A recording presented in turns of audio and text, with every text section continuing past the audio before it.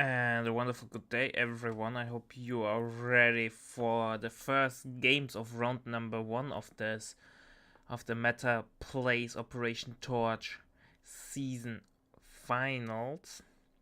After a really amazing day number 1 yesterday with a lot of insane good games, we are now moving closer to the grand finale of the main rounds, and we will start away with Orange Pest against Cossack, which will definitely be a high-paced game. Orange Pest has to redeem himself after the last week of the qualification event, where he was not able to perform as good as he usually does. Cossack also had some troubles there, but now both are in the main round of this event, so it seems like they are in. Orange Pest was able to perform as the first in his group. However, Cossack had to go through the loser bracket, so it will be a tough cookie to beat. But nonetheless, it will definitely be a high-pitched game, so get ready for some awesome action. See you in a sec.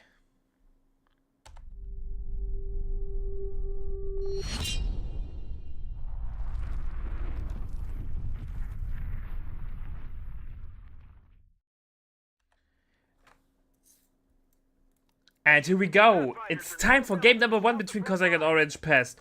After the amazing set yesterday from Cossack against Red Wings and Reckley, will he be able to slay the Titan, the Orange Pest, or will Orange Pest pull ahead in this best of 3 and move closer into the money area? Whoever wins this game has a close shot of earning money, because then you get the chance to play in the top 4, and the top 4 will get the beautiful cash. And we have Cossack as USF going for Airborne Battle Group and Double Pathfinder. On the other side, we have Orange Pest as deck, starting with a Bersa and a bike. Interesting, or not interesting, pretty standard there, doing the Bersa play from deck. But basically, the only doctrine that's being played as deck and one at the moment, how it looks like it. And we are on Villa Fiore. So I'm really hyped how this will play out.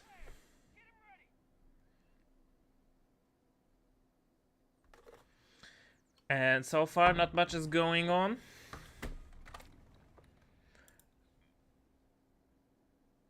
Wait a second. I have to pause for a second. I don't want to steal the games. Oh yeah, never mind. If you want to see this game, you have to go to the channel of Daniel. My bad, see you in a sec.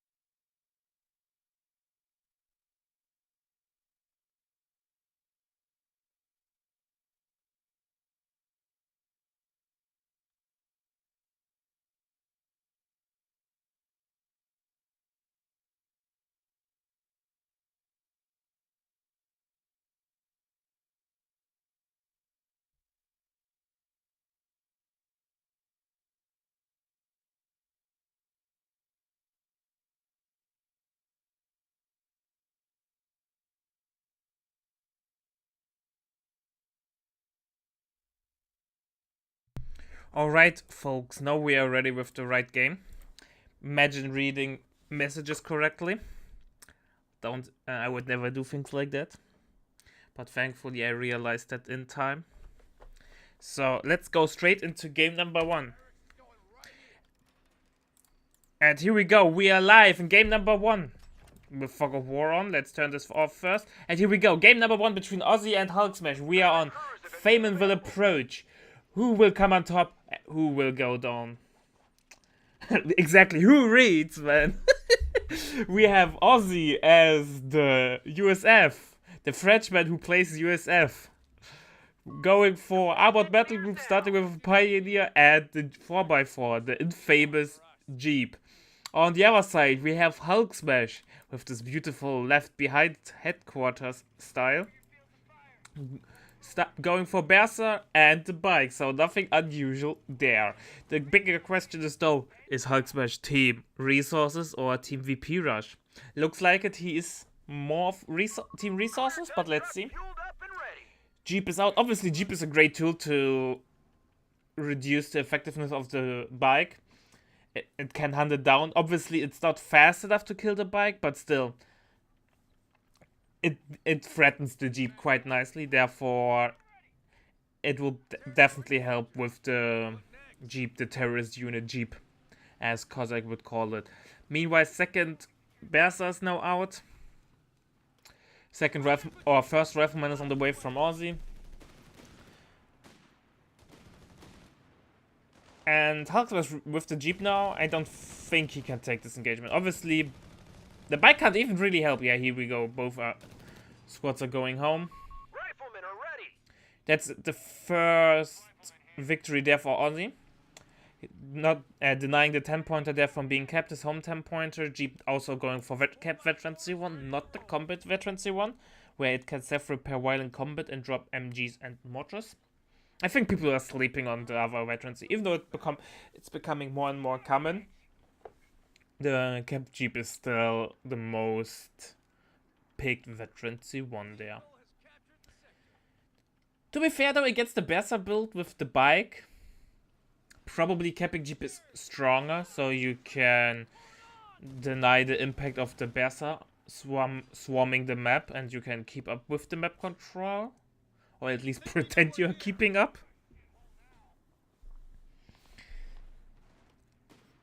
Nice position there. With the support of this... Scout will now get intercepted by the Berser, but Jeep is coming around. Nice smoking off the squad over here. But the Rifleman decides to go for Jeep, for Bike and Pioneer. Should go home.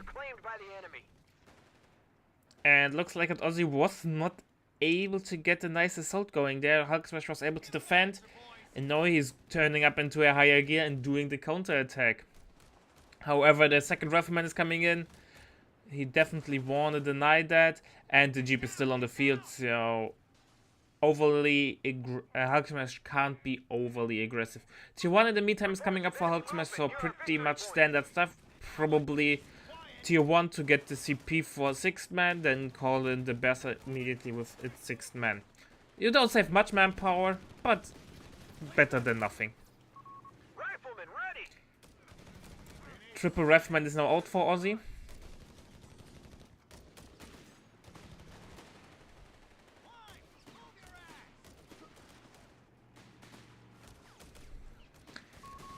Healing is on the way from Hulk Smash, so maybe not another Berser there. Prioritizing heal. And how it looks like it, Aussie was able to get a big victory there, now pushing off Hulk Smash completely off the map. Can now deny the fuel point, meanwhile going for the cutoff that does not cut anything, but still an annoyance. Also now Aussie sees the heal tag, which kind of tells that there won't be a 4th Berser. So let's see if Aussie is able to capitalize on that. He also decaps the 10-pointer here. Interestingly, not going for the full cap, but for a mine. Oh no, this mine was already planted. Going for a really defensive mine over here. I think going for the full cap would have done the trick. It would have denied Hulk Smash quite of a big chunk of fuel there. Overall, Ozzy won't be too mad about the map control, having both fuels under his control and denying the safe fuel for Hulk Smash as well. A pretty decent thing. Obviously, Deck won't be too happy about it, since Deck really does not want to step off the gas there. We're losing a territory point. Some good old minesweeping over here from the Berser.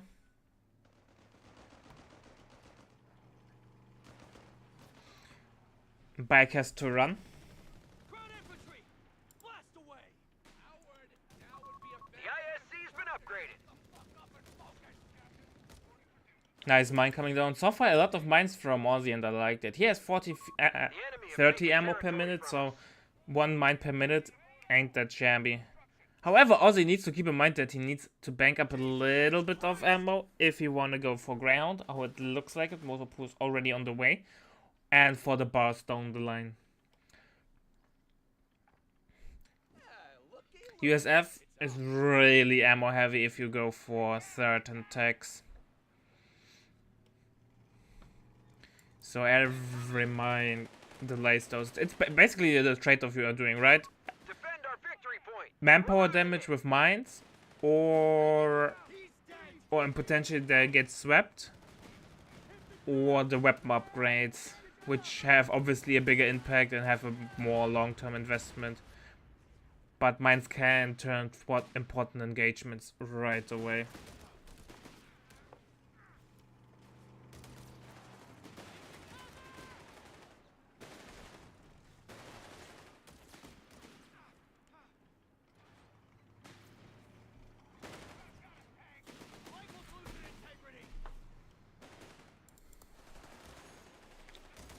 We have the 250 with the Dank 100 out. Business as usual. Hulk Smash is expecting LZ, or just playing safe. Both are an option. But also a great tool to hunt down the Jeep if there are any openings. Some good old minesweeping is going on there. Forward heal now is coming up. Really nice usage there. Keeping the squad's combat ready at any time. Quad is now in the queue for Hulk Smash. Hulk Smash is in a really solid position. He recovered nicely after this one engagement where he really fell back regarding map control. Now Greyhound is on the way. But since the 250 is out with the Dank Hunter already, Ozzy knows about the threat. Therefore deep dive is probably not happening. But still, like the next thing Ozzy probably want to get is like snares to screen out the 250. You don't really want to get an AT gun against a 250. However, with the quad on the field, the AT gun obviously moves up in the build order or in the priority as a unit that he needs. More minesweeping by the Bersers. Commander, we've lost the sector. Looks like a Hulk Smash is not eager to get the sweeper, because sweeping mines the Soviet way is the way to do it, how it looks like it. To be fair though, we have a sweeper now out. But Deck Sweeper is with 40 ammo the most expensive one. So I can understand if you want to delay it. If you want to do your own shenanigans there with the Breda upgrades or something like that. And Greyhound immediately goes to work forcing off the Pioneer and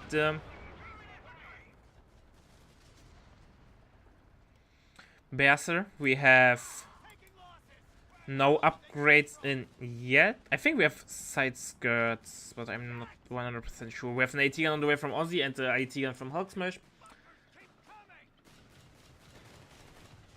You could argue that you don't need desperately an AT gun with the 250 and Dank Hunters inside of them. But obviously it's a good long-term investment and something that he needs anyways. And considering that he does not have any other needs at the moment, you could maybe VSL, like veteran squad leaders, but it's one of those things, better be safe than sorry, I would assume. M1 AT gun is now on the field. Gets a shot in but misses. We have strength and steel unlocked by Ozzy and bars on the way. And with strength and steel unlocked, I expect we won't see Scots. They've taken our victory point. To be fair though, with ground on the field already, the Scots also becomes more unlikely. Bredders have now been unlocked by Hulk Smash. The bars at the moment will greatly help out the Wrathman until Hulk Smash has the Bredders out and VSL. Aussie will have the advantage in the infantry engagements. The quad though is a pesky unit and reduces the room to maneuver for Aussie. Aussie, on the other hand though, has the ground, so he could try to catch the quad off guard. AT-Gun gets a nice shot in, but is not able to do a follow-up shot there.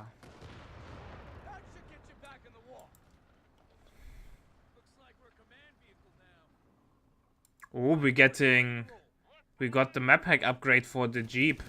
It's something we don't see that often, even though it's an amazing mid-game, late-game upgrade, I would say. And I'm surprised we don't see it that more often, considering of what strong recon it offers and how cheap the Jeep is. Obviously, it does not reveal the map, but it gives you an idea where other squads are with this map hack. Hulk Smash knows though that the Jeep has this upgrade because of how the units react to this ability. Aussie is now immune to immune against flanks though, or at least on paper. Let's see if Hulk Smash is able to pull off something. AT-Gun trying to hit the bike, but bike gets never hit by AT-Guns.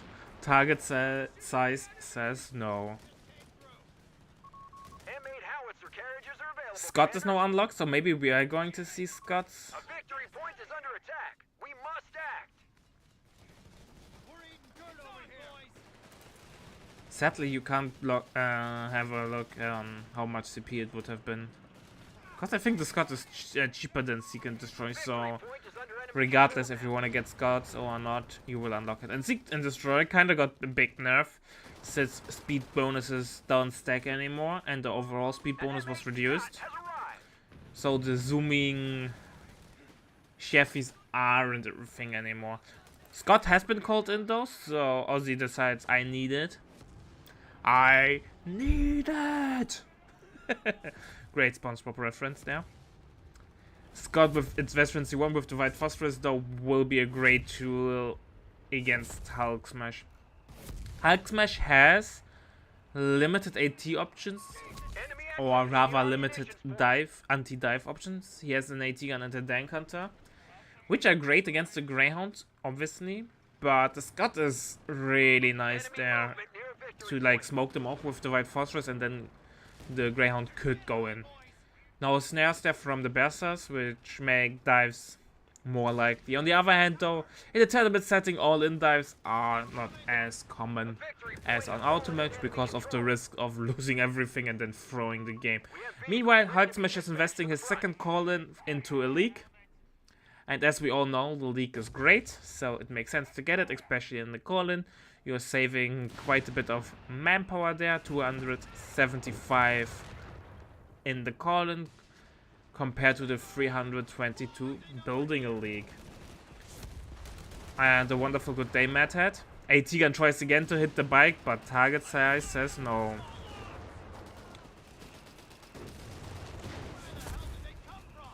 Nice White Phosphorus hit there. Will do a lot of HP damage. However, the mat is already over here, which means there won't be any real downtime, since soft retreating is more than sufficient already. Bears are now being pushed off over here. The interesting question is Aussie getting a second Scott, or is he now fine? I think double Scott is the way to do it, but on the other hand, Scott and Greyhound, do you really want to double Scott up then? It's a lot of fuel, right? So building tier 4 and then getting the discounted easy 8 isn't really an option. Then you have to play for the call-in. Big push off from Hulk Smash. But even though the push basically ended before it could unfold and do any meaningful damage. Meanwhile, we have double mortar HT out, so heavy indirect fire investment there from Hulk Smash. Mortar health tracks are really good, especially with their Veteran Z1 flaming shot. It's not able to one-shot support weapons anymore, but still it does a lot of damage, forces a reaction there. It will be an unpleasant time.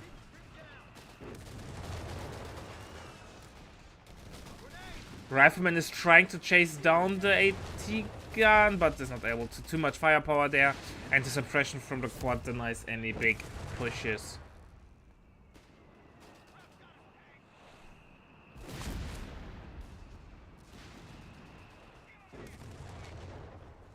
Oh, Greyhound could have harassed the League. The whole focus now from Hulk Smash shifted towards the left-hand side. I'm not sure why. He gave up his fuel there. I'm not sure if he's able to gain control over Ozzy's fuel there. Especially with the side blocker over here. The AT gun will have limited room to shoot at the Scott. Meanwhile, the Scott can easily shoot over side blockers there. I think even... you don't have to attack on ground. The barrage is more than sufficient for that. And you can still move while the barrage has been used.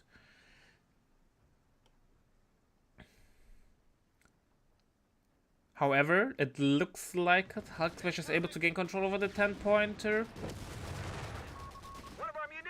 Basically just the side has switched. Ozzy now gain control of the right-hand side. And Hulk Smash will gain control over the left-hand side. But in the meantime, Ozzy seizing the momentum and going for the cutoff. So even though Hulk Smash will be able to gain control over the viewpoint, it will be cut off and achieve nothing.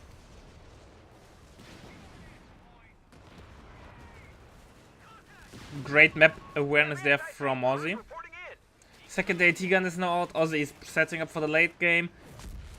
The next big tech is advanced logistics, and once he has that, he can play the long game. No worries there. In the meantime, Hulk Smash is behind roughly 170 VPs. Ozzy barely dropped any VPs, so overall, really good performance there by Ozzy.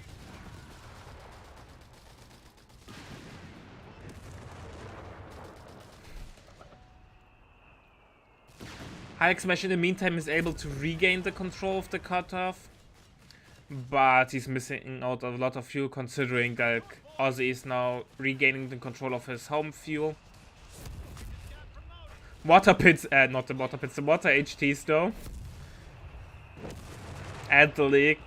How much indirect fire do you want? Yes, please. We have recovery vehicles ready to take the field. And looks like Ozzy feels confident enough. He's already unlocking Tank Depot that he will be going for the discounted buildable Easy 8 with War Machine.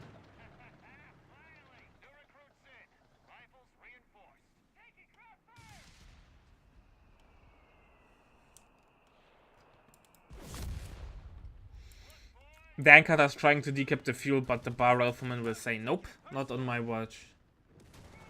Enemy movement near victory point. Quarter-ton truck destroyed.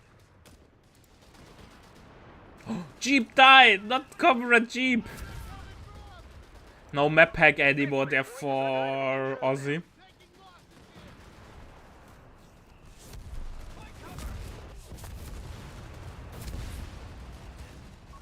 Permission granted. Sherman Easy 8 has now been unlocked and War Machine as well. Easy 8 is not that far off, and overall, Ozzy is in a great position.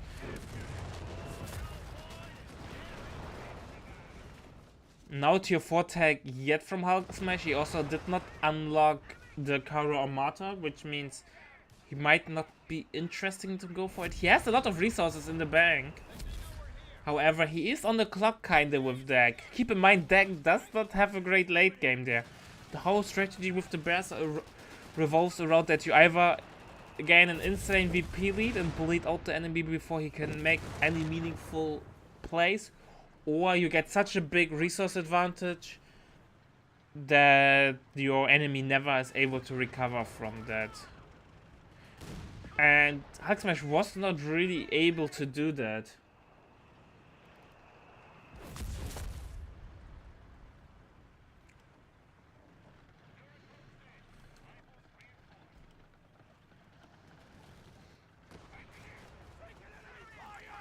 Nice sweeping of the mine.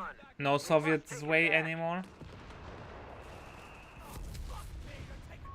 Forward units I have to reporting say down though, to 200. the indirect fire is mainly used in auto fire, which is obviously not bad, but I think if you would like try to barrage more the AT guns, he might decrew one or put more pressure there on Fuel Aussie. points is being lost. Because so far, even though Hulk Smash has a lot of indirect fire, he's not able to capitalize on it. And we have Kara Amata unlocked and Pact of Steel. So we might still see the Kara Amata spam, even though in the late game it feels weird. Ozzy is already building the first Easy 8 and the Kara Amata is not known to being able to deal with the Easy 8 well.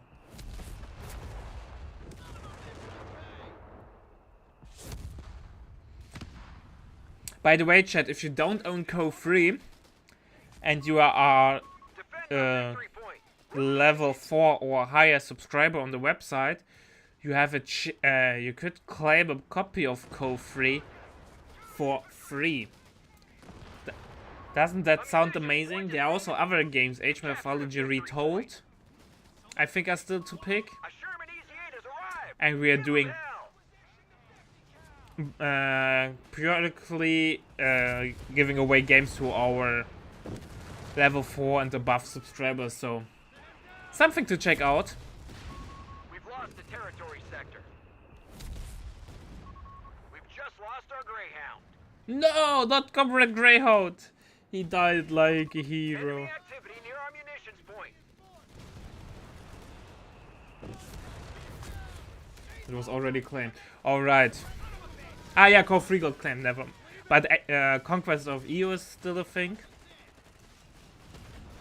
And maybe down the line there will be more copies of Co-Free, you never know. Nice hit there from White Phosphorus. AT got a little bit too exposed for my liking. Ozzy moving into his own White Phosphorus.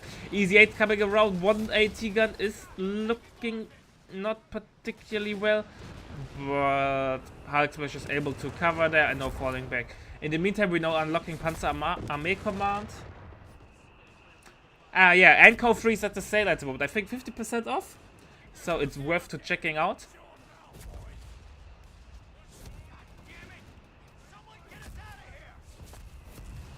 Interesting, why go for Pact of Steel if you go for tier 4 and got... No, here, it's over here. Because, keep in mind, P3s don't get affected by Pact of Steel. Nor do the call-in tanks get affected by them if he gets tank reserve.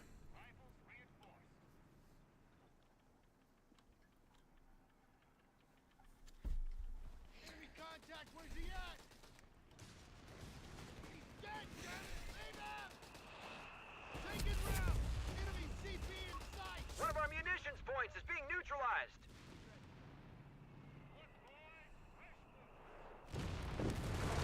Easy 8 is doing God's work there. Ozzy is getting closer to his second one. 2 minutes fuel. Stealing our munitions point. And I don't know what's the late game plan is for Hulk Smash. He is not looking particularly well. A victory point is under attack. We must Tiger might not... Ozzy is doing so well, he's even able to afford the resource cache.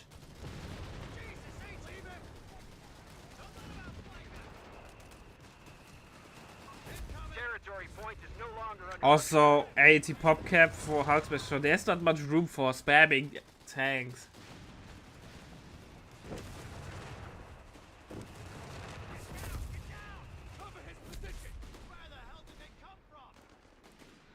So, oh my god, the 88 is on the way. defend our To be honest, it's an amazing unit choice. It's hard to micro because of how the gun sets up. However, Our opponent is falling. Ozzy has 0 indirect fire to deal with the 88, so if he's able to get the nice positioning for the 88, it will eat those tanks for breakfast.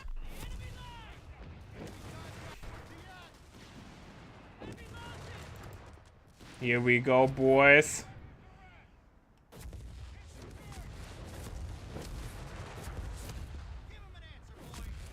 Here we go. 88 is being moved to the front line. Or not. Second Easy 8 is now on the way.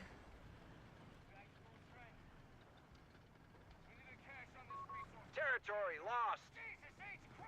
And here we go, boys. The 88 has a turret, so it can turn. However, it has a really slow turret movement. And I said it, and it immediately proved me wrong.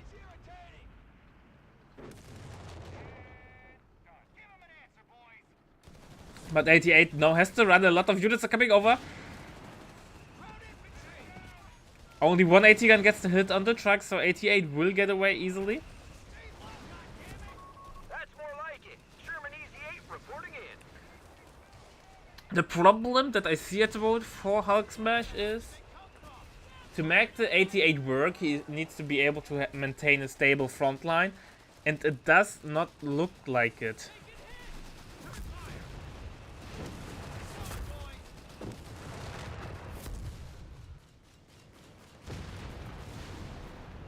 Without a stable front line, the 88 is kinda mediocre at best. He needs to repair though the truck. Easy 88 is benefiting from the veterancy run of the heal truck. And Easy 88 decides to miss the Easy 8.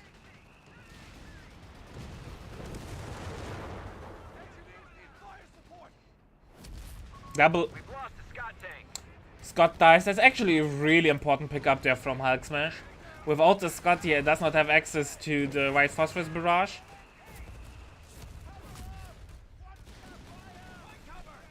Oh, big push there. 88 should run.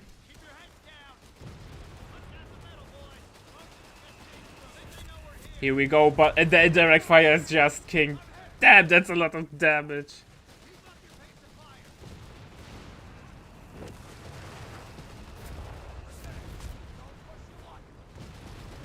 '88 will immediately set up, tries to get a shot on the Easy 8. Gets a shot, and that's a dead Easy 8, and suddenly also is not looking particularly well anymore. Is the 88 the counter that we are all looking for against the Easy 8 spam?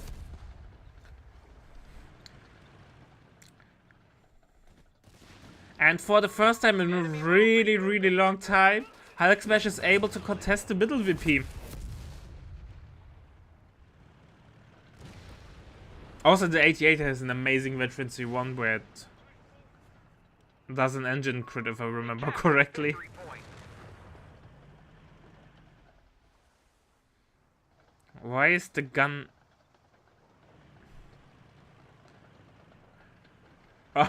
That's why I find the Flak 38 so hard to micro. The turret is turning weirdly sometimes. New Easy 8 is out. Bike is on the way from Hulk Smash, but not as a capping unit, but more of a vision tool. Keep in mind, Bike gets great vision with veterancy. I wouldn't be surprised A munitions point is being attacked. if Hulk Smash now tags for tank reserves, so just in case. No, he decides to cancel the Bike and go for Mechanized Company. So he's going all the tags from deck. Enemy activity near our munitions point. Advanced Logistics coming in only now. That's a huge misplay by Ozzy. It should have been tagged like 15 minutes ago around that time. With now Advanced Logistics coming on only now, he lost so much manpower. Let's check how much it is. The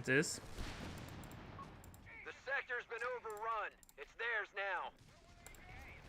With the with the truck, it's 16 pop cap. How much is the half track?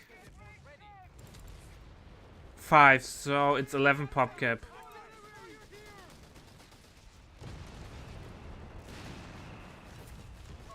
Our victory point is being neutralized by the enemy. Oh, Rifleman has to go home.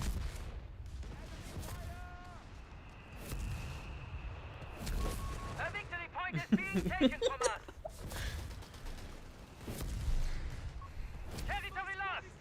Because it's the name why it's called Easy 8, right? It's E8, Easy 8. We're losing grasp of a victory point. We have But yeah, overall it's not looking well for Aussie at the moment. Hulksmash is still behind VP wise, so Aussie can play comfortably from behind.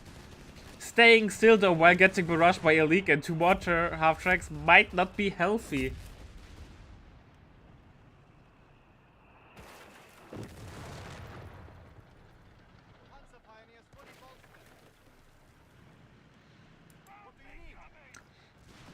Triple water HT boys.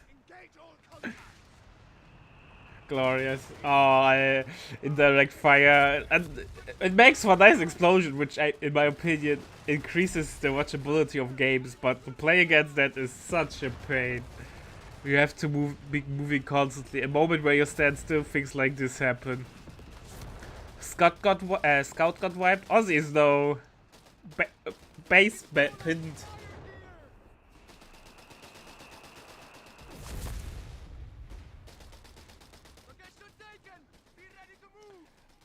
Aussie is really out of ideas what to do against this madness.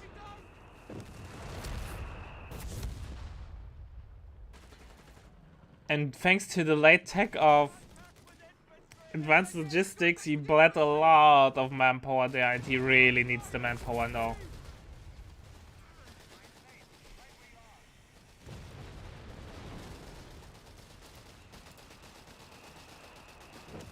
Alright, half-tracks going on the hunting mission again.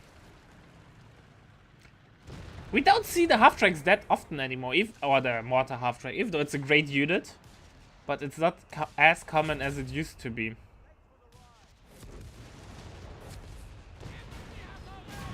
One half-track gets picked off. Easy 8 gets a warm welcome by 88, and the spec 38 or 39. The 50mm AT gun. However, getting rid of at least one water half-track reduces the pressure. Quad has to run as well. No, we get a recon tractor against the AT guns. I don't think Hulksmash needs more indirect fire.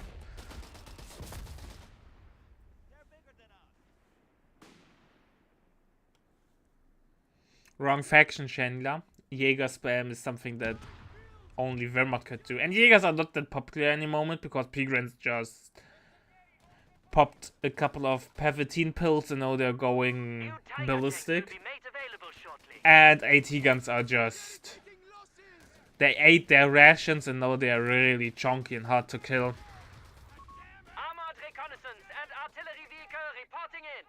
Rifleman gets forced off by the Berser. And the Ricker tractor's on the field. Is it a tank? Is it a truck? Nobody knows. It has tracks and wheels.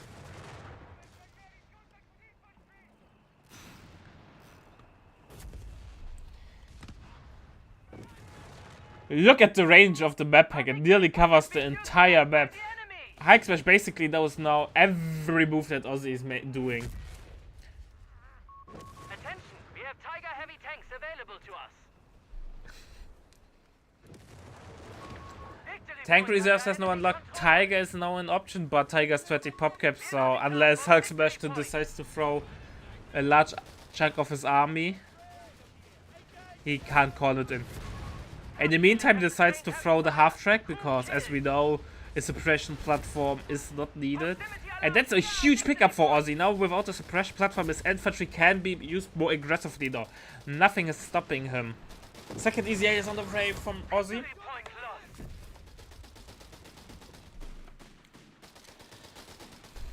And looks like Aussie is slowly creeping his back into game.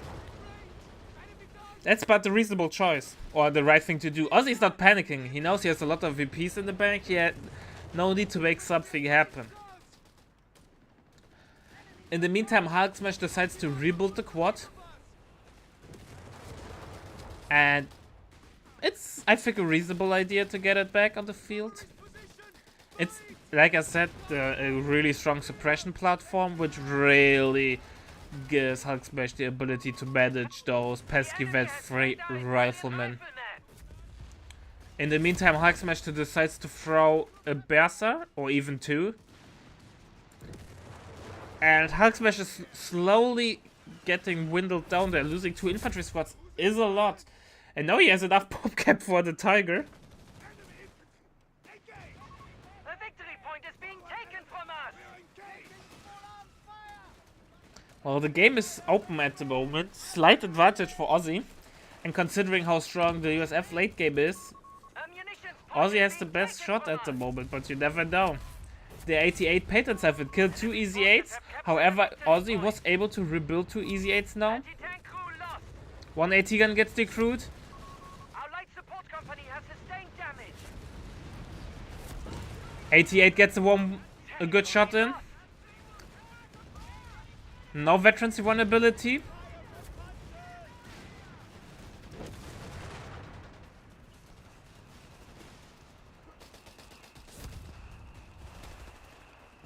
Aussie is now in a really commanding position once again. Hulk Smash being basement, having a hard time to get him back on the field. I think the recontractor was not the right call there.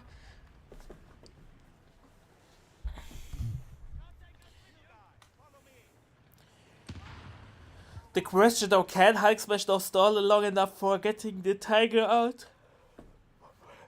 Survival training is now coming in, and that means the riflemen are fully stacked out and they are now basically Terminators. Easy 8s are just really beefy.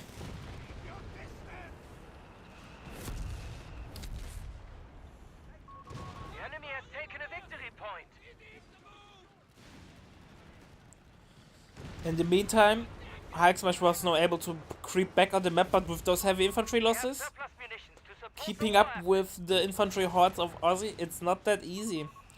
And Hulk Smash is building a P-Gran, or a Palm Grenadier. I don't know if that's the right call. Palm Grenadiers are really expensive, with 300 manpower, and with so many vehicles on the field, they will get their CA buff somewhere.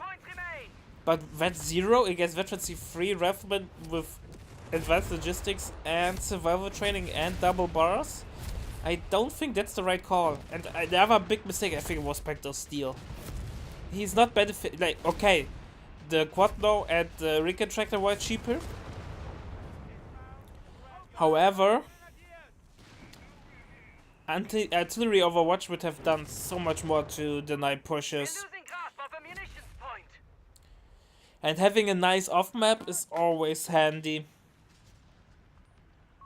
We have 75 points remaining. In the meantime, Hulk Smash dropped below 75 VPs, and though he needs to make something happen. Otherwise, it will be a really uncomfortable position there. Now, Pact of Steel LV spam isn't a thing anymore. Mainly because Pact of Steel got relatively expensive, or got some hefty price increase regarding CPs, so it's like 3 CP now?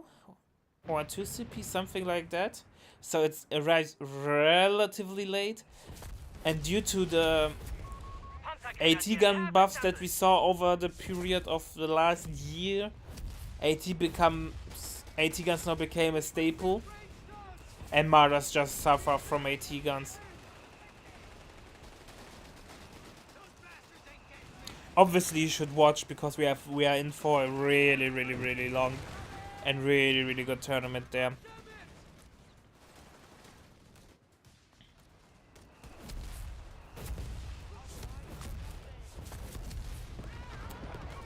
Only 50 points remain. 50 VPs remaining. Hulk Smash is slowly falling apart. Recontractor has to run.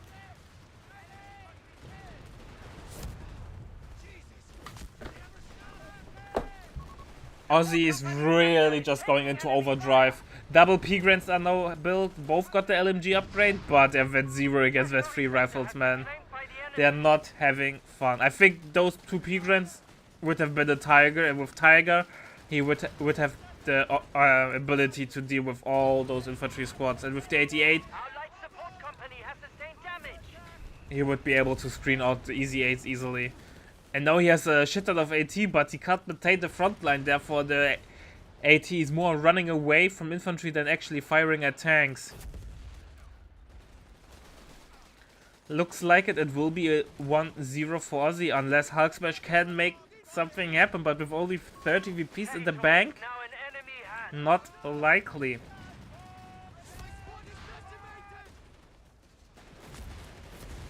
Hulk Smash is getting more and more backed into a corner. 25 points remain.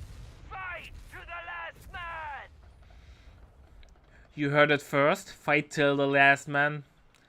But Triple Easy 8 will be now out soon. At least Hulk Smash was able to recover one AT gun. But still. Hulk Smash is now creeping slowly back onto the map, but it really does not matter. Like, obviously he's now able to creep back because full retreat there from Aussie, but once Aussie is back in full swing, it will hurt.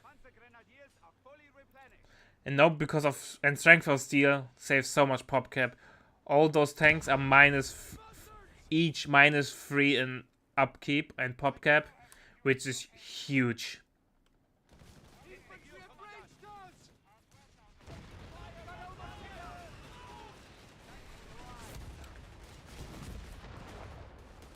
AT8 is in the awkward angle, it can't really shoot at the Easy 8. White Phosphorus now coming in. From us. But look at the damage from the AT8. Will two-shot the Greyhound, but it's not getting a second shot in. HE now being used. Attack has been silenced at the front. And no snares mean Victory point. things like that. And that might be game. Oh, we have snares, never mind, but snares were not in the right position. Easy 8 will get the wipe on the truck. The towing vehicle could not escape. Easy 8 gets picked, but Rifleman already standing there. One model, yeah, and the 88 is dead. And I think Hulk Smash just fall apart.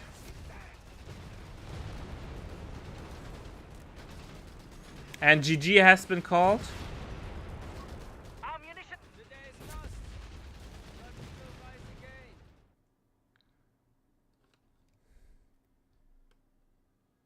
GG well played, I would say.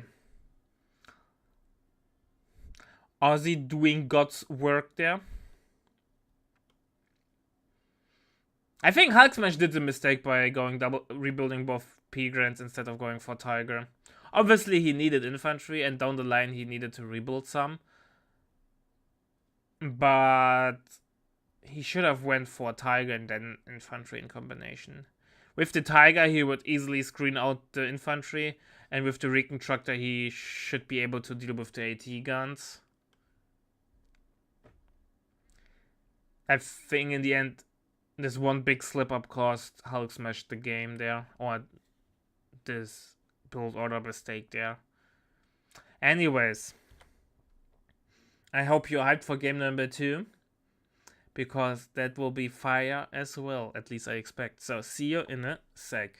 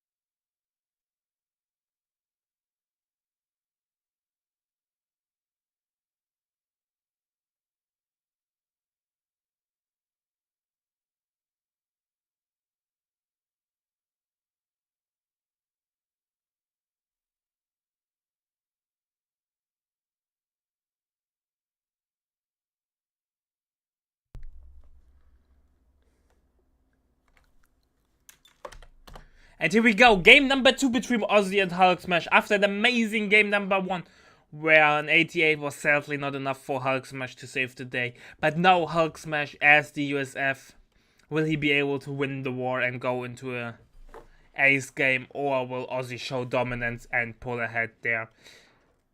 Let's see. We have a standard USF opening, we have Engineer and Barracks on the way. Nothing unusual there. On the other side, we have Ozzy as Wehrmacht going for Mechanized Battle Group and a second Pioneer and a Grenadier. So, how much vanilla flavor do you want to have in your build order? Both players? Yes, please. It's interesting to see the big religion thing about for Wehrmacht is are you a mechanized child, or like a mechanized supporter, or a Luftwaffe? Even though I would say Luftwaffe is stronger at the moment thanks to the infantry discount, and the whole game revolves around infantry at the moment. Mechanized is a strong contender there as well. It gives you the option for attack bypass with the late game Pentacolon over the CP. It offers you, with Mechanized Assault, a great tool for all-in pushes. And yeah, that's it basically. And you have the 8-rod option, which, due to its CP nerf and cost increase, isn't as common as it used to be, but still a really, really, really strong option.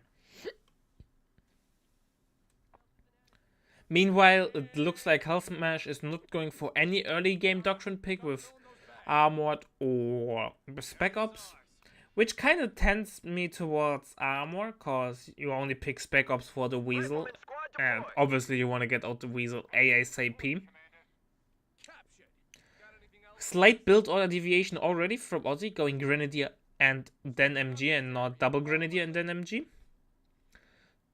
So let's see what the Frenchman has in store for us.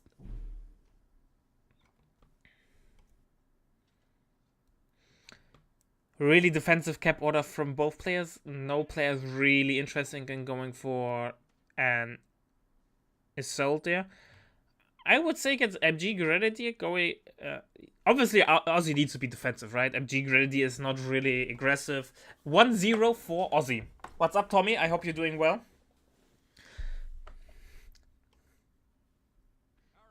Next season, we will have scoreboard and everything on screen.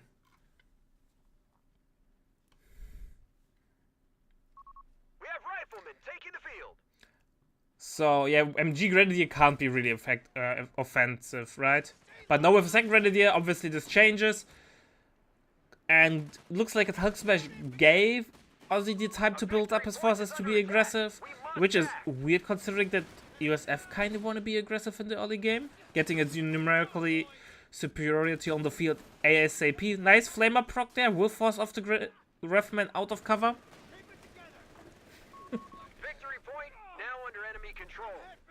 I really have to admit that, Support research underway. or maybe not admit, but I'm surprised on the arc of Ozzy, considering that he went from a top 50 player at best in Code 2 to a top 8, top 12 player, depending on your point of view, in Code 3. Might even be a top 5 player, depending on how he will perform Grenades are on their way to us. in the first round of the main event. Oh, MG42 getting outflanked by the Rifleman.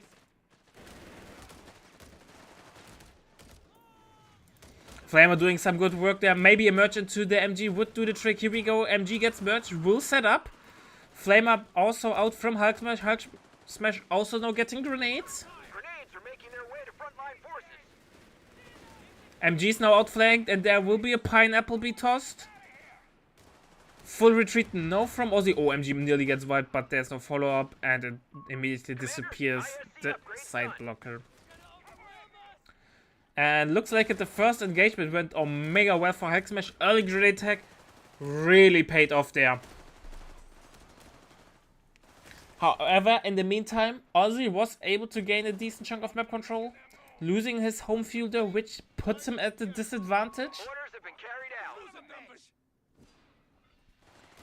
And obviously now with the big fight being won there by Hulk Smash, he will gain more map control in a second.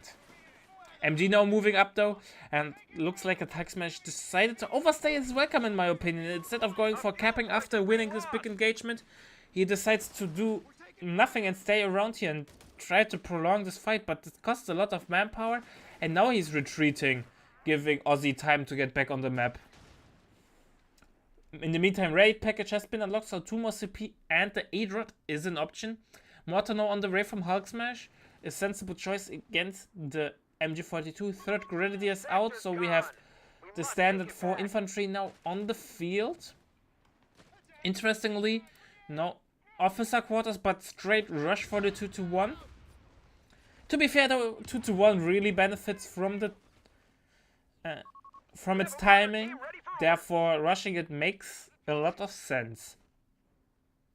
However, meaning he's rushing 2-1 means no heal yet on the Grenadiers, and you can really see the HP is really low, and Hulk Smash knows there's something up.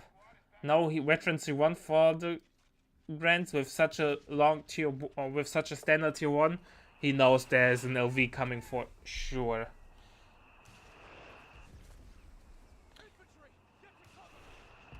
Oh boy, that was a lot of damage on the Grin in the middle, thanks to being low HP and building sandbags.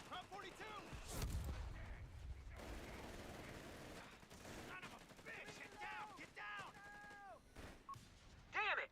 Territory sector claimed by the enemy. Rifleman now coming around the flag. MG has to relocate. In the meantime, 2-1 gets snare that will buy Hulk Smash some time.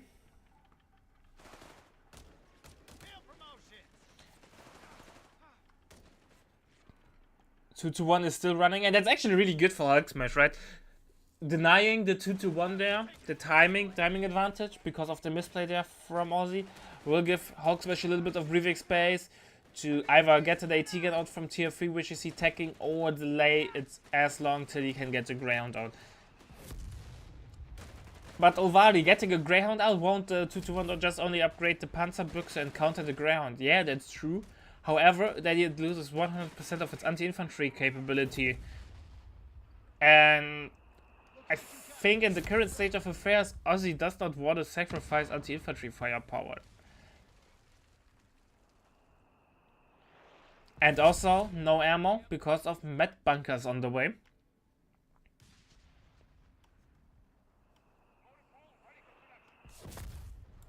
Two to one getting repaired. So what will be the next unit tag? A-Rod? Tag up for Wirbelwind? Jägers? I think Jäger is the next unit that we are going to see.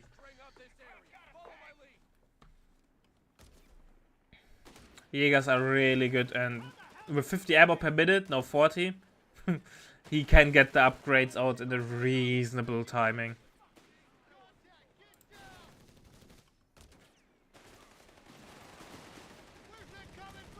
Jägers are on the way from Ozzy. Defend our victory point. We're losing it. Anti-tank team on the field.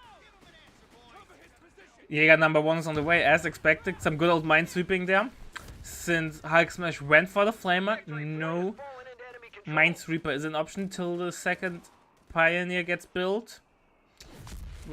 But on the other hand, Ozzy won't be able to spam that many mines with tier 2 build, so it's not the end of the world. AT gun out from Hulk Smash, so no Greyhound there. Commander, enemy movement near victory point. Jäger's out.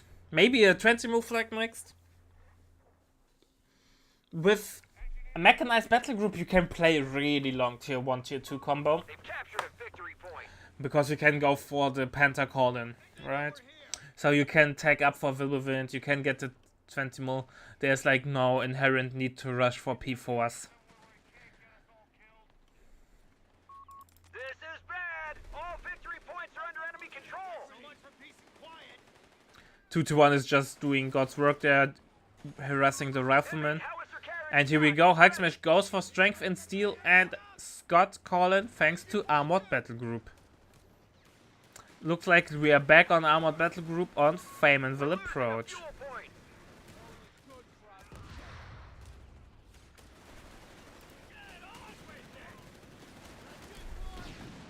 Scott reveals itself now. No AT option at the moment for Ozzy, and that will help Hurt. We get the 20mm flag on the way now. Normally, I would say it's a great tool against the Greyhound, but against the Scott, not really.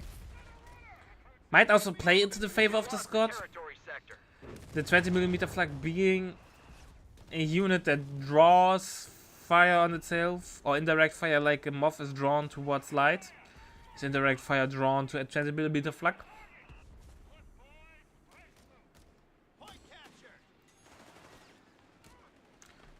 Two to one bullying those scouts. Don't show your rear armor to those. 2 to 1 has really low rear armor, so penetrations from the standard weapon is a thing. Scott hits the mine. However, no AT to follow up, which means Scott will get away. And looks like it. Ozzy decides, nope, there won't be any 20mm flags. He cancelled it. Is going now for tier 4 for Panzer Company. P4 is still a little bit out, so is he really trying to stall for a P4 against the Scott? Not sure how this will work out. Browning automatic rifles requested. We're getting a Panzerbüchse though, so One of our munitions points is he gets the opportunity to hunt down now the Scott, but he loses all. I think one of his important anti-infantry turrets for the flanks. Okay. If you think you have seen everything, Ozzy comes around and surprises you. Stück E call-in with Stoßtruppen, a really expensive call-in with 650 manpower apiece. He even cancelled tier 4. Obviously Stück E, great counter to infantry, Stoßtruppen as well, especially with its really early timing there. But damn, it's expensive. 2 to 1 got a hell of a beating. Fourth rifleman on the way from Hulk Smash.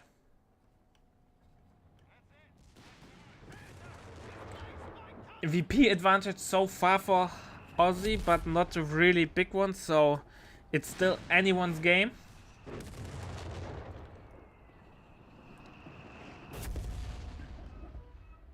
Double cap running into the favor of Ozzy, so the VP lead is getting bigger. Hulk Smash, meanwhile, realizes the threat of the Stück E and getting a second AT gun.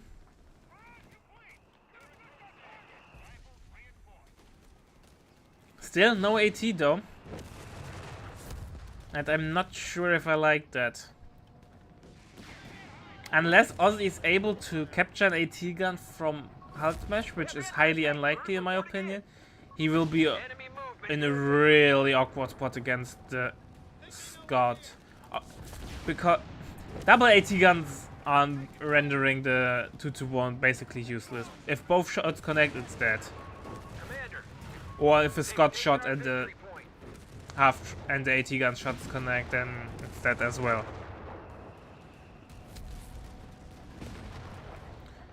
Meanwhile, the Stück E gets a hell of a beating from the AT guns. And I don't think this call-in was the right thing to do.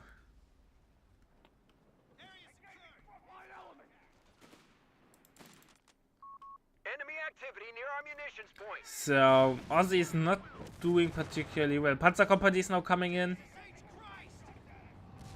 P4 is still really far off.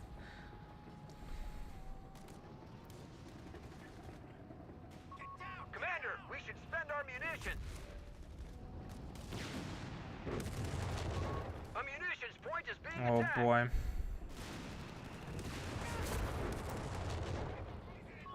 You have command points ready to spend. Meanwhile, Hulk Smash is now gaining control of the right hand side, and with the Jäger and Grenadier support he might be able to hold it. Overall, Ozzy is not doing too bad how it looks like. He's even able to deny the fuel over here with the Stoß. It hurts my soul though that the Stoß is not fighting, but capping. Stealing our munitions point. And no one gets forced off.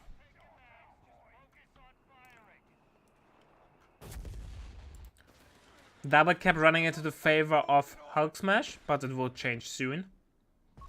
Reports of enemy movement near our victory point. Stuk E so far not offering much. A victory point is under attack. We must act. Someone get us out of here. Rifleman ready. More Riflemen on the way. Hulk Smash embracing the Rifleman spam. Aussie still 40 fuel away from a P4. I'm not expecting a Panther. It's being a generalist is more useful than being a specialist anti-tank unit at the moment. And also Panther's really expensive at 550 manpower it pop.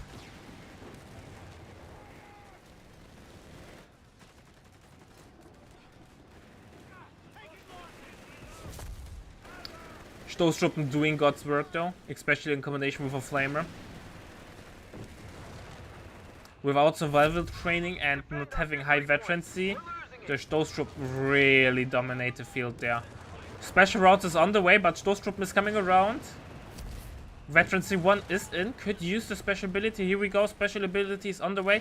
And this is that AT gun. Sector lost. We've lost an anti-tank gun. But Scott and Mortar are doing a lot of damage on the Stoßtruppen. Stoßtruppen has to retreat.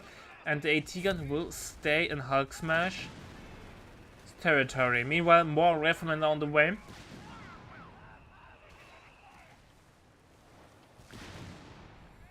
Doing the true USF build.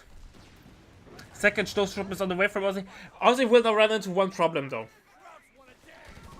He does not have infantry discount. And getting double Stoßtruppen and Jäger, that's a lot of elite infantry.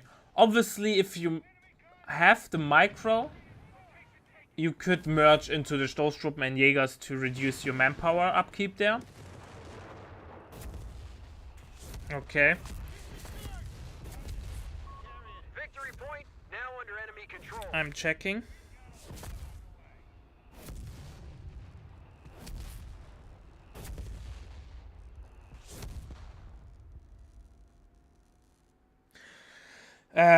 Be right back.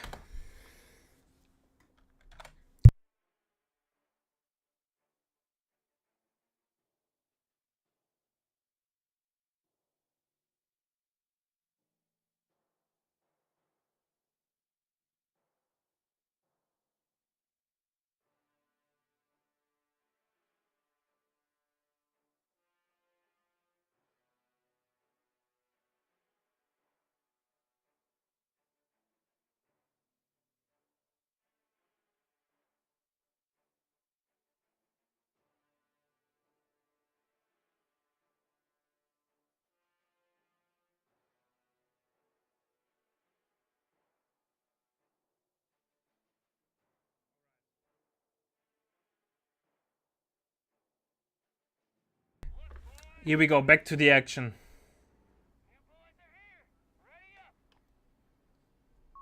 One of our munitions points is being neutralized.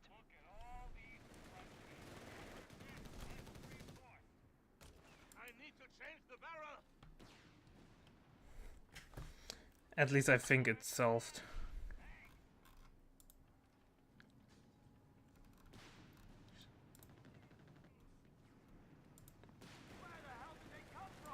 Enemy activity near our munitions point.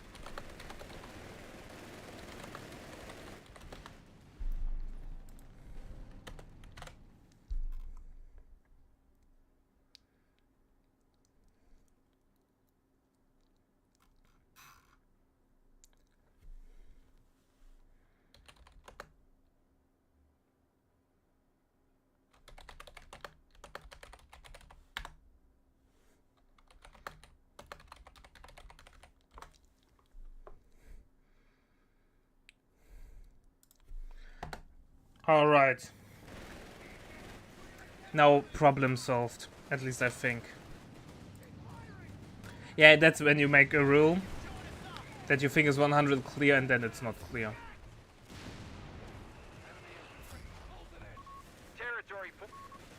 our victory point. We're losing it. The battle is in our favor. Alright, P4 is out from Aussie. Now he has Stück E, P4 combo. Third AT gun is on the way from Hulk Smash. Hulk Smash has no interest of going easy 8. He has interest of building an army that will challenge Mordor. In bodies at least. And some would say, yeah, well, makes sense. That's the most efficient way to play USF at the moment.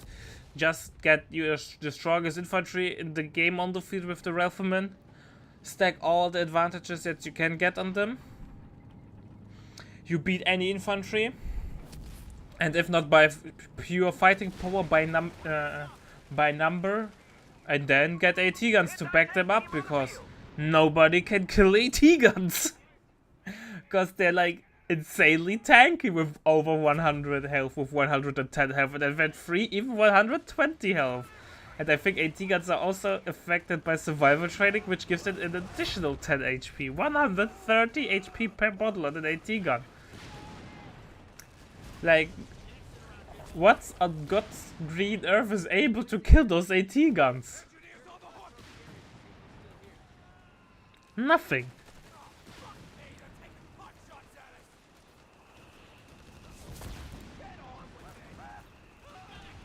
AT gun. P4 is picking a duel with AT gun. Not the smartest thing to do. P4 has to run. Really hoping that the November patch will increase the lethality against AT guns. Like, damage wise, they are fine, but that's incredibly hard to kill at the moment.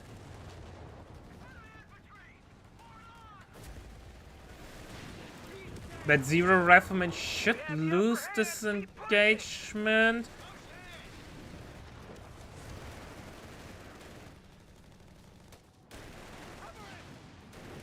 Yeah. Not with a second Rifleman coming around though. And Rifleman gets our dear Stoßtruppen gets forced off. Stuck gets the snare in. We have now P-Grand tag from Aussie. That means he needs AT guns. Or he feels the need for AT guns.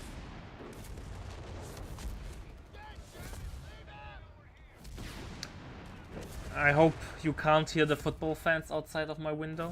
Or for the Americans, the soccer fan. Soccer.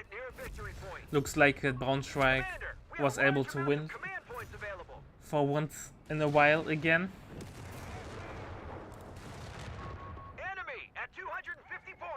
Hulk Smash slowly stabilizing there, but pulling ahead by 50 VPs. But 50 VPs means nothing in this economy.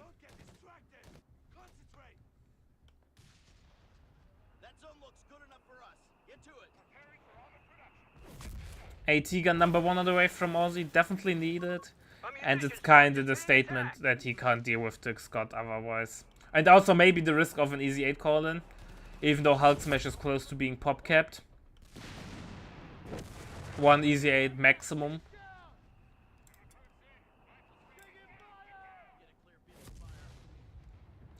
Hulk Smash has a really big infantry army there.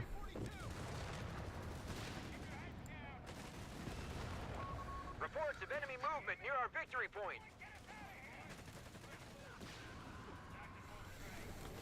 Flamer rifle battle. Flamer will win how it looks like it. A rare side. Stuck is coming over.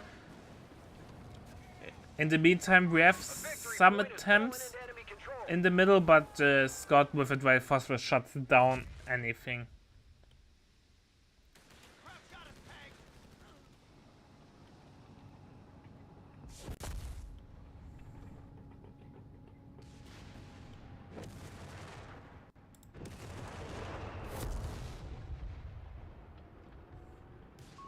Resources cut off. We have territory isolated. Germans are down to 200 points. Keep it up. Stuck even getting repaired. Nice flare there from the Jägers, but in the end it changed nothing. Whole army from Hulk Smash shifts now over to the left hand side.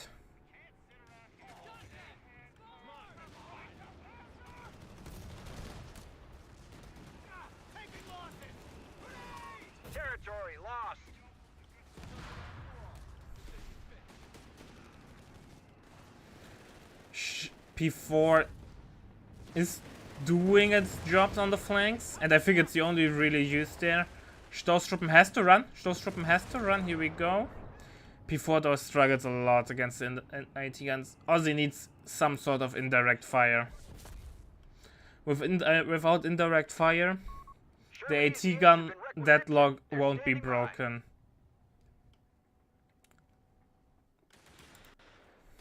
MG nest, lol.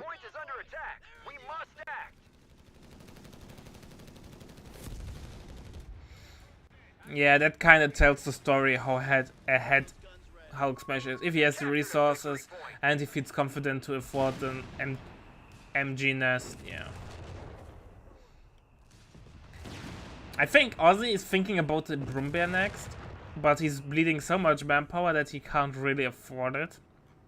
Overall, Aussie is in a really tough situation.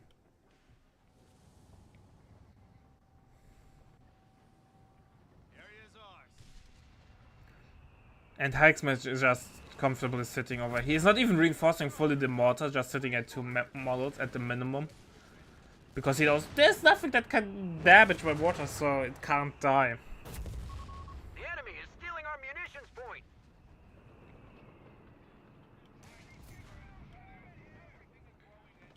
Under fire! Small on! Reports of enemy movement near our victory point. Jump to it, boys! Oh, Pioneer. You might want to go home. Both Pioneers are actually sitting over here. They're just stacked up low. They've taken our victory point. That looked funny. Aussie, in the meantime, tries to go for the left-hand side. Has the Stuck in fire support mode, which increases its range, but makes it to lose its mobility. It can't move. Easy 8 now has been called in, which means Hulk Smash is pop capped. We must pull this back. We're down to 300 points. Defend our victory point. We're losing it. And the Easy 8 will be a nemesis there, a nightmare for the P4. AT gun gets into position, gets a shot off. Aussie was able to save up for a Brumbear. Brumbear is on the way. Jäger has to go home.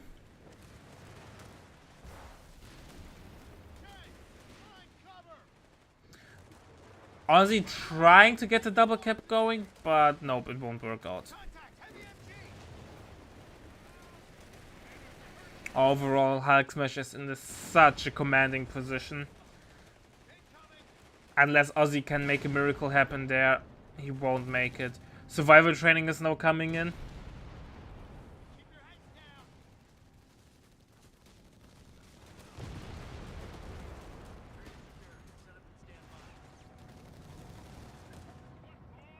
What are you doing, Aussie?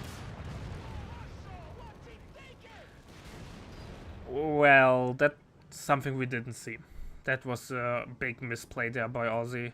Driving butt first to the front line with 1 HP. Like, if driving front first with 1 HP, the front line is dangerous. But at least at the front armor you have a chance to bounce. But driving butt first, no chance in hell they will bounce anything.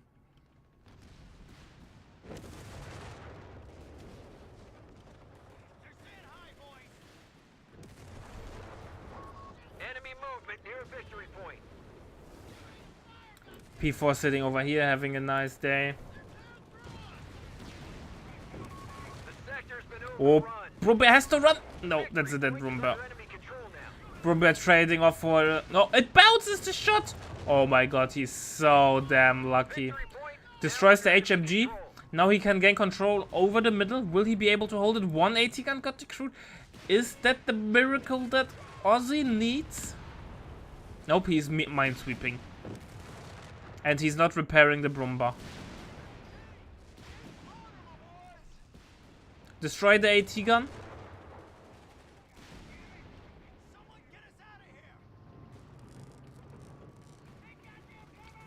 But the web of the AT gun will help.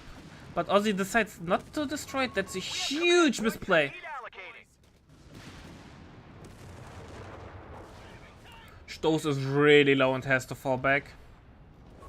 Commander, our anti-tank defenses are failing.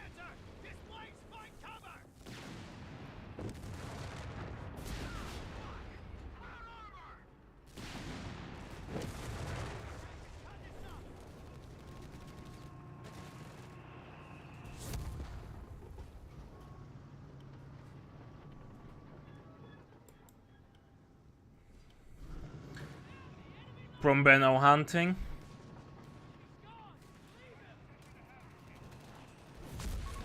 Last stretch now. Germans down to 75 points. 70 VPs, 75 VPs remaining for Aussie, and it's not looking really Reports of good. enemy movement near our victory point.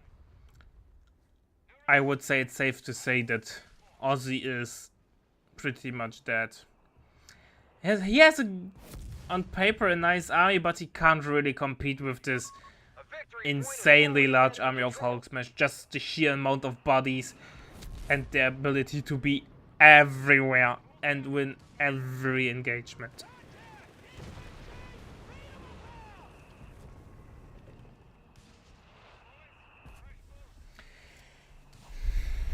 Double cap now incoming for Hulk Smash. Jäger won't deny it, especially with the Easy 8 coming over.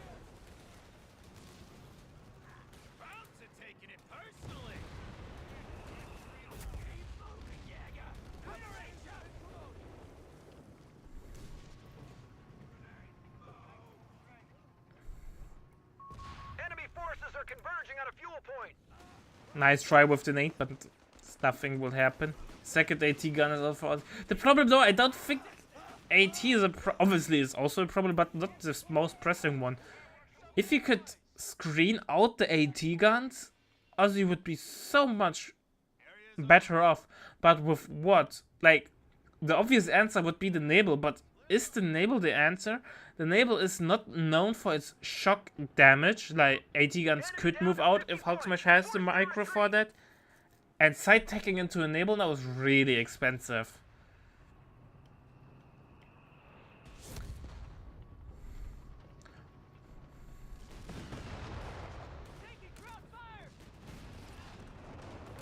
Yeah, Brumber gets such a beating, oh my god, from the special shot from both AT guns. Before trying to help out on the right hand side, but AT gun will push it back and the nade of the rifleman does the rest.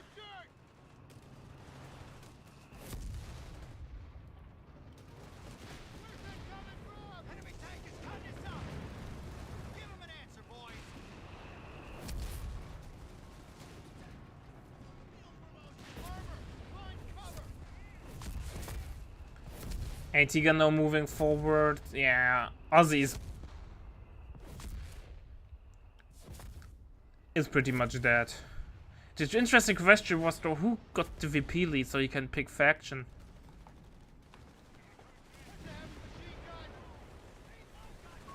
Almost there. Germans have 25 points. P4 is on the run. Rifleman down. No A rifleman got wiped. And it dropped the bar. Can Stoß pick it up? That might be the time for counter-attacks. But not with a half-health Brumber. enemy movement near victory point.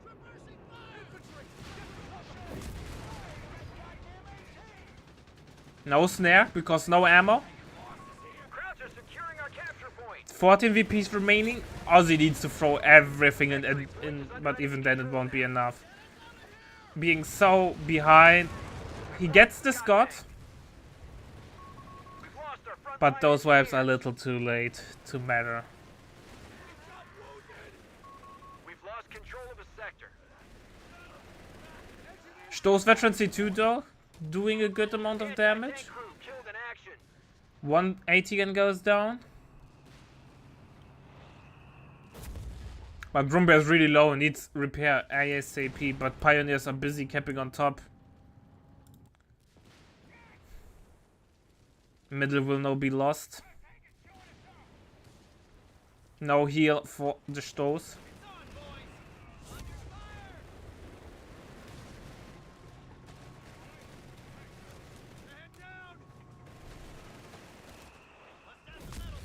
Stoß has to retreat and double cap is coming in and that will be game.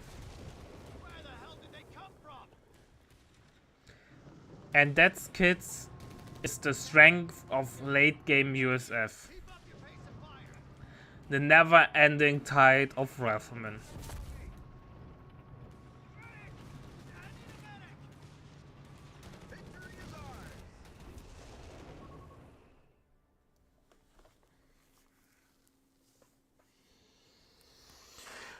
Alright. Are you ready for game number 3?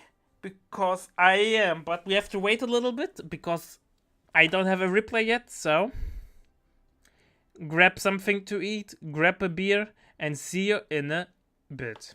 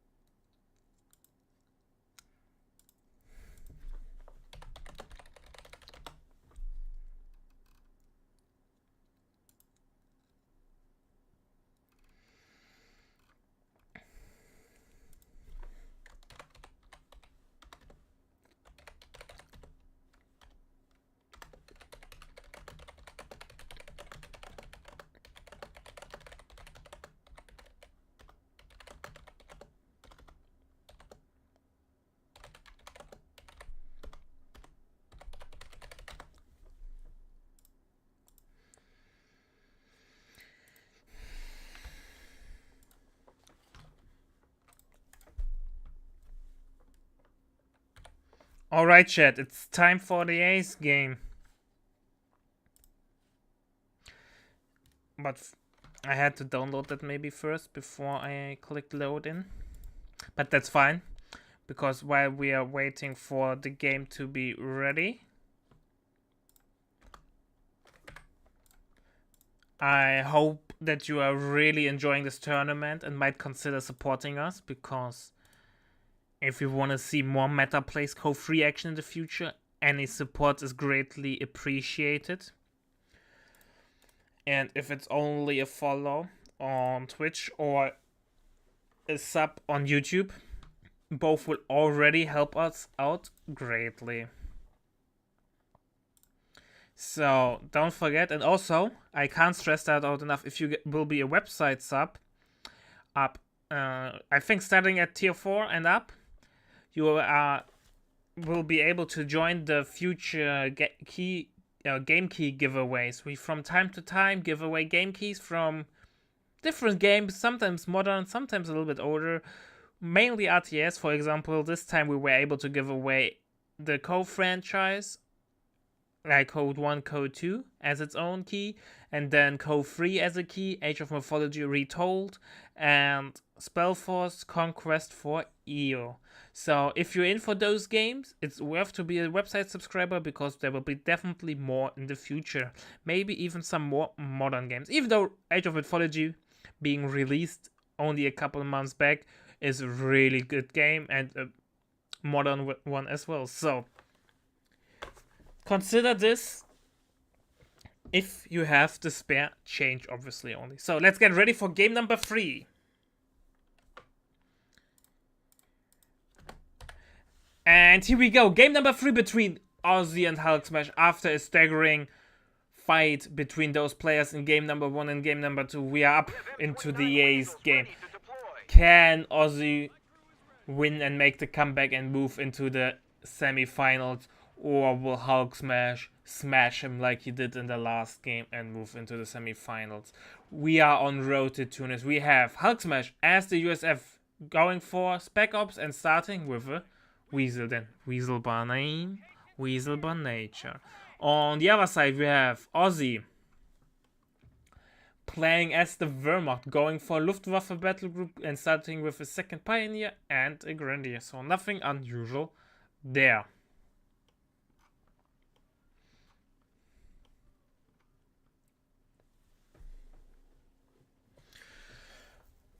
Not much is going on. Cap order are relatively defensive. Hulk Smash obviously wants to delay the fight as long as possible till the Weasel gets its pintle, and Ozzy want to get a good positioning before he tries anything. Rifleman squad deployed. First Rifleman is out for Hulk Smash. Hulk Smash probably now will go straight for middle. Use the Weasel as a... Yeah, Weasel is always beautiful. By the way, you can also check out the YouTube stream, where you can then afterwards even rewatch the whole thing more easily than on Twitch. It will also greatly help us out there. That's the beauty of dual streaming, or multi-streaming rather. We have Rifleman going for the building and then for the 5-pointer. There, nothing unusual. Second Rifleman is on the way. Interestingly, Ozzy is not capping his 10-pointer over here. That's a really, really risky move, in my opinion. It opens the opportunity there for Hulk Smash to deny the cap or harass the cap, if Hulk Smash realizes that. First engagement will now ensue on the other 5-pointer over here.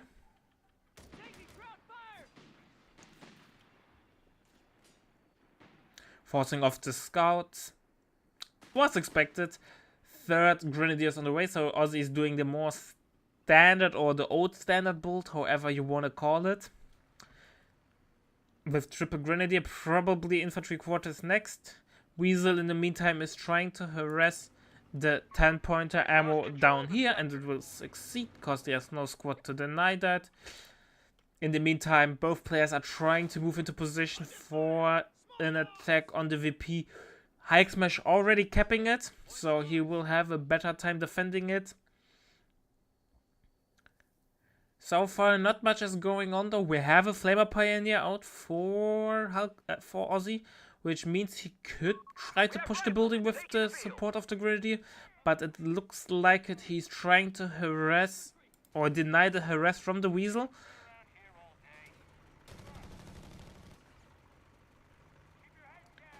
Weasel will obviously easily get away. Oh, Falchion Pioneer. Aussie is trying to throw a curveball there. Commander, starting IS I would say people have mixed feelings about Falchion Pioneers. They are not really common due to the nature being relatively expensive for what they offer without any weapon upgrades. However, they get a sweeper for free at the beginning immediately. And they can build mines, sandbags, and so on. So they're beefier standard pioneers, but since the standard pioneer got the buff and now pairs really, really well with the Grenadier with the merge, you don't need them as a support unit that badly. We have a mortar being dropped from the Weasel. Nice usage of the ammo and also saving some manpower in return there. And feels like Aussie is a little bit, I don't want to say out of position, but is more busy running around than taking engagements. Now he has the building, but with the mortar on the field, it will deny it. Flamer Pioneer now on its own, and that's not the best position. Flamer Pioneer needs the Grenadier close by for the potential nerf and merge. Also, he's flaming the... Here we go, the merge a little bit too early. But no full retreat, and he achieved nothing. Falchion Pioneer is coming into the mix now, but really late. And the battle is basically already over. Aussie trying to make something happen there, but the only thing that will happen is the loss of manpower. Overall, not a really good first engagement from Aussie. Aussie felt a little bit all over the place and not really concentrated his forces correctly. In the meantime, Hulk Smash was able to decap the 10-pointer from Aussie over here. And Aussie has a hard time to dislocate the Rifleman from this position. Rifleman will jump into green cover. Rifleman, Grenadier also. We have the good old dance around green cover. But the sandbag will be now playing into the favor of Aussie.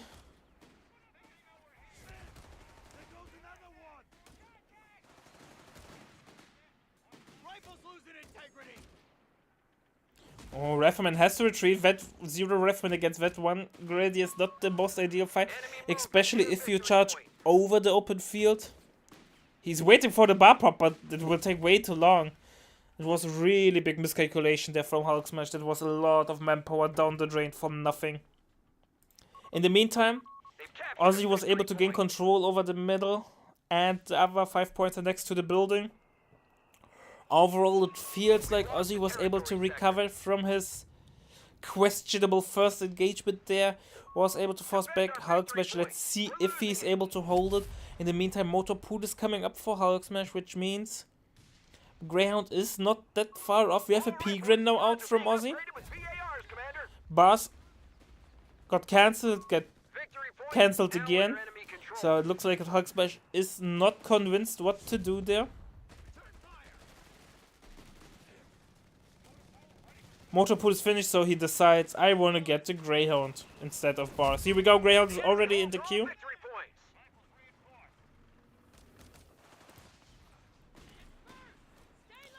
And the Greyhound will hit like a brick. Aussie theoretically has enough resources in the bank for the AT gun. Let's see if he anticipates the game correctly. There are no bars yet. It's 7.5 minutes. The Greyhound is really likely, and I think Aussie not queuing the AT gun now and reinforcing or something bad. Oh, going for Med Bunker actually is a mistake. I think if you have triple Grenadiers with Veterancy 1, you can get away with not getting heal immediately. You have the Veterancy 1 AoE here from the Grenadiers. Greyhound is now out. And Comrade Greyhound is on the field. No weapon or no upgrade coming in for the Greyhound, interestingly. No 50 cal or skirts.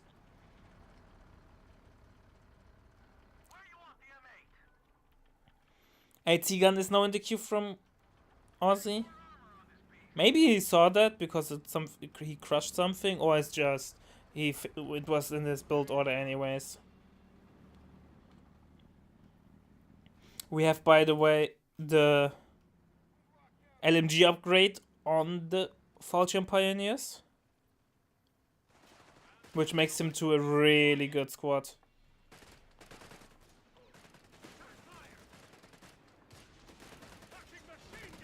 That's what I said earlier, Ozzy, and don't spoil the game, just to be safe there. But feel free to hang out in chat.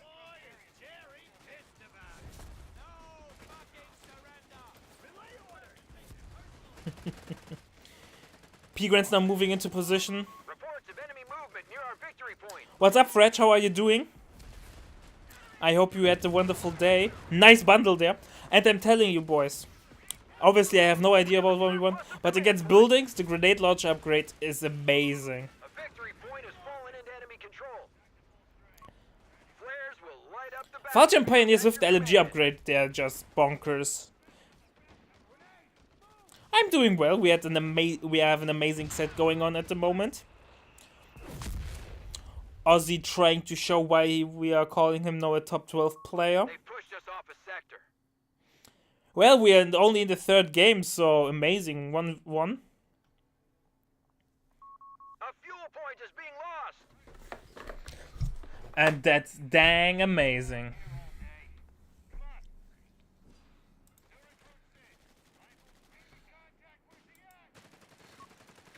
Right hand side now going into the control of Aussie. We have Veteran C1 for AT guns and P-Grants, which means Panzer Company Officer Quarters has been unlocked. MG drop from the Weasel as well, and SSF. People are really conflicted about SSFs, right? They're really expensive for 440, and their performance is mediocre, I would say, for their cost. But with higher veterancy and survival training and advanced logistics, they become really good, but they're so damn expensive. You could argue getting 2 riflemen is only slightly more expensive, but you get 2 squads and they do the same job. Some might even say better.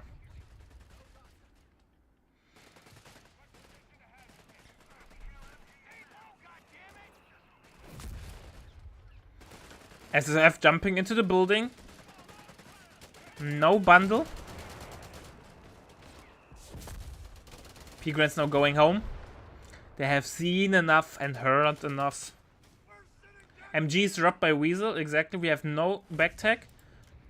We have both support weapons. Mortar and MG was dropped by Weasel. Nice usage of the ammo there from Hulk Smash. You save a lot of manpower if you drop your weapons or support weapons there. AT gun a little bit out of position. The Johnson is doing a lot of damage. Set up the AT gun and shoot at the building, Ozzy. It will deny, it's like 3 shots and the building would collapse, so you could deny the building completely there.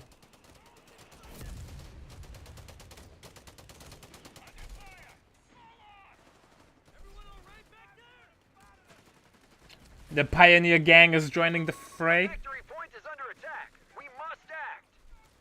How many Pioneers do you want? And the Wehrmacht went like, we want all of them. We have normal Pioneers, Falchion Pioneers, and they're just showing their worth. They've taken our victory point. We just got promoted. A squad of SSF commandos. Second, oh boy, that's some heavy investments into infantry from Hulk Smash. And I think with double SSF, we might not even see bars. But advanced logistics is definitely needed. SSFs are really, really expensive. However, I think once Ozzy sees double SSF and no AT gun, he might consider going straight Brumbear, right? The P4 won't offer much with the SSF. Hulk Smash at the moment does not have access to improved M9 bazooka rockets, which means the P4 would not suffer as much, but Brumber would be nearly immune to those pesky Zook rockets. They've captured a victory point.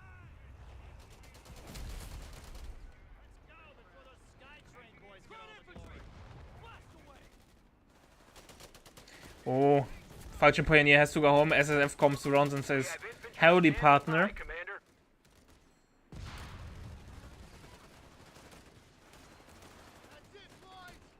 Overall, close game. However, I would say slight advantage Hulk Smash so far. He has a lot of strong elite infantry on the field, and Ozzy struggles to keep control. Stoßtruppen on the way. I have actually no idea how well Stoßtruppen will perform against the SSF commandos.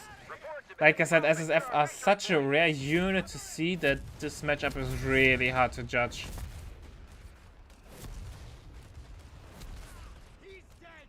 Mortar now on the way from Ozzy. Counter mortaring, I think, is the way, and Stoßtruppen got cancelled. But do you, like, against the MG probably, right? Like, counter mortaring is not much needed. Interestingly, reconnaissance run has been unlocked by Ozzy. We are losing ground. The enemy has the lead. I think it's free though, so it's fine. 8 cm mortar is ready to provide Once support. infantry reserves king, Ozzy might feel a bigger infantry army there than Hulk Smash. And with that in mind, The enemy have Hulk taken Smash over might territory. play himself into a corner with double SSF regarding upkeep and reinforcement cost. Like a second P-Gran, a Stoßtruppen, something like this down the line would make Ozzy a really happy Frenchman.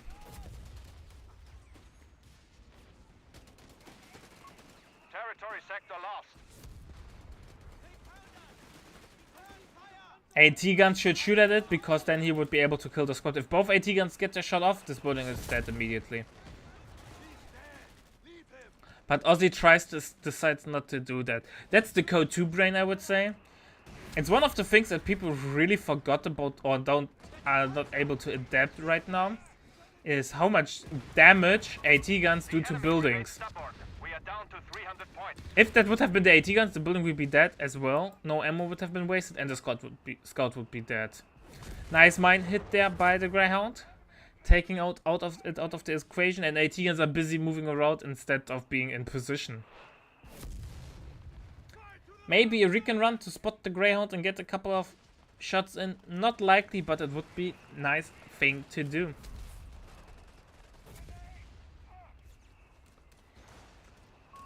Come on, We have air resupply on the way.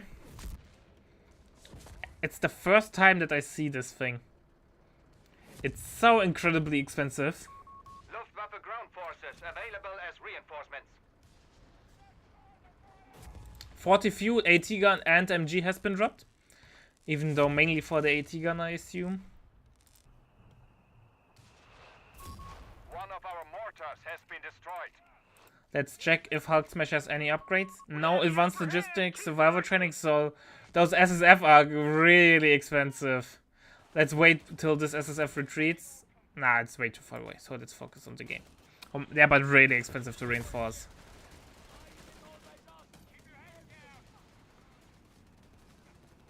Meanwhile, Ozzy now unlocks infantry reserve, which gives him the opportunity to field an army that's worthy of mortar.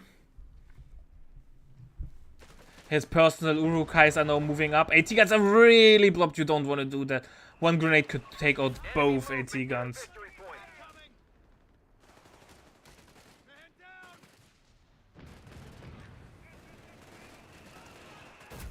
Also, a big thanks to Gunther for donating towards the prize pool. Now under enemy I tip control. my hat to you, sir. Much, much appreciated.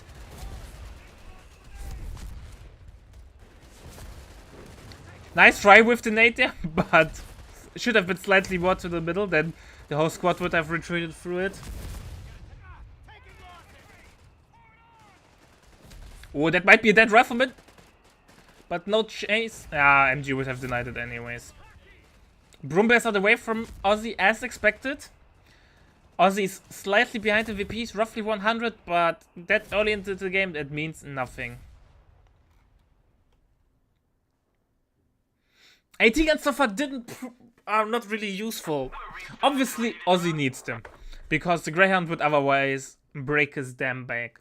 But especially on such a large map as Road to Tunis, in the mid game and early game, AT guns are busy moving around and not fighting because the Greyhound switches sides 10 times faster than the AT guns could ever keep up or pretend to keep up. They've taken our victory point. Brumbear's now out. I think the next tag from Ozzy will be Veterancy 1 for his Stoß and the Brumba. And only one AT gun is on the field. Hulk Smash has now improved Bazooka Rockets, and the Bazooka Rockets will do no damage. As expected, they both bounce, and the SSF has to run. We won't reinforce without your word. Recon Run has been overflight. It's such a shame that it's not the Loiter, but the Strafe Recon. I think Brumbear could be more aggressive. He saw what's over here, not much. He saw the AT gun. And one AT gun is not really a match for a Brumba. And against such a SSF build, applying as much pressure as possible with your anti-infantry unit, like the Brumbear, is really important. Keep the manpower bleed high so Hulk Smash is not able to afford any other things.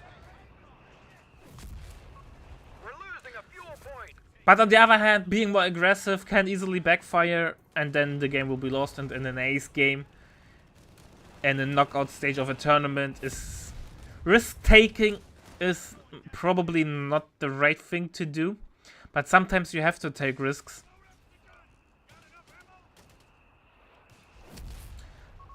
Both mortars are not fully reinforced because both players are relying on their micro to avoid being hit.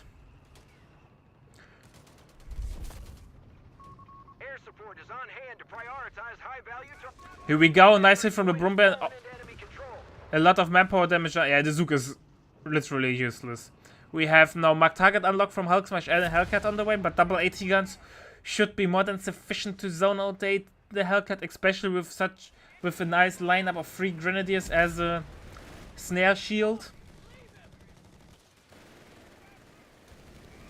Oh, MG has to run. P-Grants are around the corner. We have Stoßtruppen doing a lot of... Yeah, that's it, that MG.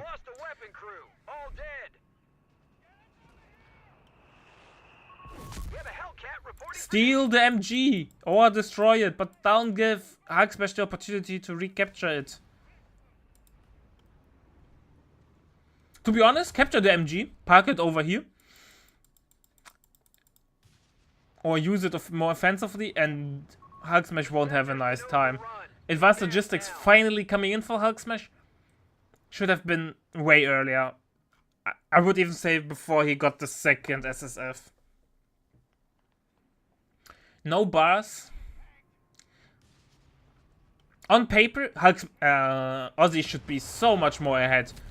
He has the right tools on the field, and Hulk Smash lacks the right tools there. Mark Vehicle is in, which increases penetration and makes targets easier to hit. And where are the AT guns? What are you doing, Ozzy? Oh no, you didn't keep your AT guns close to your Brumbear. Ah, that's a huge slip up there. Maybe he can do a little bit of dance around the cover over here. Enemy activity near our munitions point. Brumbear gets picked off, but Hellcat should die. But it's a worth trade for Hulk Smash. Oh, that's a big plunder there from Ozzy and really sets him back. And he might even, not might, he will lose the squad over here. And it drops the MG. Oh, it's falling apart, boys. SSF commandos reported dead. At least he gets an SSF, so 1 for 1. And the Johnson for the P-Grants. Enemy movement near victory point. MG gets stolen. 105 Sherman is on the way. Enemy movement near our victory point.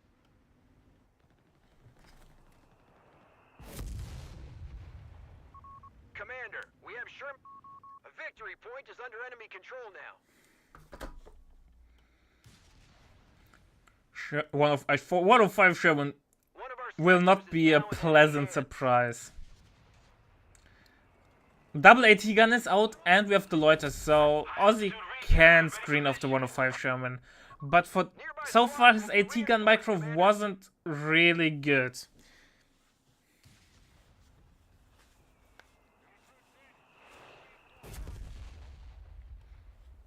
Sherman 105, ready for 105 Sherman is on the field. acknowledged. Recon is Ozzy is rebuilding the Brumba, right call. We have a concrete bunker coming up somewhere. MG bunker. our victory point. We're losing it. Ozzy is a bunker connoisseur, but sadly not with coastals.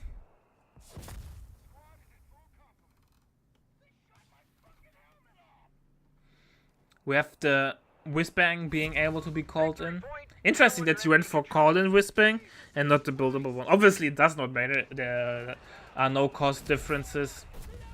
Only the timing, but considering that Hulk Smash does not need the Commander, Whizbang or is not no need whatsoever for it.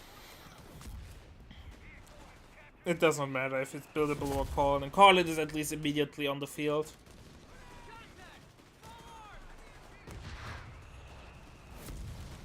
Whoop. Falchion Pioneer just scout squad. annihilates the scout. New Brumbear is on the field and immediately shows who is the boss with his 150mm gun.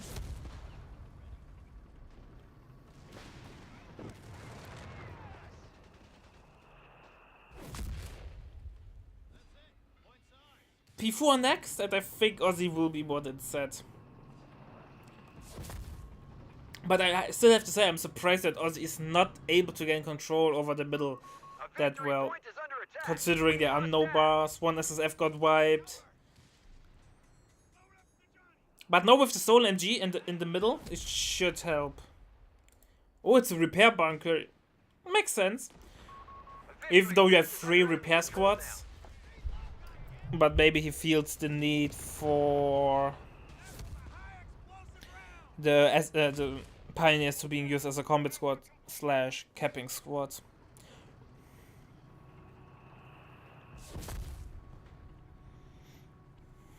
Double cap now running into the favor of Ozzy. By the way, Weasel is still alive, sitting over here. Some defensive mines have been laid, but Ozzy didn't right-click them away immediately. Now he's doing it. Thank God. We have 300 points. Confirm. We have...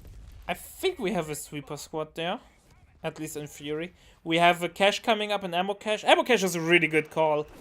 You wanna build up the ammo for the loiter spam. Oh my God! I think it's the first time this will happen. Is it not the... It's a USF mine. Okay, never mind.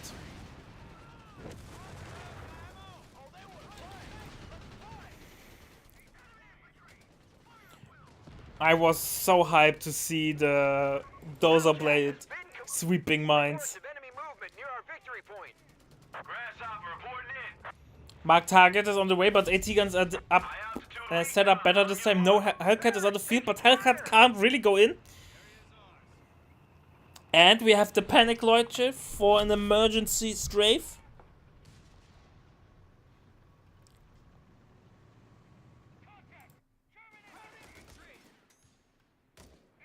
Oh, will we see a climatic engagement from Hulk Smash? We have good mine positioning over here. Resources cut off. We have territory isolating. AT guns are closer to the Brumba. Mark target has now run out. AT guns should move into position. AT guns are setting up, getting both a nice volley in. Victory point now under enemy control. No mine hit, maybe a bite over here should do the trick. I think it's the more natural route than over here.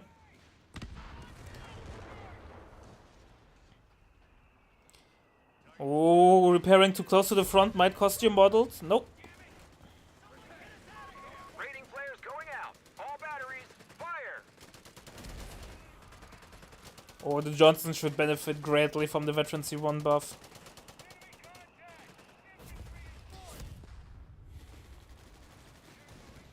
But so far, Ozzy struggles a lot with map control.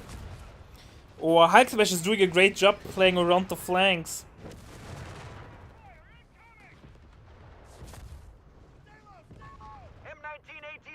MG though will get a beating from the Brumba.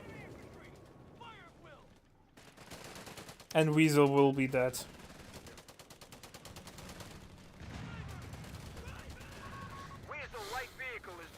Well, no Weasel for the late game anymore.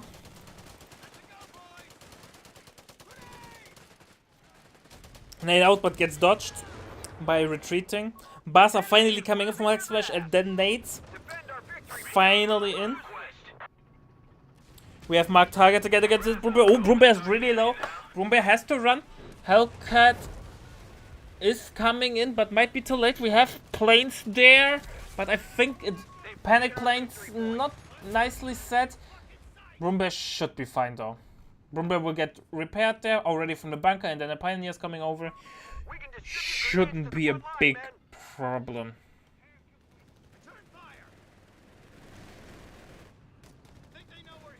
Oh, Brumbear should be careful though.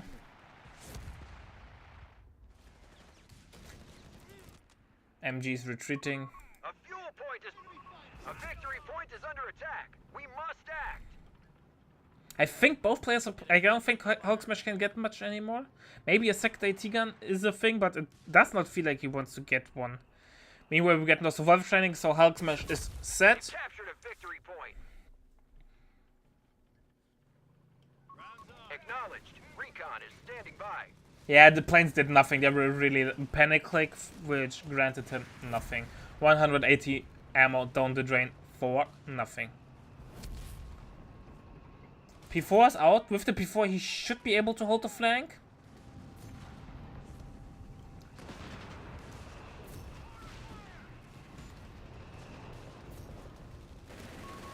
Oh boy, P-Rans have a tough retreat, but minesweeping the good old way with their feet.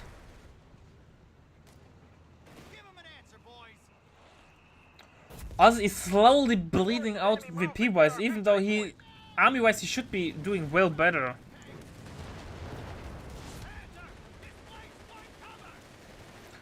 But so far, Brumbear was busy being a tanking damage. AT guns are always well out of position, so his theoretical superiority offered nothing. And now Brumbear is going forward, being low HP, but gets Veterancy 1.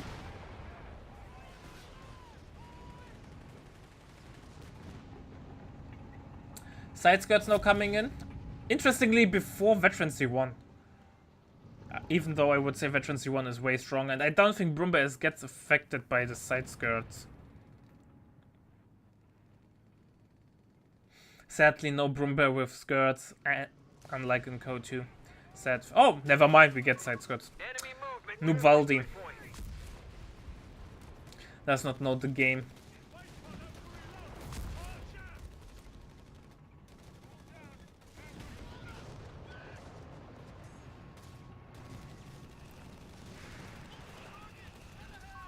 Nice smoke. But AT guns once not in good position. Enemy down to 75 points and falling. Defend our victory point. We're losing it.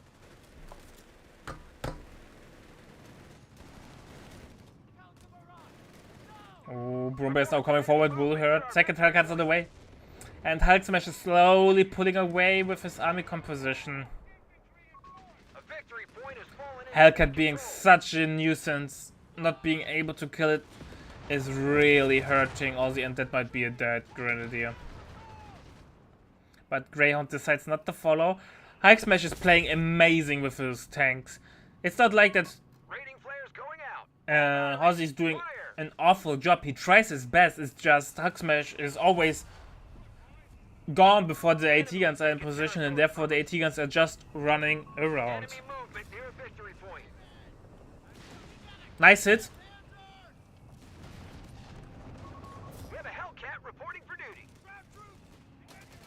Hellcat number 2 is out, and now Hulk Smash has great all-in potential with marked vehicle. Bundle out, but gets dodged.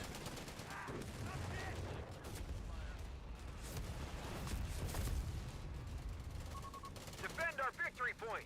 We're losing it. Maybe destroy those buildings, because I think they get flattened, therefore then you get line of sight over here.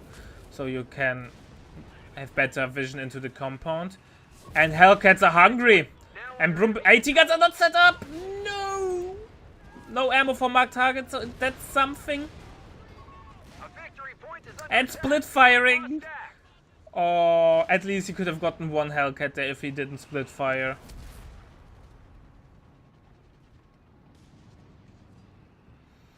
And Ozzy is slowly running out of time. Boy. Oh boy. 1-1. Ace Enemy game. forces are converging on a fuel point.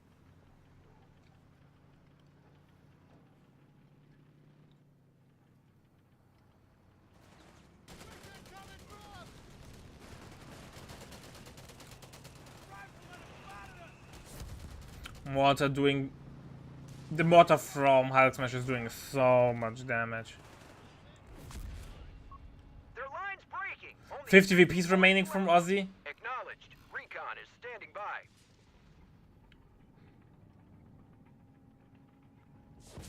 It just does not look great. Demolition package coming in. Yeah. I really thought Ozzy had it in the bag 10 minutes ago, where he was so ahead, got Brumba out, no advanced logistics for Hulk Smash. I was like, yeah, no, Ozzy will drive into everything back. But the sheer mobility of Hulk Smash army countered any approach from Ozzy so well. That was such a masterclass game from Hulk Smash. MG Bunker coming up? No. That's a weak position for MG Bunker. Second P4 is on the way from Ozzy. Here we go, skill points are on the way now, big push from Ozzy. It's now or nothing. Enemy movement near victory point. They can't hold much longer. They're down to 25 points. Yeah, but it does not look great. Captain Dad is using his connections, but with limited effect. Taking our victory point.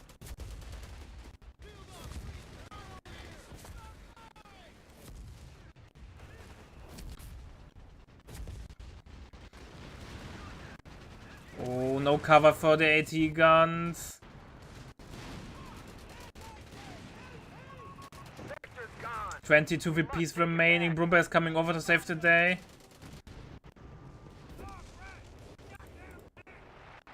Repair bunker number 2 is coming in.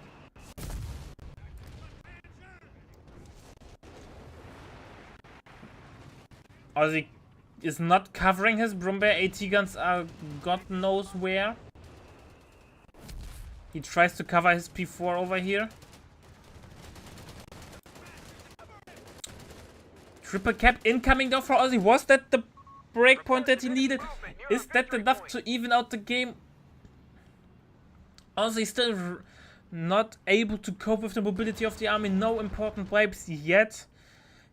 Meanwhile, Ozzy is under a lot of pressure, and AT guns again not going over to support.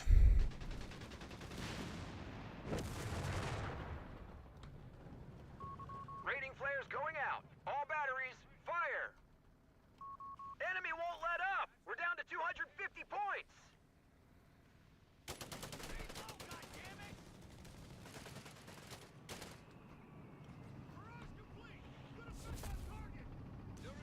Hulk Smash is popcapped. You can't get out another Pioneer. Lol. Double cap now running into the favor of Ozzy, but Ozzy still has to drain 236 VPs, and that ain't an easy task.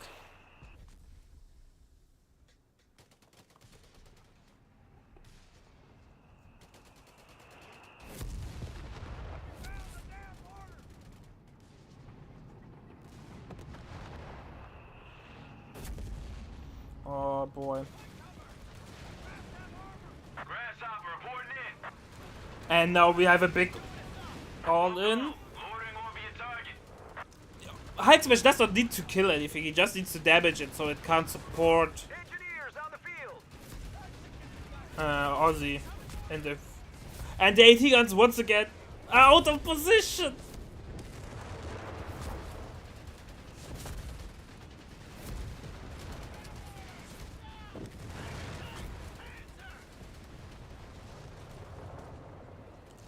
It's so painful to watch. Yeah, and that double cap now coming into favor. Stoßtruppen trying to rush into the fray, but against the red free rifleman. And now getting suppressed. 20 VPs.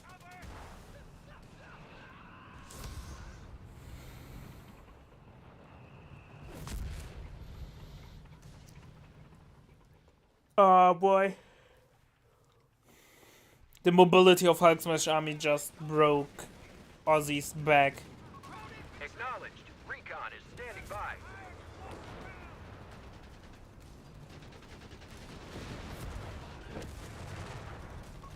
Enemy forces on 10 points. Oh boy. Oh boy, it's not looking good.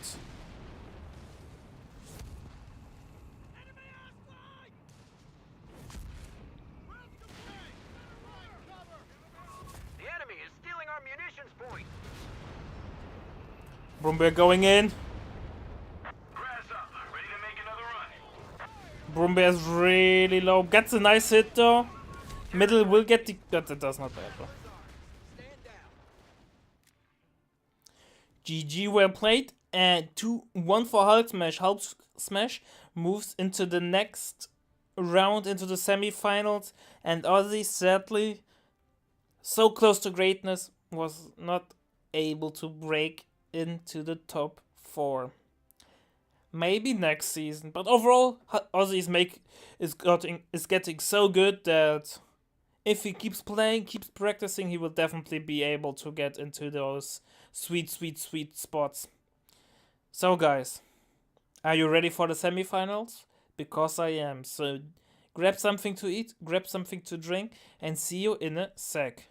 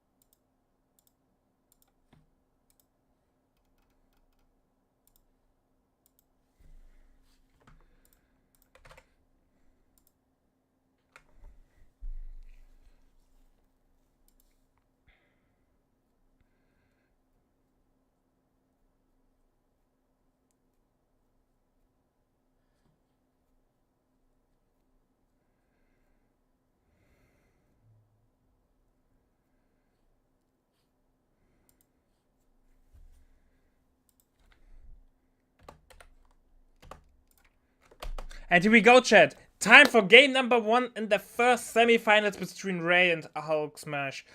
Ray. Oh, my voice just gave up. Had the free pass because he got first in his round in the group 1.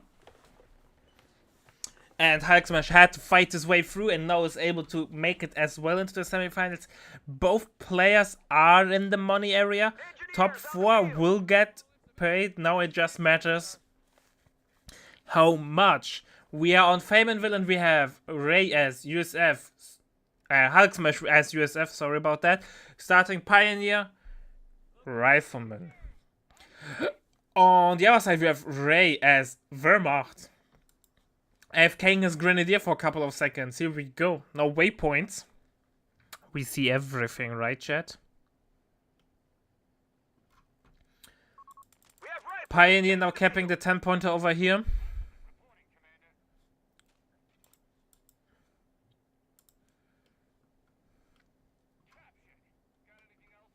Meanwhile, not much is going on as expected.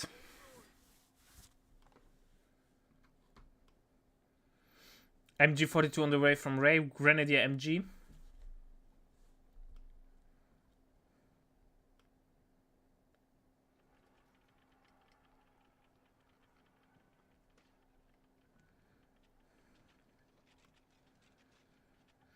Alright, meanwhile middle is getting capped.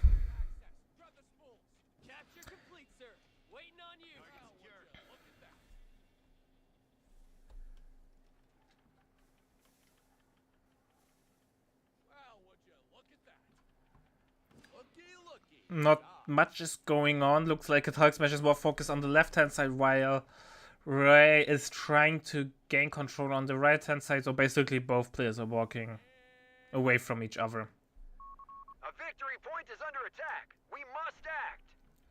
Uncle Sam sends his regards.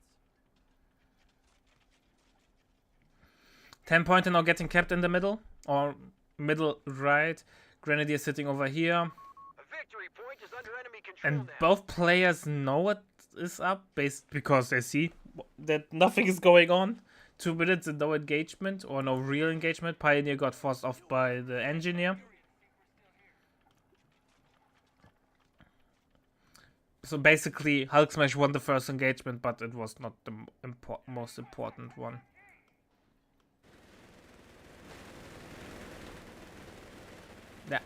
Oh, there is one window. But Rifleman won't get pinned because they got away in time. Rifleman ready. Third Rifleman is out. Second Grenadier is out as well. Outside. Stick close and watch for stragglers. Second MG is on the way from Ray.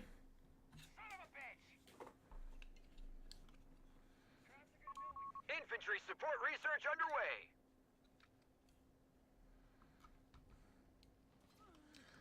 MG now getting into a nice position. Might get the suppression going. Here we go. Rifleman will be forced off.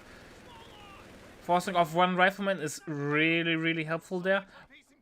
Meanwhile, Hulk Smash is just chilling over here. Once he realizes that not much is going on, he's finally moving. But I'm not happy with the positioning of Hulk Smash on the right-hand side. MG is pounding away and the Rifleman is in cover inside of the building, but Grenadier and Pioneer are also in good position. Second MG gets flanked by the Flamer. Pioneer has to relocate. Mortar immediately on the way once Hulk Smash spotted the MG. MG sets up in time and Flamer Pioneer is now in a predicament, has to retreat.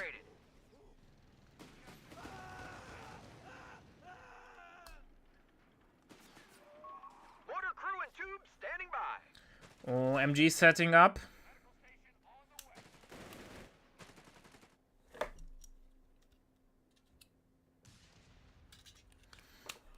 Getting now some nice damage in against the MG immediately. Against double mortar, obviously, mortar is an amazing choice. Commander, it's done. Scouts jumping into the building, but they're not the best position there. They really get superior firepower. Meanwhile, territory from us. oh boy, that will hurt. Oh, this mass suppress. Captain Sprint has been used, but still Enemy gets activity suppressed. near our munitions point. And losing the home 10 pointer over here, or the safe 10 pointer from the few points, is a huge loss there from Hulk Smash. Territory lost. So far, Hulk Smash was not able to pick a single good engagement against Ray. And the second MG42 is once again in a decent position.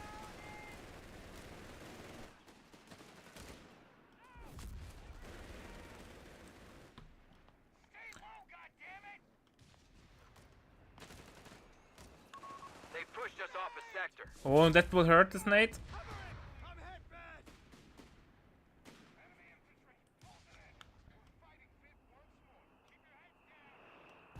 Mortar is trying to do its best, but maybe a second mortar? I don't know what Hulk Smash can do. Like, Scott is probably the way to do it, the Scott called it. Panzer Grenadier company is now coming in from Ray, and he's in such a good position. He is denying so many resources for Hulk Smash, and Hulk Smash has an insanely hard time getting on the map. He's like AFKing this MG over here just to deny this 10-pointer. Reports of enemy movement near our victory point.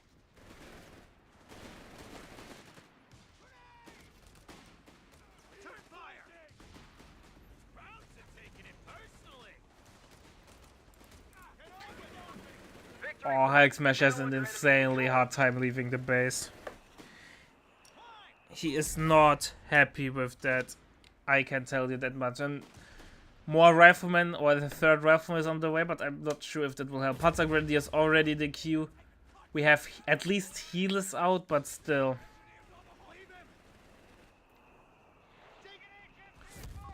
Rifleman squad deployed.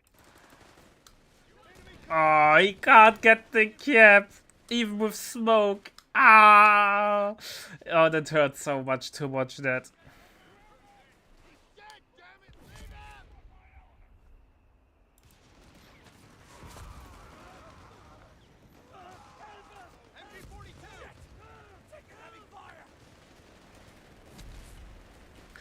Oh boy.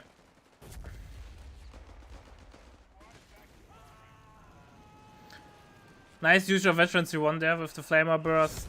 He's finally able to force off Ray from the field, but Hulk Smash is so behind. AT gun is on the way. Hulk Smash does not even have tier 3. There is no threat to use for the AT, or no target for the AT gun. Hulk Smash going for bar. I think if Ray knew that their bars are coming, he would cancel the AT gun. Hulk Smash is bleeding so much manpower. We've lost the scout squad. Scout gets now wiped to a mine even. Mounting automatic Bar is out. IAT gun hits the field though. MG still denying the decap of the 10-pointer over here. Mortar now has to help. Maybe he gets the wipe of the MG, or he should chase. Killing this MG and stealing it would be such an important pick. Steal it! What are you doing, Hulk Smash? No! Either he was not paying attention or not oh no. That's a huge plunder. Oh no. Damn it! Territory sector claimed by the enemy. Something like that can't happen, man. Water pit now coming up. Definitely needed. More indirect fire. Motor pool is coming up. 0-0. Sector's been overrun. First game. Theirs now.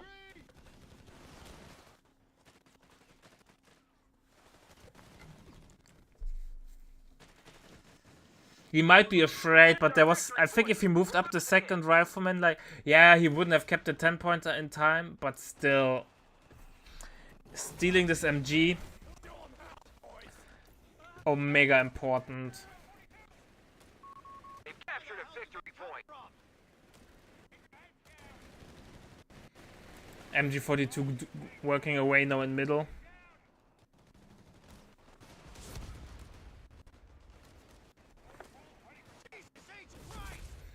Oh boy. He might get the Grenadier though. It's a lot of damage coming in, and Ray is reacting in time, so he will get away. Also not chasing with the Rifleman.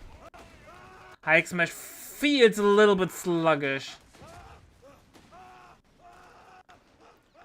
He's in such a desperate need for fuel, how it looks like it, that he's missing out on a lot of damage. AT gun is on the way from Hulk Smash. Territory point is no longer under our control. But no tech yet from Ray. Battalions relinquish Rangers for us. About time.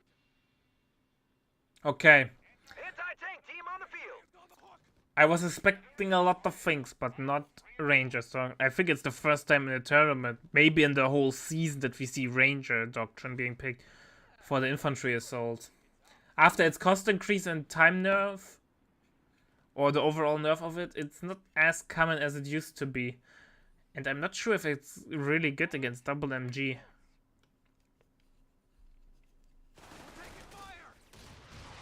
Double MG will now set up and suppress it.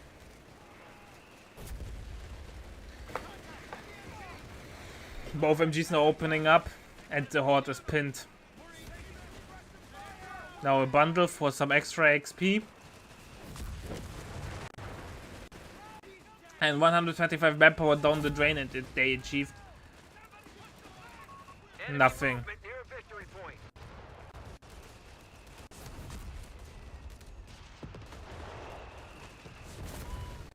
Double mortar though. Mortar pit and mortar is doing good work. While dealing with the MGs. But I'm not sure if Ranger Doctrine was the right call.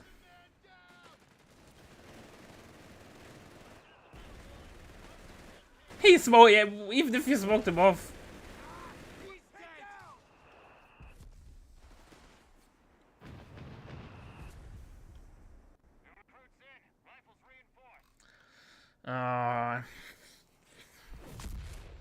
Advanced logistics is now coming in.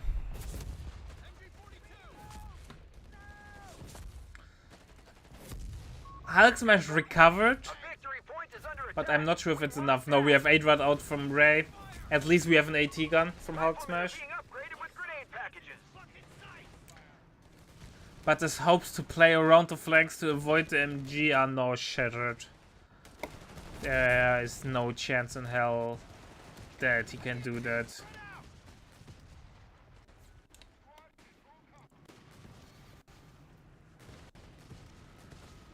Snares are coming in. AT gun gets a nice shot in. Maybe he's in second shot. No smoke saves today. No follow up snare, so 8 rod will get away.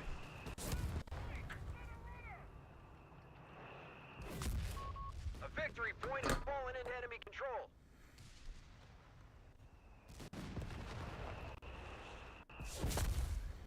Looks like it. Ray is now getting concrete bunker for heal. Definitely reducing the pressure of the grenadiers for healing. Which with only 2 makes sense. More riflemen down the way from Hulk Smash, finally reaching the magical 4 point. Oh, AT gun is out of position, can't kill off the 8 rod. Oh no.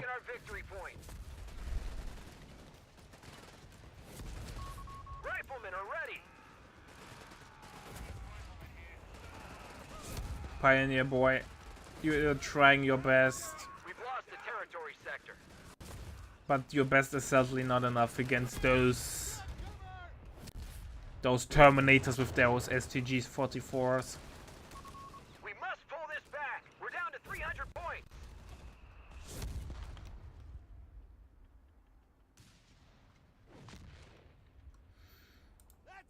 Mortar pit meanwhile trying to deny the decap over here, but it won't work out either. We've lost control of a sector.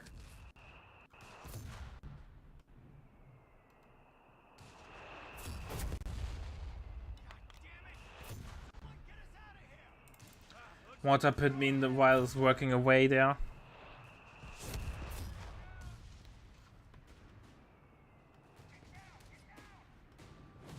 Our grenadiers, all riflemen getting beaten up there.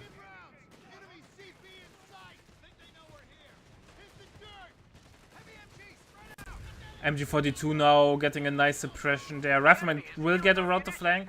Other MG is not close by. Second AT gun is on the way from Hulk Smash. Double 8-rod like the good old days.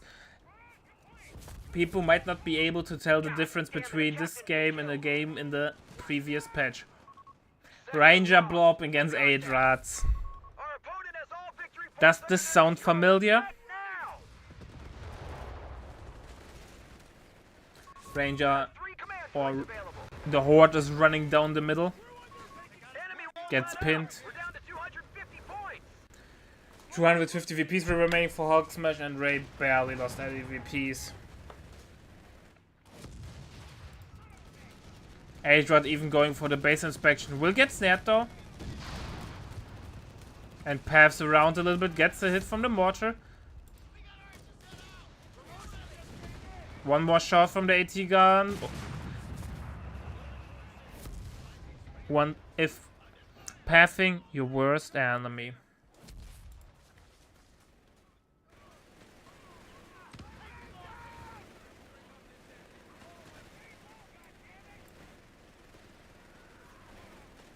Yeah.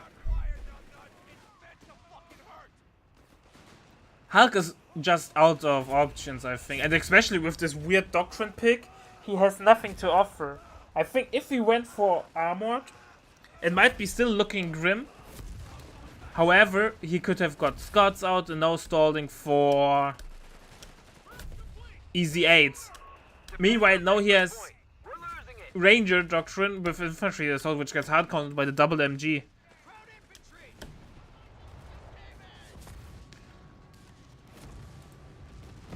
Oh, the finishing shot misses. Oh boy. One of our munitions points is being neutralized. 105 howitzers are now available in the field.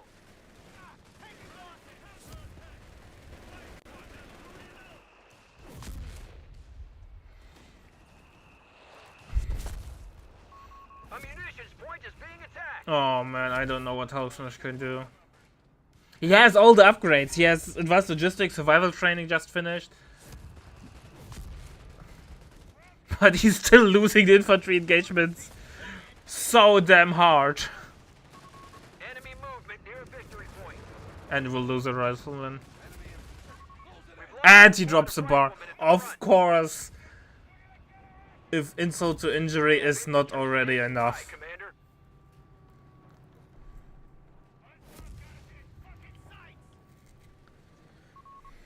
Our victory point. Oh, it's looking so desperate there.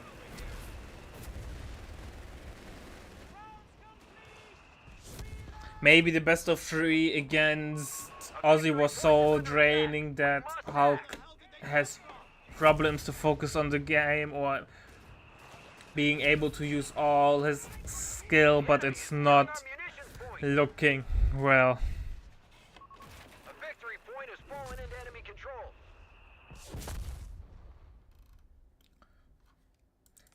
And how many bars we got dropped? 1 or 2? Ah, he's retreating. I can't watch. 1, right? Because sometimes I drop both bars and then they're laying off each other.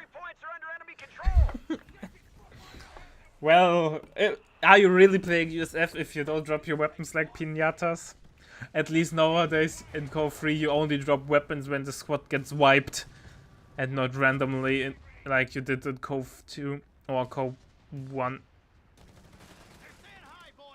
But I still feel like regarding weapon drops they need, I don't want to call it a rework, but they need some thinking should go into it. At least for USF, cause USF is the only faction where you get punished or where the risk of losing a weapon is higher than for any other faction, just due to the nature that you have 4 bar riflemen with double bars. So if a rifleman gets wiped, there's a chance that you drop 2 weapons. No other faction has that. You have also the SSF commandos who can drop the weapon. The captain can drop its weapon.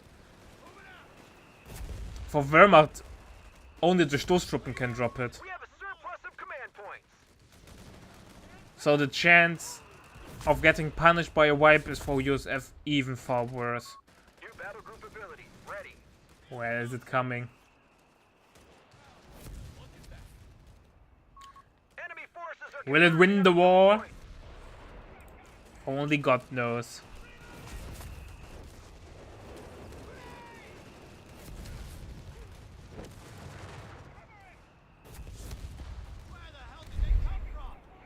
So, and the 105 is getting overrun. 100 points remain. We're cutting it close. If you try your best, but don't succeed.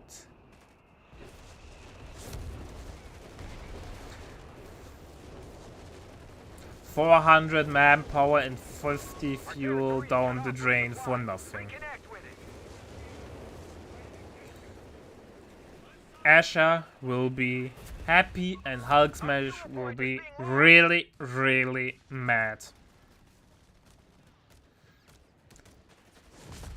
Meanwhile, Hulk Smash dropped below 100 VPs. Adrad is doing base inspections again. Near our victory point. AT-Gun will get into position though to get the last kill. But Adrad is now dancing around. This side blocker. One AT-Gun over here, one AT-Gun over here. Victory point now under enemy control.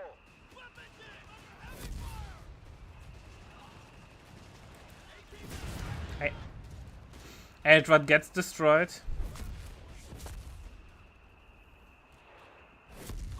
Enemy in I think Rangers was more of a desperation pick than an off-meta only pick. 75 points left for us. Here we go. 72 VPs against a triple cap and Hulk Smash is basically base pinned.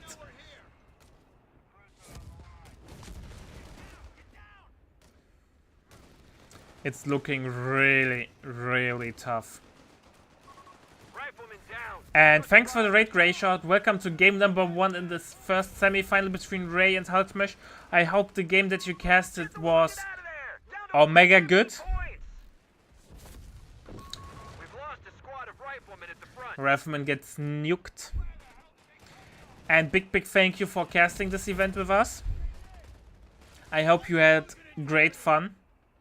Rifleman is getting replaced.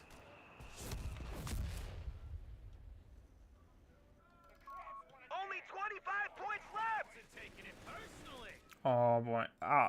It's looking so tough for Hulk Smash. He's dead.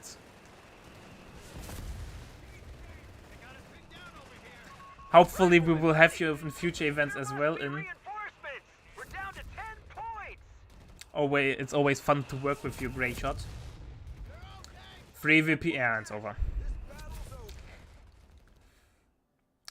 Not much was going on, so Ray just demolished Hulk Smash in this game. The double MG star just broke Hulk Smash. He tried his best with the mortar, but for like 5 minutes he was not even able to hold this fuel, and that told a story. Anyways, chat. See you in a sec.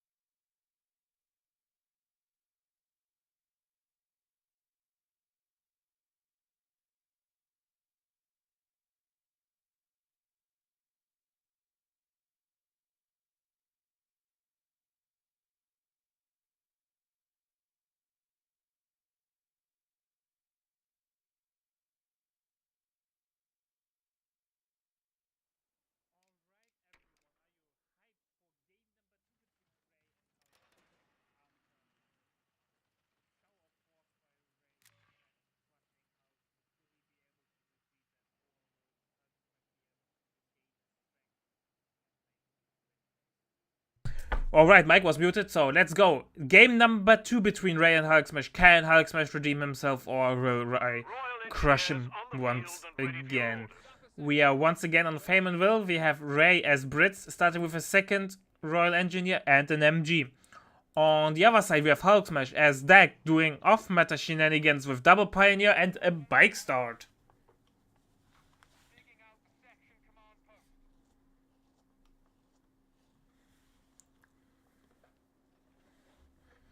So far, nothing unusual is happening. Both players are keeping their respective sides. It will take some time till something will happen. Triple Pioneer. What is Hulk Smash doing?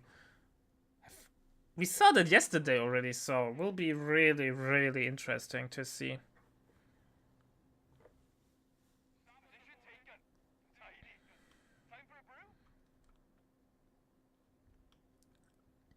Meanwhile, not much is going on the other sides of the map.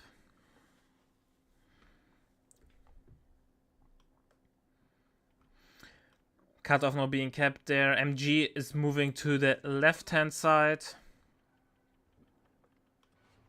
We're under fire!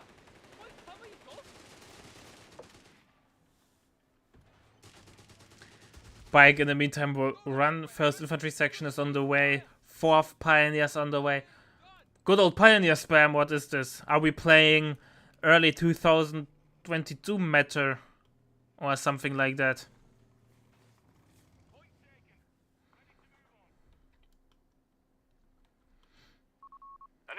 Capping speed is something Hulk Smash won't miss, but he's not really able to take engagements.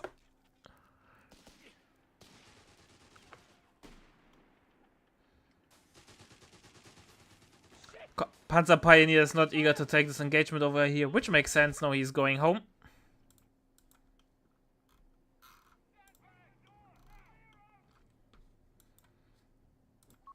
A fuel point is being overrun. Bike at least being used to some effect there, denying the 10-pointer, which is really safe for Ray. So Bike doing terrorist unit things as usual.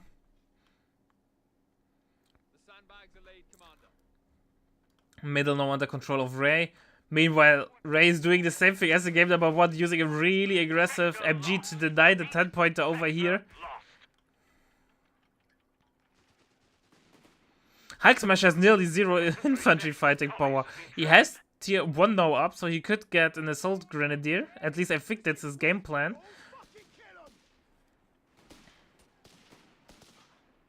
Flamer procs, that's a nice flamer there for sure.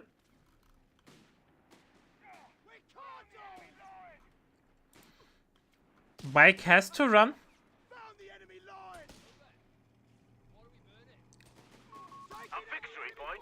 Pioneer doing some great damage there, but they obviously won't be able to take this engagement for much longer. Second Pioneer though coming around, so they might turn the tide. In the meantime, we have the Flamer battle in middle. Victory point is in enemy hands. And thanks for the raid, Daniel. I hope you had an amazing semifinals and amazing games. Are you hyped for Ray against Hulk Smash? Game number 2 is at the moment running. And yeah, welcome everyone. Welcome. I hope Daniel kept you entertained. You are now in for the second semifinals, then the third place, and then the finals. And Hulk Smash, as I won't say it as usual, but he's not the Red Wings, so... But still, some off-meta shenanigans. Trying to get around the MG with the bike. But bike has to run. Royal Engineer is coming around. Maybe don't retreat through the MG. But he gets away. Meanwhile, MG34 is on the field. So far, map control ain't that shabby for Hulk Smash. The 4 Pioneer start paid out at the moment. Map control is something that he does not suffer. However, will he be able to keep the control? He's basically on the clock. We're losing a fuel point to He enemy is action. going for Mechanized Company, so tier 3 is coming up, or tier 2 rather, which is interesting, which means 8 rods. And that 8 rods are kind of fell out of favor, even though it's still an amazing unit. but quad is just so good, and lacking the AT gun tag will definitely hurt in the long run. Battle group Meanwhile, heavy armor battle group and engineer detachment has been picked by Ray. So let's see how this plays out. We're losing a victory. Dank Hunter on the way from Hulk Smash, a little bit premature. Minute 5, 6. If Ray would be interested to rush the Humber, Enemy it ground forces. would be a sensible choice, but we don't have even tier 2 up, which means no Humber threat whatsoever. Damnation. The sector's in enemy hands. Double fuel or normal fuel control now for Ray. For Hulk Smash, Ray still struggles a little bit there in this department. And here we go. Assault Grenadiers have been called in.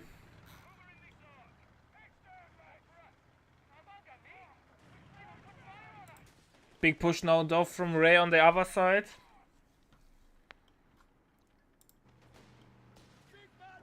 Will he get the wipe? No. Ray knows what's happening and retreats immediately.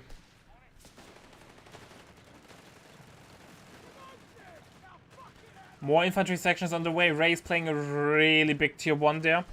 Cancels the AT gun and immediately takes up though. Decides better be safe there. Meanwhile, we have armored support being picked for superior fire drill, so the potential 8 Rad will do more damage with its coaxial MG.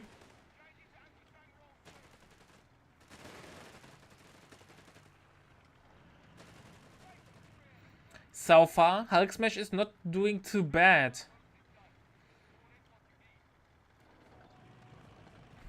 The clown car is doing a lot of damage and forcing off the infantry sections.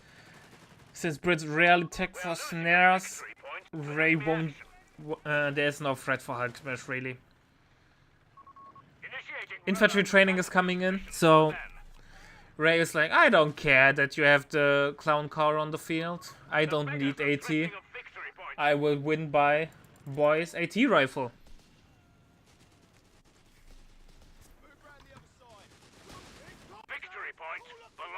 250 runs into an ambush. Should get away though. Nades are free due to the combat disembark. But the damage was laughable. And thanks to due to the loss of the 250, no heal for Hulk Smash, and he's now going for the 8-Rad. 8-Rad will help.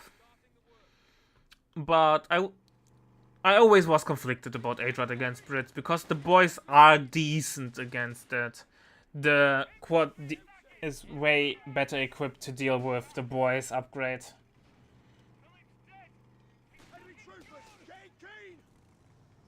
Flamer Pioneer bike combo, but Flamer Pioneer will retreat before they will do any meaningful damage. Bike has to run as well.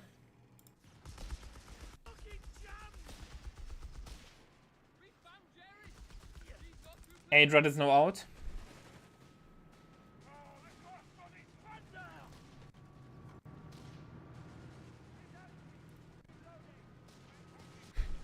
And here we go. 8-Rad action. MG will be forced off.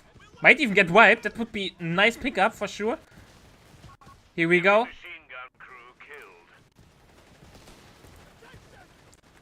Infantry section will be forced off as well.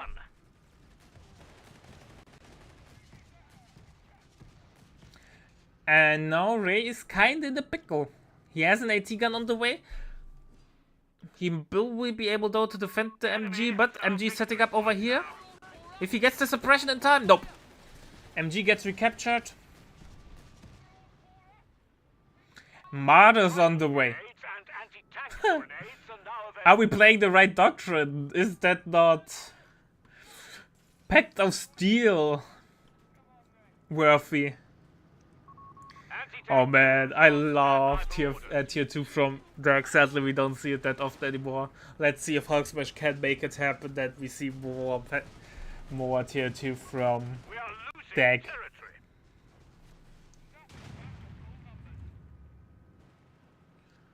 Oh, Bren has a tough retreat.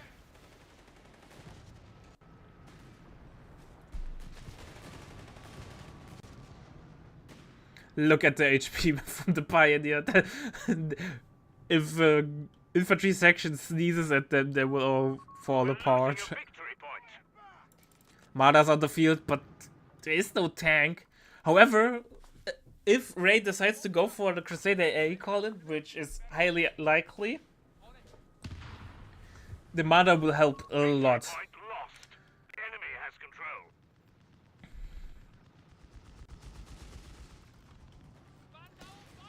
Adrad in the meantime doing a lot of damage. No snare there. We're Looks losing a like a Dre position point. is not willing to reveal the snares, but he does not have much ammo anyway, so yeah. But nades have been used, so snares got revealed. More infantry sections on the way. 4th infantry section. 1-0. Ray is leading. We've lost the And next season we will have a scoreboard, chat. Bear with me. Oh boy. My favorite tank is on the field. Flammenpanzer 3. Glorious. I'm having a blast. A new infantry section is ready for battle.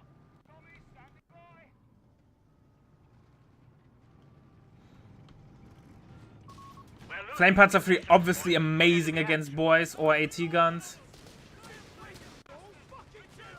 Big all-in push there, how it looks like it. The Assault Grenadiers are in a nice position. Could focus down the AT gun. AT gun is taking a hell of a beating. Our anti-tank guns will be destroyed. No snare for Ray. CP is being attacked. We're losing a victory point to enemy Looks like it. Ray was not expecting that. Why destroy the AT gun? Steal it! What? tanks are available. Why? Withholding reinforcements, Commander. My soul hurts. That makes me sad. I think stealing the AT gun would be so huge for Hulk Smash. We're losing a fuel point. Oh, the flame tank is doing so much damage. AT gun is getting rebuilt by Ray, which means no Crusader AA. We shall reinforce in your absence. Big advantage now going on for Hulk Smash. But is he able to keep up the pace? Point. The next thing will be to unlock Panzersturm, activate Panzersturm, ignore all the snares, and go through the AT gun wall and burn them down once again. Second Marder's on the way, so Anti-tank weapon and I think a second on the field. 8-rod would have been better. But he's afraid of what might happen there. No tank so far. And thanks for the raid, Havoc. I hope you had great games. We are currently in game number 2 between Ray and Hulk Smash. Ray is up 1-0. And Hulk Smash is doing weird things. Let's phrase it that way.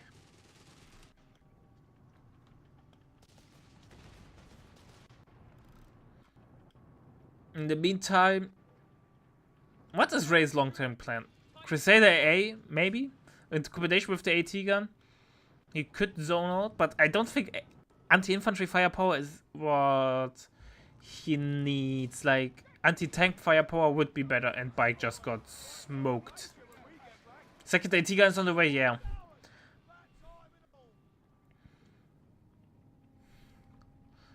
Ray is probably going for either Black Prince or Churchill, something like that. Really nice adapting of the game plan. At least I'm assuming that his original game plan was to do Crusader Colin, but against the Marder it does not make much sense. The interesting question is what upgrades does Hulk Smash has? Let's check. Light vehicles can be withdrawn from the battlefield. Vehicle survival package, and that's it. Territory overrun. Yeah, I can.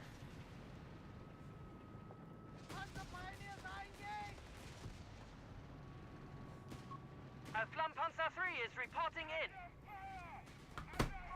We have surplus munitions to support the war effort.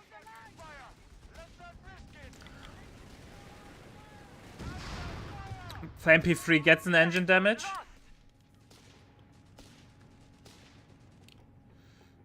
And AT gun is now on the hunt. Nothing there to stop it, but he should get away. He can drive through this line and will be fine. A munitions point is being taken from us.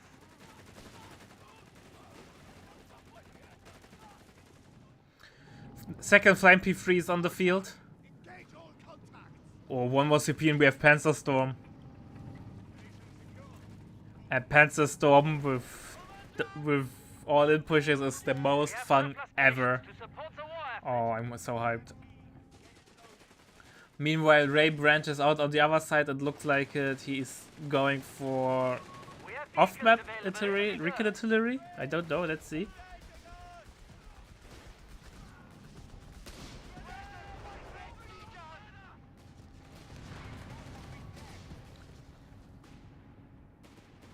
Double boys.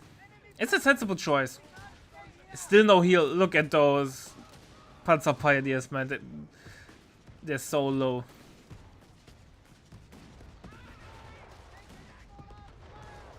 Adrad has to run. The shit, I got outplayed. Smoke saves the day.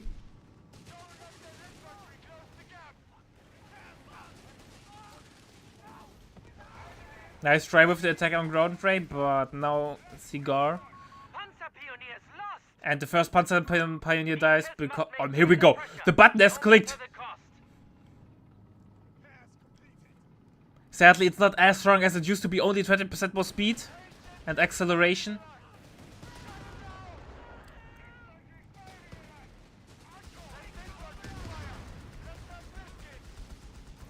Oh boy, but that might be a little bit too premature. Panzer 3 is eager for action, Commander. One Flame P4 went down. Our P3. assault grenadiers have Assault been Grenadier dies and Hulk Smasher's falling apart. I don't think you can play full tier, or I mean full tanks anymore as much as fun it was back in the days. I don't think you can do it anymore. All the funny upgrades or funny abilities that made that possible are really nerfed.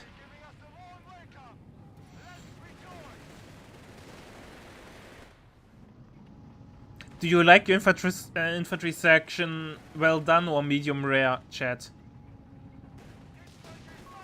Territory is now in enemy hands. Oh, P3 has to run.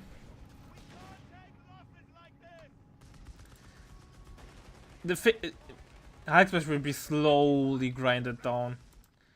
We have also tier 4. Once the Churchill is out, Hulk Smash is dead. We have vehicles available in Martyrs struggle a lot against Churchills, especially if you don't have tungsten core. The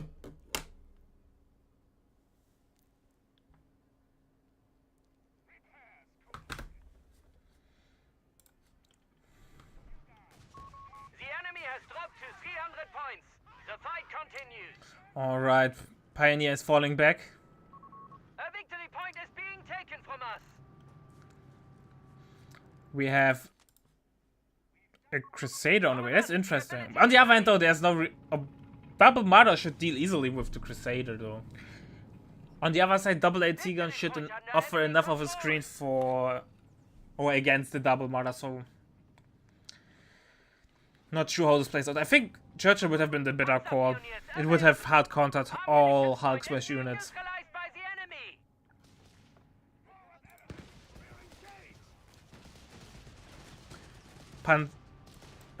Dan Hunters should go home.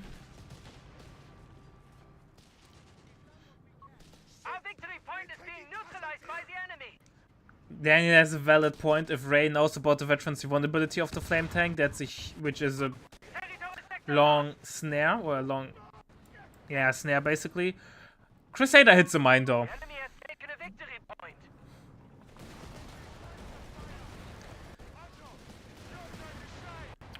Flame P3 will not go down. Smoke upgrade saves the day. Otherwise he would have been dead, but the extra 40 HP Victory points, Commandant. saved the day.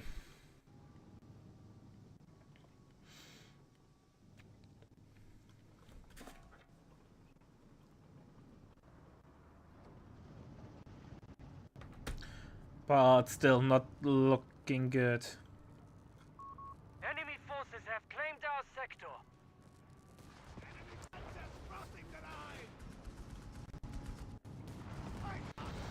Flame Tank at least will now smoke the MG.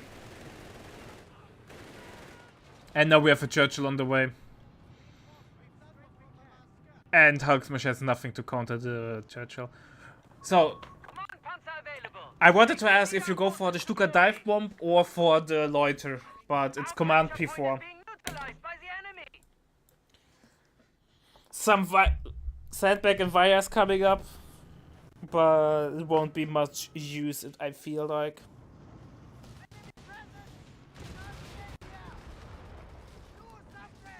Ah, boy. Ah, boy. Not looking good, brother. The territory sector has been claimed by the At enemy. least he's using the Marder Veteran C1 nicely for more vision and rate of fire. Even though rate of fire is something that the Flame P3 does not need. Another Panzer Pioneer goes down. Our enemy has the upper hand. We have 300 points. The AT guns are such a pain in the butt. I think going for Dive Bomb would have been the right call instead of Command P4, because with the Dive Bomb he would be able to kill this easily. AT guns have a hard time getting out of the Dive Bomb. Recon Artillery is unlocked. Crusaders going in. Battle. We have a traffic jam. Recon Artillery is coming in. Flame P3 gets destroyed. Brought in. And we might see the total wipeout of Hulk Smash army in a second. Pioneers lost. Crusader gets picked off, but we have a Churchill there.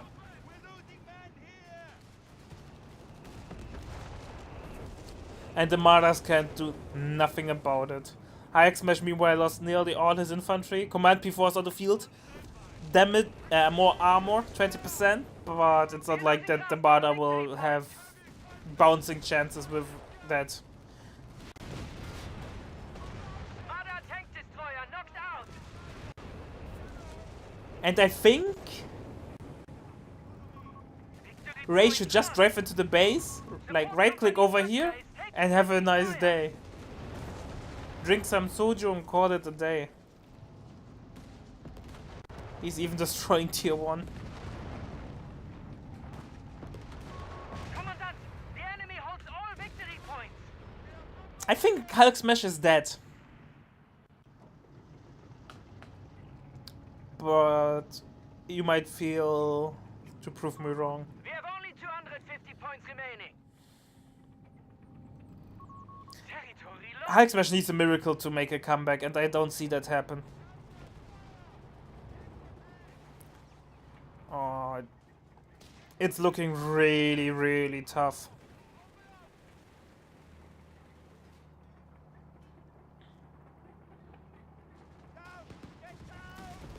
Churchill is now coming over. Marder is badly damaged. AT guns are screening for the Black Prince, for the Churchill. Why I always want to call it the Black Prince? Tank destroyer and crew out of action. Marder gets picked off because it wanted to come, but the screen of the AT guns was enough. Proximity alarm. Are we going to see zero? No, I thought Zero PopCap might come in soon. T-34 team killed in action.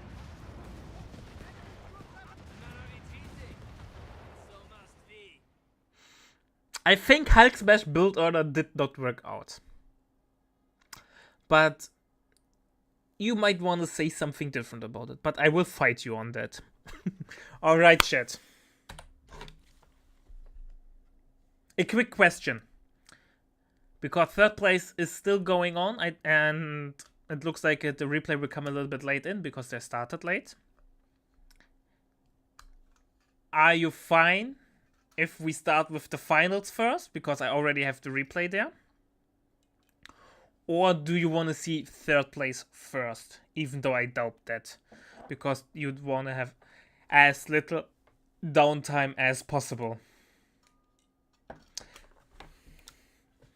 But then you have to promise that you also watch third place afterwards.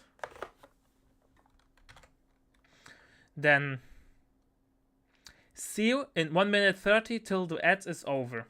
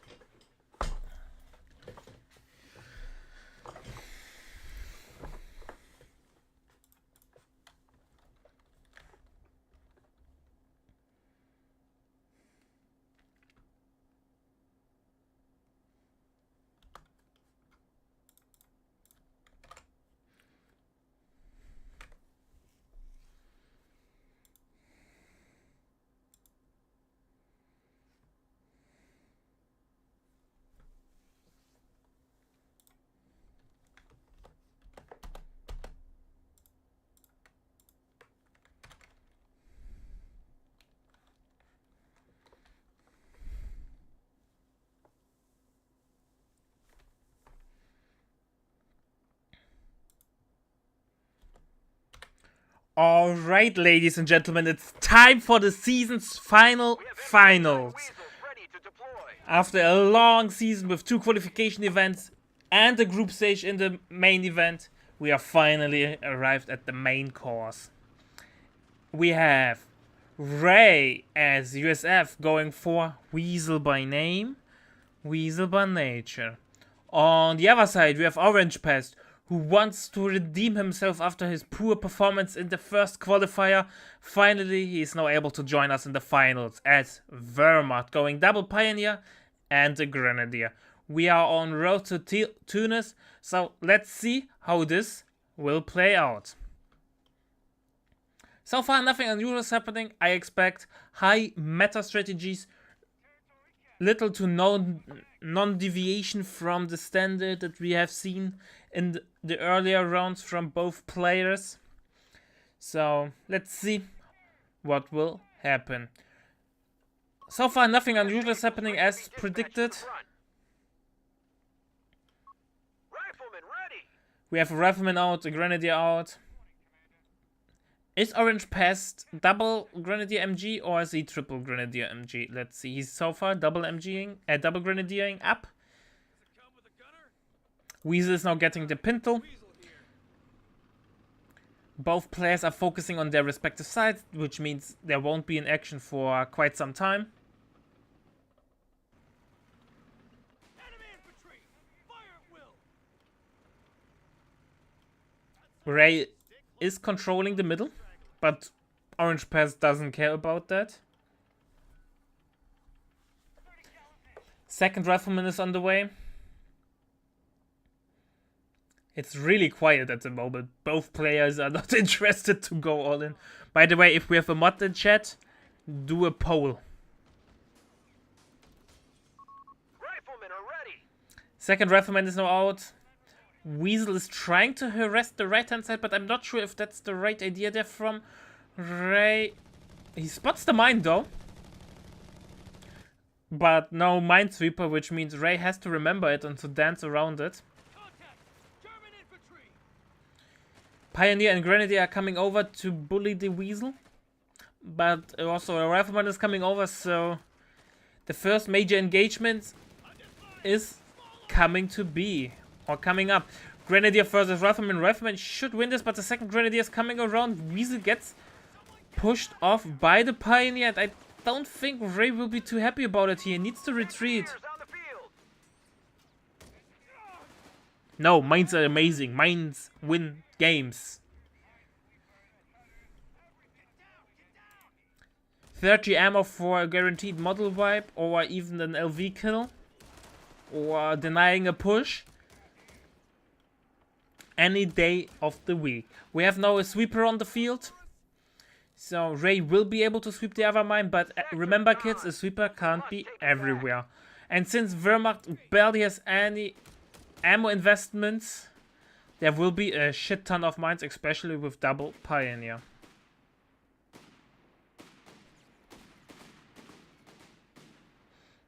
MG now on the way. Interestingly, not triple grenadier into infantry officers' quarters and then MG, but straight for MG as a 4th unit. Which might be a tier 2 play because you want to save the ammo, the fuel to get a faster 2-to-1. Nope, infantry quarter after the 4th unit.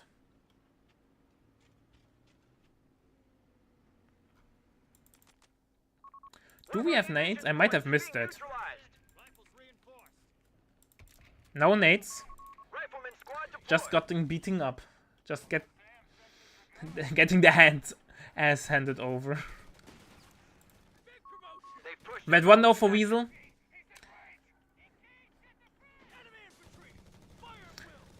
Grenadiers are in the house, so the Weasel does not have a realistic chance to deal with it, has to fall back.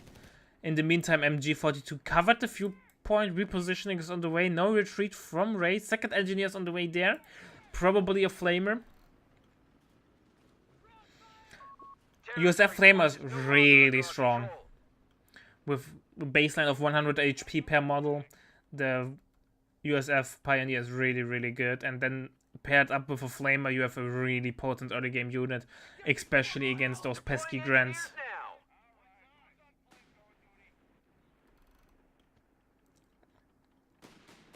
We have Panzer Grenadier quarters on the way, so no 2-to-1, but standard tier 3 play.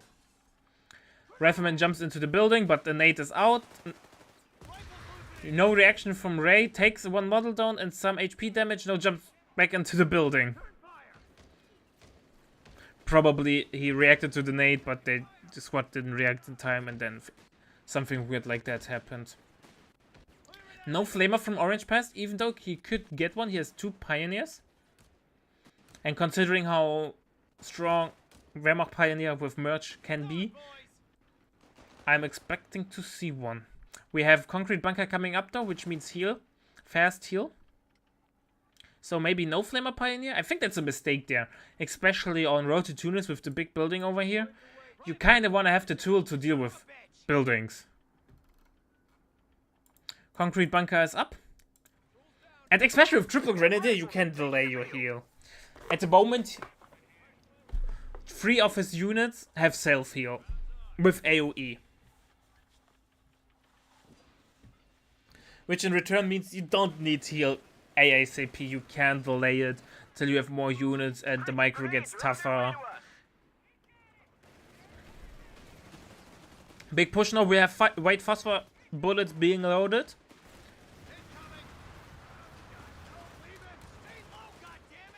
And this guy got smoked by them. Flank is coming around. Pioneer and Rifleman are in nice position. Grenadier won't hold it and full retreat there from Orange Pass.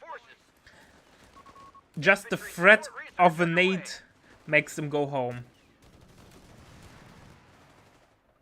We have now a Panzer Grenadier on the way from Orange Pass, so pretty standard play.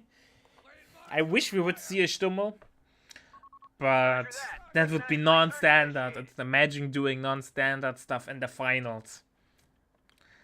A nice mine is coming down over here. And I'm surprised that Orange Pass didn't got the sweeper yet, even though he knows they're double Pioneer out. So there's a chance for mines. Rifleman in the meantime got the decap there, which puts Orange Pass under a lot of pressure. He also lost his safe 10-point fuel. So that will hurt a lot. That will reduce his income by quite a large margin. Cutoff is now getting back into his control, but the fuel point also got decapped and will be even fully capped. I think Orange Pass is not too happy about that.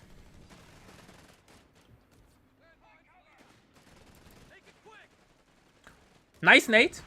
Forcing off the P-Gran and the Pioneer. Might even be a little premature considering that the Grenadier was around for a merge into the P-Gran. But suddenly this engagement looks really, really good for Ray. Weasel is doing a lot. Both riflemen are sitting in green. I think Ray moved a little bit too far back. Now loses a lot of models there. Has to retreat. But he's buying a lot of time. Satchel is out. Nice try. Rifleman is now going home, but there's no chance that he will lose it, so that's fine. We're getting Panzer Grenadier Officer Quarters, so veterans we want for the P-Gren is coming in. Mortar Pool is coming in for Ray, which means Greyhound is an option. Surplus of command. Sector lost. No contact.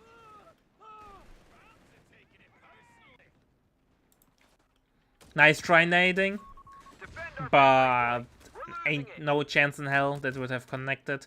Grenadier is now forced off. No fuel at the moment for... I said both players, but it's even. Second P-Gren is on the way from Orange Pest. Oh, I think it's minute 9.5, no bars. That kind of screams Greyhound timing. And now getting a second P-Gren might be a little bit greedy there from Orange Pest. Not getting an AT gun. Just being attacked. And it will hurt. He also has no ammo for an LG-40 drop. M8 Greyhound is deploying. Greyhound is out, getting side skirts. Territory sector claimed So by the enemy. Ray is team side skirts over Pintle. Because survivability is key, how it looks like it. We have now the anti-infantry loiter, but no ammo for that. And no Orange Pest will regret his second Panzer Grenadier. Greyhound is on the field. Start shipping away on the infantry there. MG might even get wiped depending on how well Ray is able to do the dice roll. Nope, he drives straight into a snare.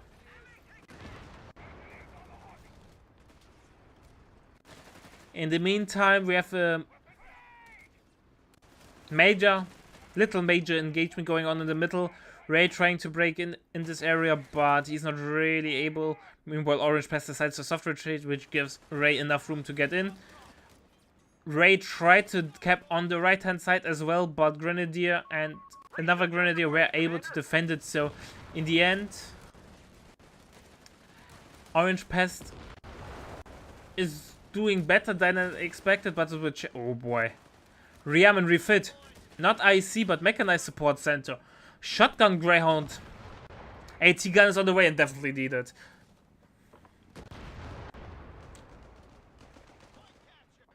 Not sure though. Obviously, shotgun Greyhound is amazing, Enemy but activity it near lacks the range. point.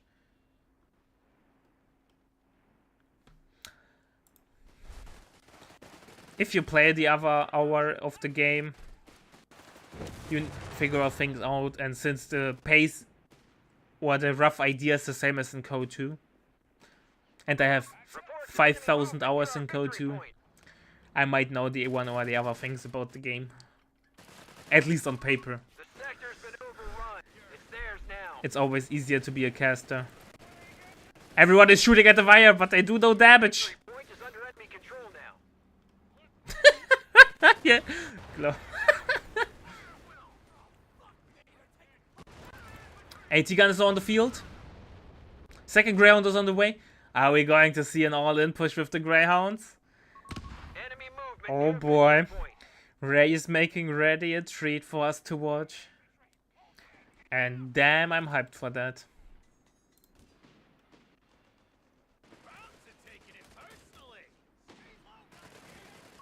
Our Greyhound is here.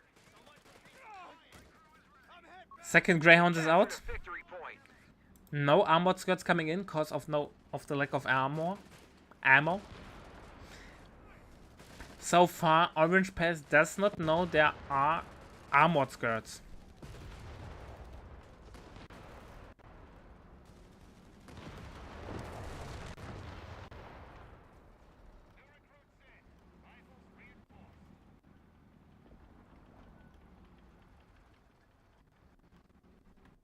Greyhound's on the hunt. Shotgun could be activated. Here we go. Nothing covers the P-Gren. That might be a wipe. Second AT gun is on the way. Grenadier should move in to deny the wipe. Shotgun was not able to do the maximum damage. Snare goes off, but there's nothing to stop the shotgun. Go inside of the bunker. Nice merge to save the day. Go inside of the bull. But it's not like in Code 2 where you can go inside of the med bunker. Sending our frontline forces. We've just lost our Greyhound. Wayne Greyhound, meanwhile, on the other side, got wiped. So it looks like a Ray's all-in strategy was not able to pan out. One more shot is needed. No armored skirts, so Damn it, Greyhound has been destroyed. MG bunkers penetrate you. And you don't have the extra health to tank another AT gun shot. And suddenly the whole tech of Ray died with 0 infect.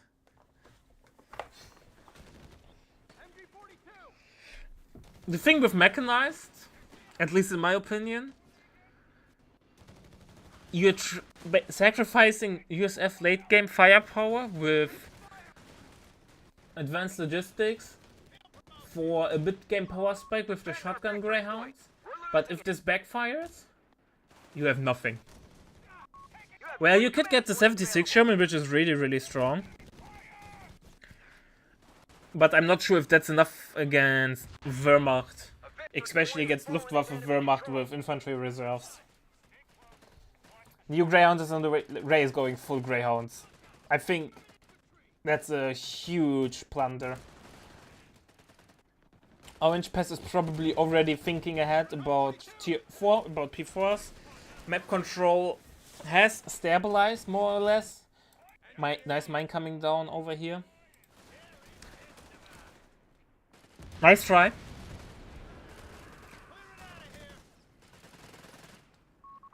victory point is under attack. We must act. Give him an answer, boys. Killing the 2 Greyhounds granted also a lot of CP for Orange Pass. I think made the things even far worse for Ray than it's already be really late heal. Oh my god. Have been carried out. To be fair though, he had heal from the Weasel, so it's not the end of the world, but the lack of the free reinforcement from the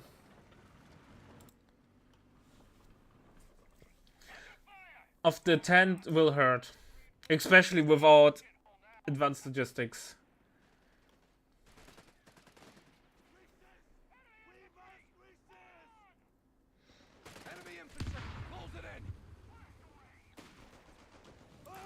No, meme stress make tournaments even more enjoyable. We don't want to see meta strategy after meta strategy after meta strategy. That's why we already in place Battlegroup Eliminator. To try to force a little bit more of the faction variety.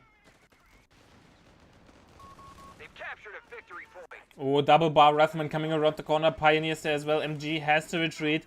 The threat of a satchel isn't that small, but it gets suppressed in time. Gentlemen, ready. I think MG retreat was there a little bit premature. He panicked there for sure once he saw the guys pulling out the Tash. Rifleman is going close. Nade out. We've lost control of a sector. 2 models down. Germans are winning this engagement. We must do something. Pigran has to retreat, and I think the Grenadier can't stay around for much longer. Or if Orange Pass is really unlucky, he might lose even the Pigran.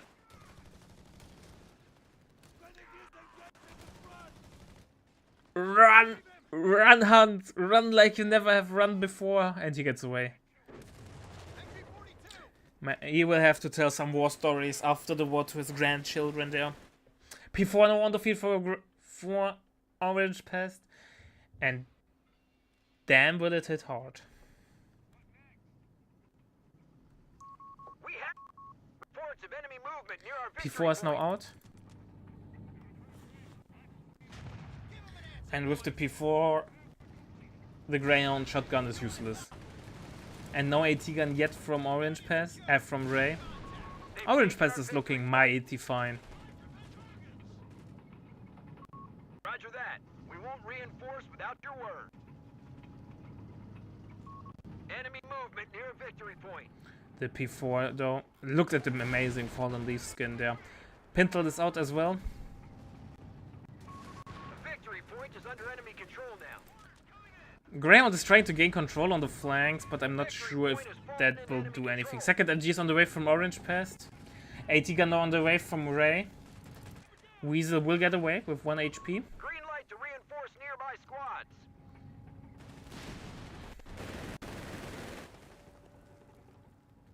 Really tough game there for Ray. After his strategy did not work out, he now has to pick up the pieces. Getting an AT gun. And sacrificing advanced logistics really reduces his late game strength.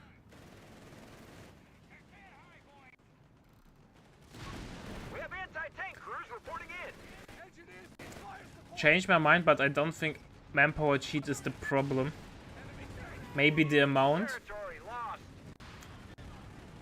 But there are other problems for sure that take the cake there, why infantry spam is so strong.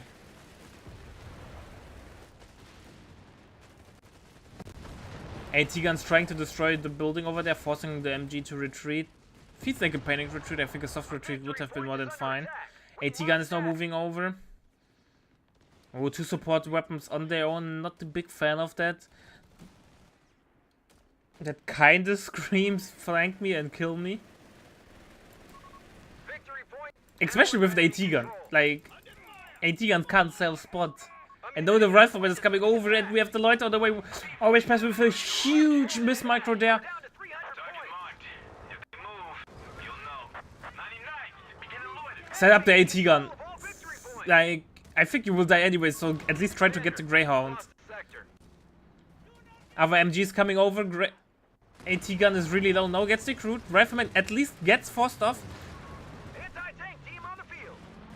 Shotgun is out. And look at the damage. Just the pure damage. P-47, loitering your target.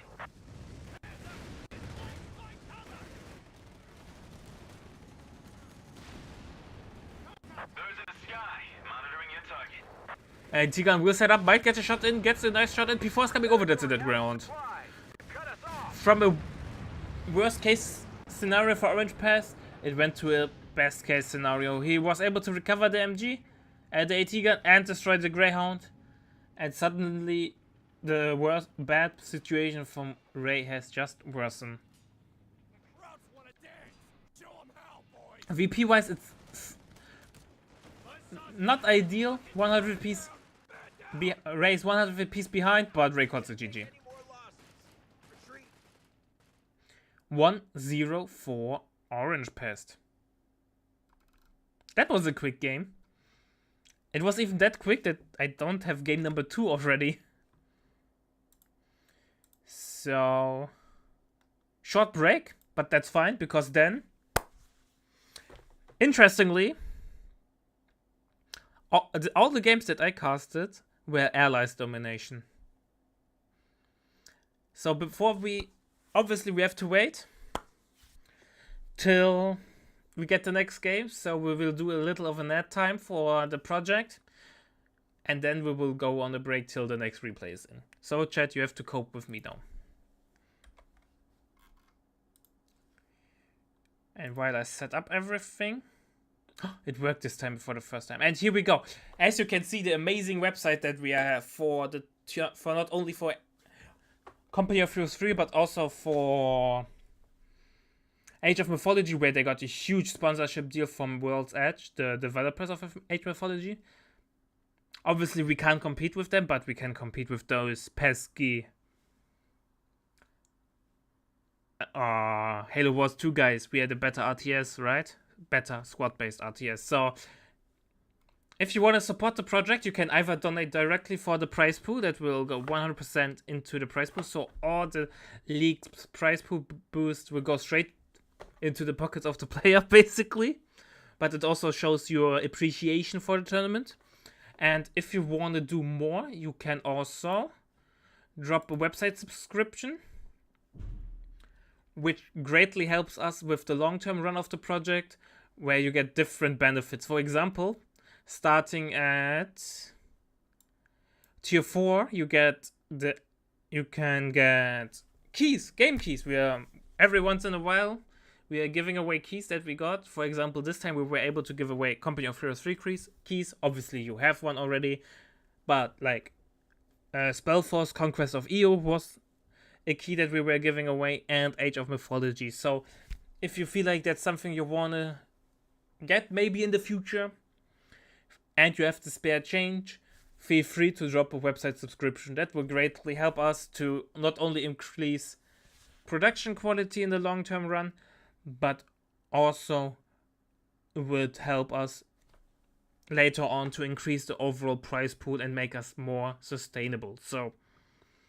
yeah, guys, hopefully see you in the next key giveaway, and see you once the next replay is in. See you in a sec. Grab something to eat, do a quick bathroom run, and see you in a sec.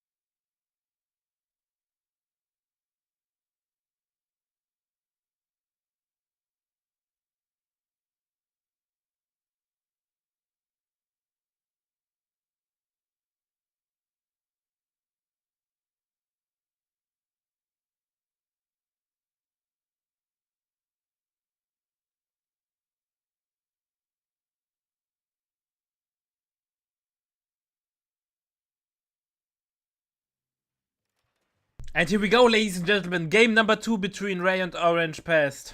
After a failed attempt of shotgunning around with Greyhounds, Ray needs to redeem himself, or will Orange Pest pull ahead. We are once again on road to 2 as Orange Pest as the Brits going double Royal Engineer. On the other side, we have Mr. Ray as Dag. And guess what? Bertha, Larry and Bike. Is it though the Resource Rush Bertha build, or is it the VP Rush? Will he make Daniel proud, or will he be making, let's say, me proud, because I enjoy the Resource Rush more. And looks like we have a third Royal Engineer on the way. So some heavy investment there. Engineers on the field and ready for your orders. Ray was faster inside of the building. So the Royal Engineer has to fall back. Now we have a little bit of a chase down going down over here. Far too close for comfort. Taking hits.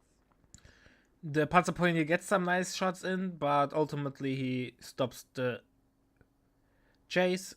And the Royal Engineer is now going towards the cutoff, how it looks like it. Meanwhile, we have the other Royal Engineer over here capping the 16-pointer. And now facing the Bertha. Commander, I'm not sure what Orange Pest is planning to do over here. Topsy, lad. Dingo is now on the way. Feels like a really long we're losing tier ammunition 1 points to enemy action. build order. No infantry sections. The Royal Engineers have a hard time getting into decent positions on this map because it's so open and so large. Therefore, you can't really ambush squads and get their close range capability going. Dingo on station. Dingo is now out though. Dingo will be a great help.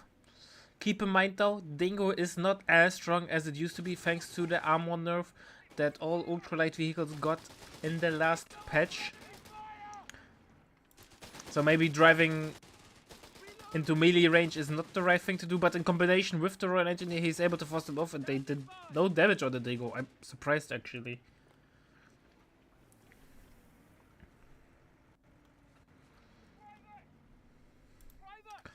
Bike doing some nice damage there, forcing off the Royal Engineers.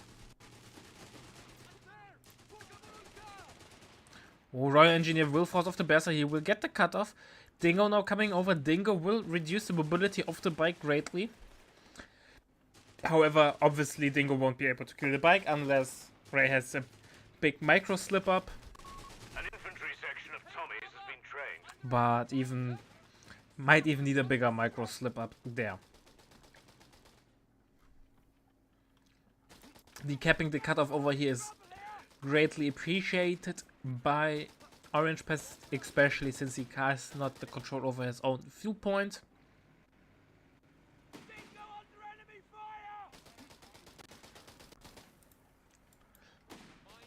Dingo getting a warm welcome there though from the Bertha. Bertha's doing Infantry decent damage, and I think Dingo has to be careful, has to fall back. We're not giving up. But with triple Royal Engineer, there surely be a Royal Engineer who has time to repair the Dingo. Meanwhile, HP-wise, Orange Pest is not looking particularly well, and considering that you want to have a lot of HP on close range squads, heal might be something that he has to consider. Keep in mind though, Dingo can heal.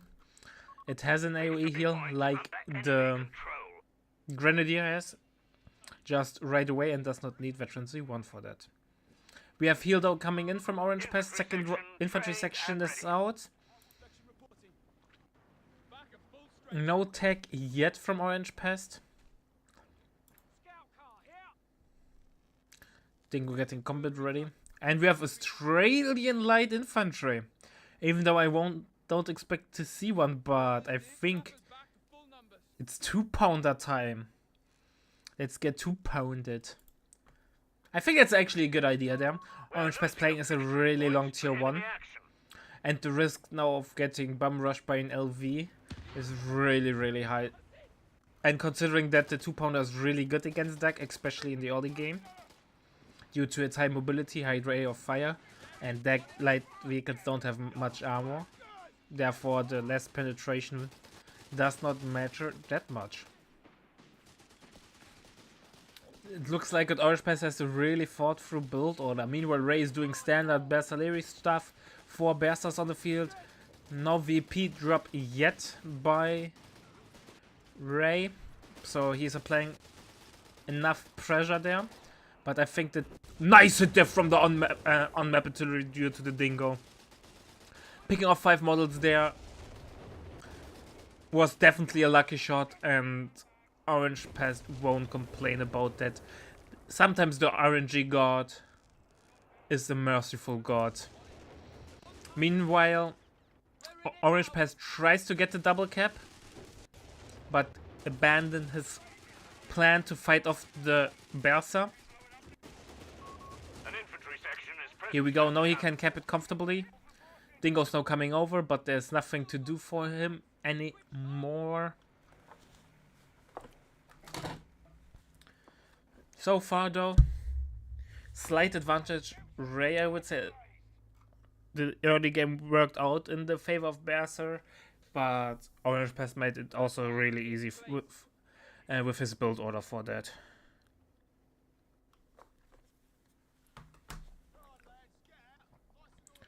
However, this will now change. We have now 3 infantry sections on the field, 3 Royal Engineers and a Dingo. A lot of firepower, a lot of capping speed. So I don't expect that Ray will be able to apply as much pressure as before till the quad comes out. Once the quad is out, obviously Losing a victory this will change immediately. We're in it now.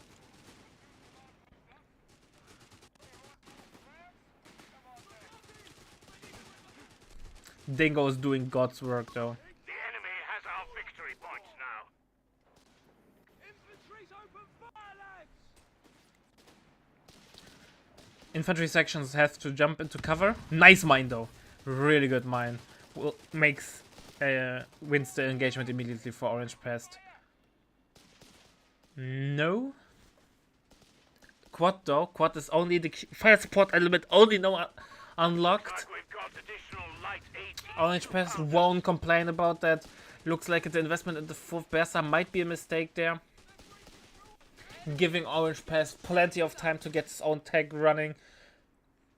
And now he will have a lot of momentum. He will now gain control over the cutoff and will decap the safe 10-point view from Orange Pass. From Ray. Stuart light tanks requisitioned. Stand by.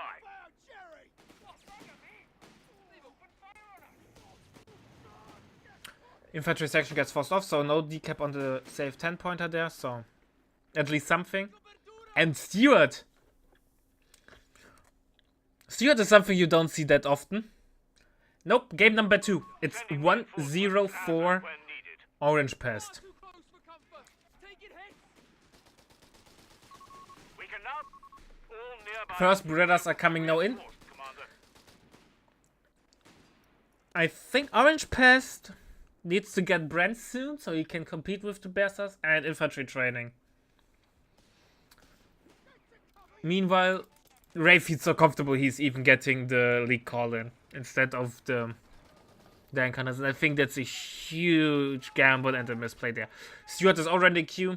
He thought like, okay, we are now minute 9, there was no Humber, so there is nothing coming, but Orange Pass will prove him wrong. Sector lost.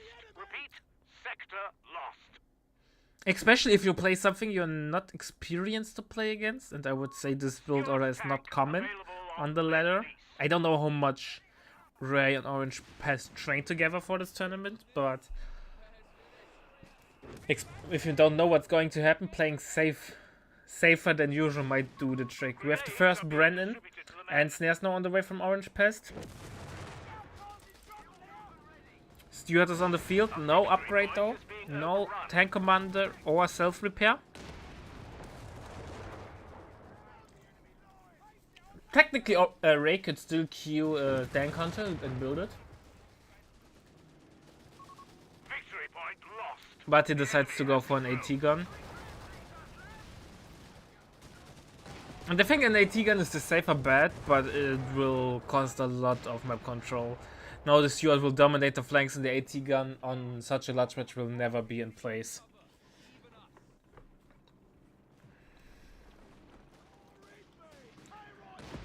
Stuart will now force off all the Bersas and a lot of advantage that Ray was able to play to gain in the earlier stages of the game now evaporate into thin air. And I'm not sure if Leak is the right call. Leak is amazing. It does a lot of damage. However, there are no support weapons at the moment on the field. No AT gun, no MG. Infantry section versus Bren obviously need to stand still. Therefore, they will suffer a lot from the Leak, but still.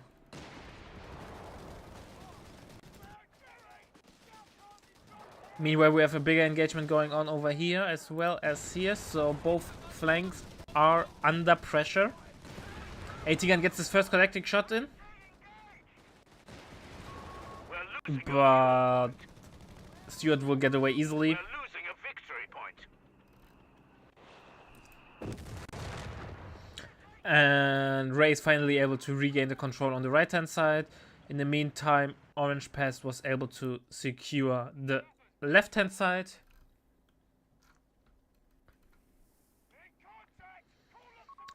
Royal Engineer and Dingo seems like are enough to deny any cap.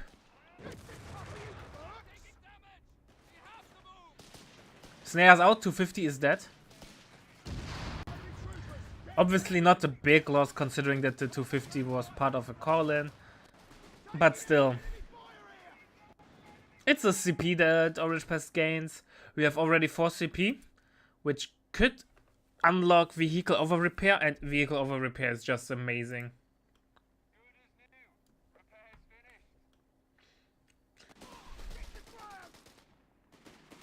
Second AT gun is on the way from Ray. Ray playing really safe there. Australian infantry support is reporting in. Okay. Excuse me? Aussie now? Do you really want to get a late or mid-game Aussie? Stuart gets another shot in from the AT gun, has to fall back. A victory point is being overrun. I'm a little bit clueless now. Like, why an Aussie? And still no infantry training. At least I think there's no infantry. Yeah, not all Royal Engineers are veterans C1. Recce package is coming in. And no over repair. I think you could unlock over repair. Or is Orange Pass... Never mind, not Archer stall. You can't really stall for an Archer because it's such a niche unit that you can't really utilize it even if it's a call-in that much. Or stall for it rather. Over repaired Stuart makes it really hard to kill, and we have also tank commander out which busts the infantry around it and grants extra vision.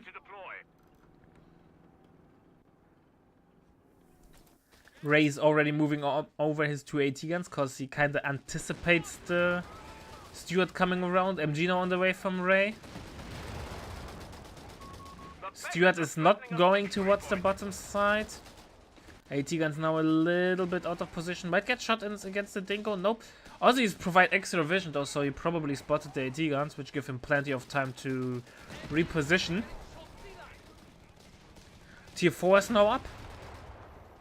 And Crusaders with over repair are just amazing. Giving a 600 HP tank 740 HP is really good. Well, no, 720 HP is amazing.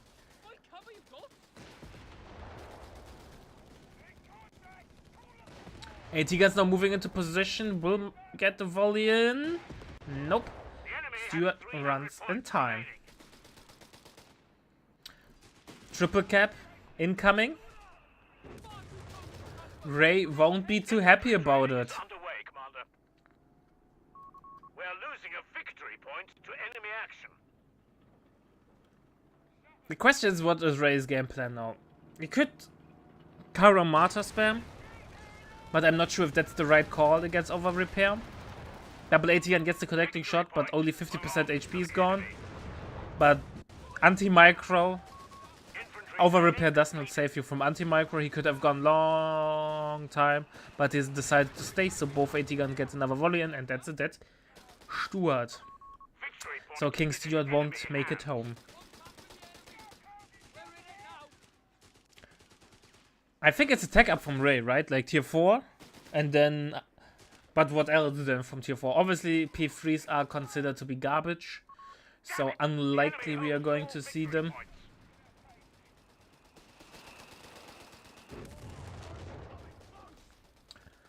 Maybe Under enemy fire, yeah? Armored Reserved and P4, or if he's going exceptionally well straight for Tiger. Like, that's the only reasonable thing, right? Tiger Store is probably the way to do it. Triple kept running into the favor of Ray, which is definitely needed. Dingo got over repaired and survived 2 AT gunshots. You love to see it. 120 bonus HP on an ultralight is a shit ton.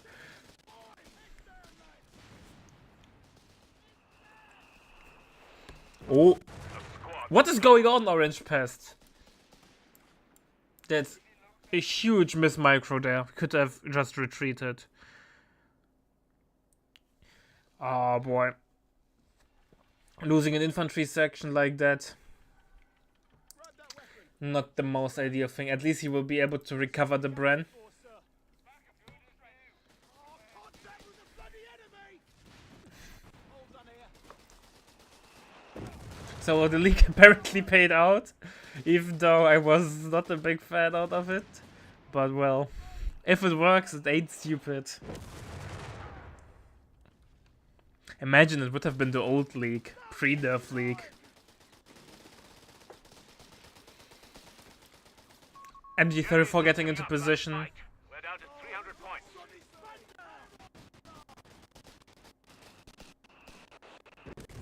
League is doing a lot of damage.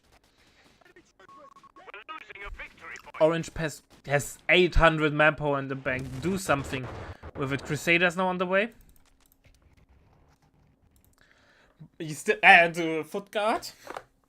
No foot guard?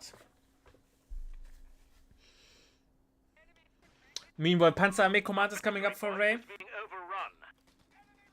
Crusader with over repair is a fun unit to play. It's it's way more forgiving regarding misplays, and also gives you more. You can go way deeper into engagement than you normally can, because you can tank one more shot before you go down. No training so far though. Let me check. I can't believe that Orange Pest forgot to check training. Ah, infantry training is in. Next is tank training though.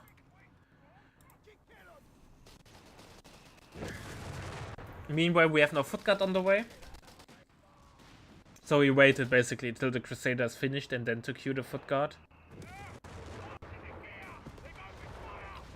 Crusader reveals it, immediately forcing off the Berser and the Flamer Pioneer. Not many mines this game. Armored Reserve being unlocked, so Tiger it is. We must counterattack.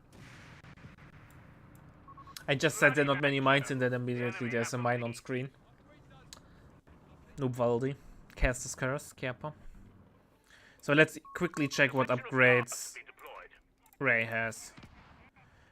VSL, The advantage is ours. Strike and that's now. it.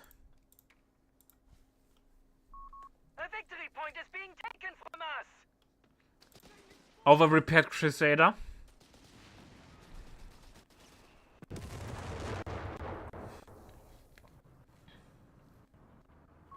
Heavy arm.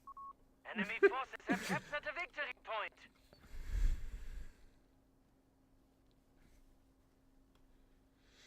VP getting decap, double cap, triple cap even on the way. Overall, Orange Pest in a nice position. However, VPs are close to even, so The enemy has taken a victory both point. players are getting their respective triple cap time, which results in even VPs.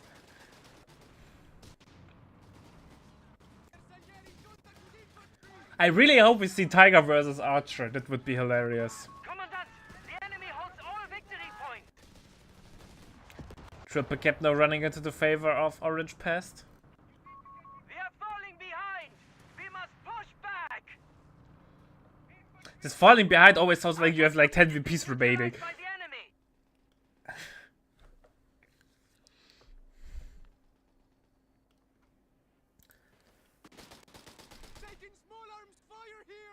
I'm not sure what. Enemy forces have claimed our sector. The game is way tamer than I'd expected. Both players are like poking on the side, sometimes in the middle.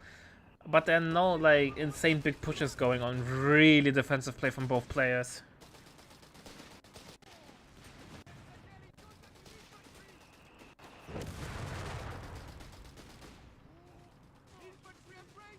Second Crusader could be an option now. I think Crusaders hunt in packs, right? So a second Crusader makes sense.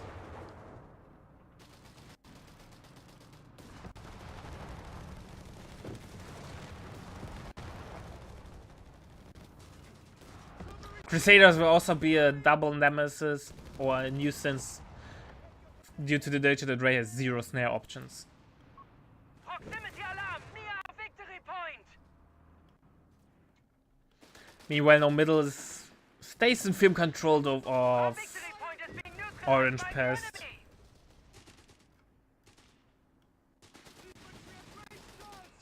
But League is doing good damage. Victory point under enemy control. The big boys though out soon. Bersaglieri in contact with infantry! Tiger 1 ready to turn the tide. Start fire! Here we go. The big boy is out. We do not hold any victory point. They had to collect all the scrap metal in North Africa to get the Tiger combat ready. VSL is already tagged, right? So it's a stock Tiger, no upgrades, no smoke, no self-repair, no rapid advance. But it's still a Tiger. And theoretically, Ray does not have enough resources to get immediately the next upgrade. Meanwhile, strength and economy and the supply run has been unlocked by Orange Pest. And Tiger immediately shows its might, nearly one-shotting the MG. We have command points that should be used.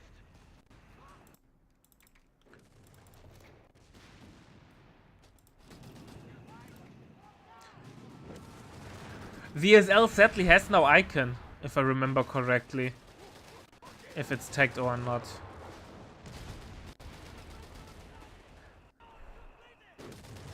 Oh boy. The thing is, what can... 17 pounder action! Oh boy, let's go.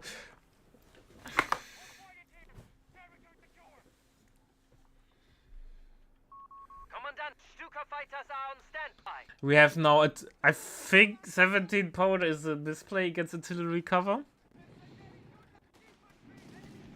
But yeah, 17 pounder is great against Tiger, obviously. Infantry at range guns! Heavy enemy fire! Tiger is showing rear armor to the front. Never do that, kids. Never do that at home.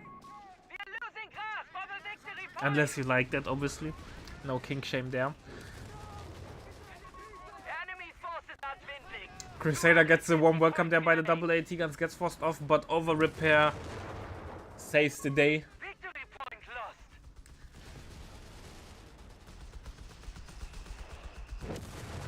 My squad is decimated! Tiger's doing... Look at the damage from the Tiger. Ray has enough resources to unlock self-repair. I think with Tiger you have to go for self-repair ASAP. Like, it's either self-repair or rapid advance. It depends on the state of the game, but... Extra mobility on the Tiger comes in really handy, but also being able to self-repair. Okay, a third AT gun. That's interesting. I don't think Ray needs a third AT gun, but he's scared probably of a Crusader all-in. And just wants to make sure that he can deal with those. But after he sees the 17 pounder, he knows there's not more Crusaders on the field. So I would cancel the third AT gun and make my tank even more tonky. Tiger just... That's a grenade! Pack 38. Proximity alarm near our The Tiger is a big beatstick.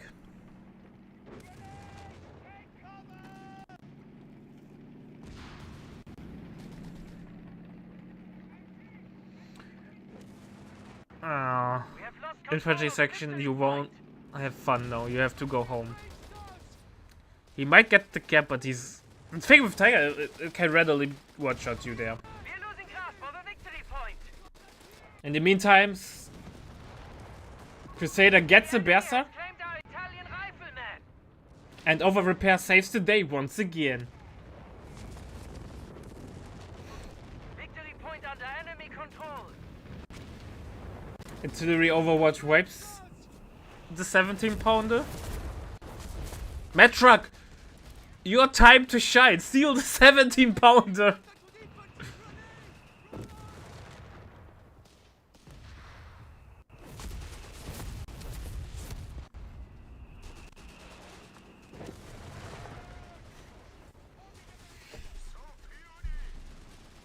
But no reaction, man. Steal it, please. Meanwhile, Orange Pass refitted the stuff. You know, I'm not getting the 17-pounder back. Our victory point is being neutralized by the enemy. Archer is now out.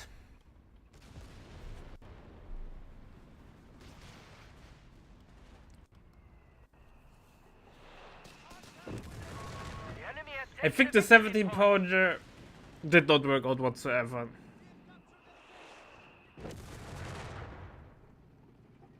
Triple AT gun though will be a problem for the Archer. Archer has really low HP, so if the AT guns get the connecting shots, even with over repair, the Archer will be in a really dicey situation.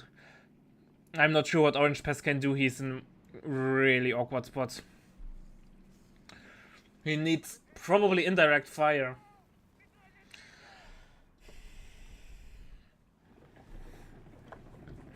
But it's not like that.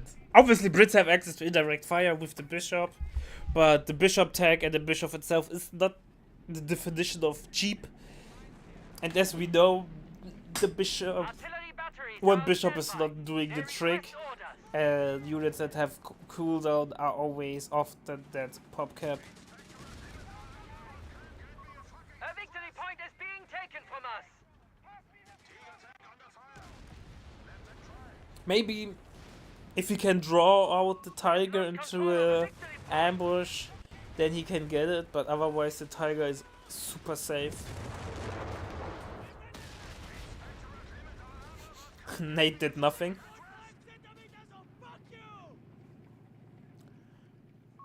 The territory sector But I is like claimed by how the Orange enemy. Pass is using the Crusader on the far, on the bottom side, on the far flank, to chase down retreating squads and basically keep VP control over flank control. Maybe a second Crusader for the top side, and then he would be fine. And use the Archer just as an emergency tank destroyer tool.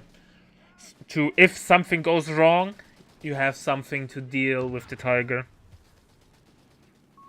Our victory point is being neutralized by the enemy. VP wise, triple cap coming in for Orange Pass. Ray is roughly 100 VPs behind.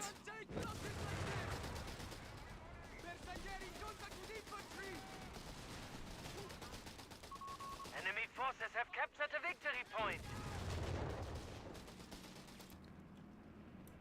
Crusaders dominating the flank.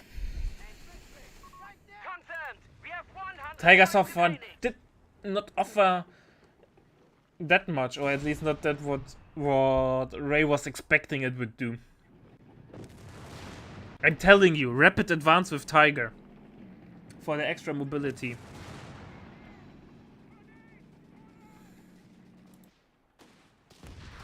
Nice try there.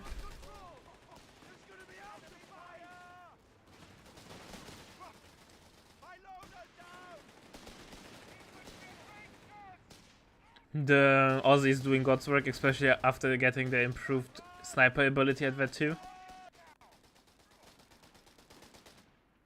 Another Crusader, I think? Matilda makes no sense, so it should be Crusader. It's so hard to distinguish the British tanks by the icon. Yeah.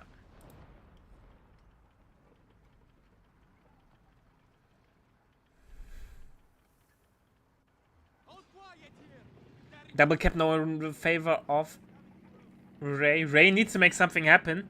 He's already below 100 VPs and he's now slowly but steadily approaching the danger zone. Ray is flooding a lot of manpower, 400. He's pop capped. So please, for the love of God, get the upgrades for the Tiger. Self repair is unlocked. The victory point is being taken from us.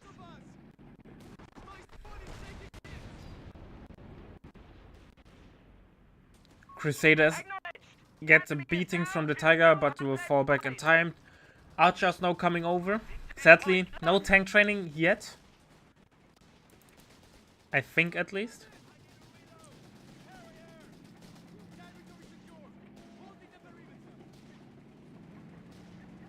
Oh, look at the damage from the Archer if he gets a shot in. Victory point under enemy control. Shoot, Archer! Our munitions point is being Nope. neutralized by Archer decides to run again.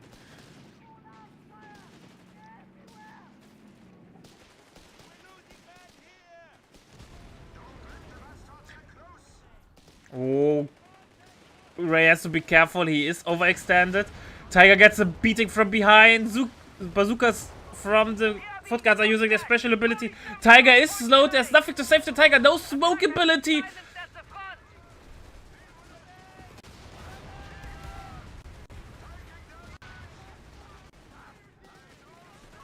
Enemy forces have engaged our Panzerarmee command post.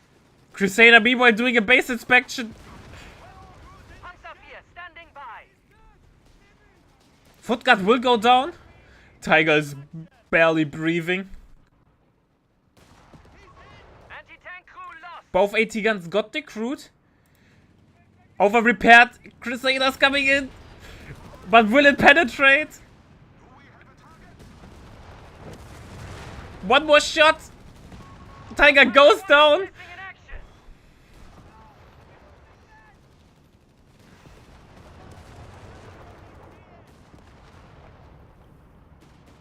I know he got the P4. The P4 will never catch up with the Crusaders. Orange Pest will get home unscathed. Ju-87 entering the fray. Ground attack. Inbound. It's 1-0 for Orange Pest. Fuel depleted. Healing out. Oh, that's a dead Archer though. Nope. AT guns are not close by, so he can't really be aggressive. Over repair came in clutch. And Ray just called in the P4, so Tiger is now 5 minutes away. No, 6 minutes even.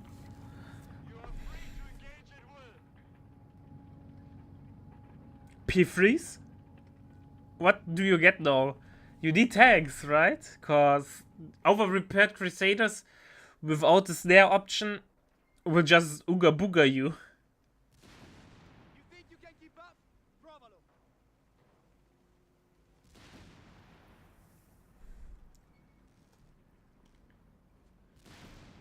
Provalo. I'm not sure.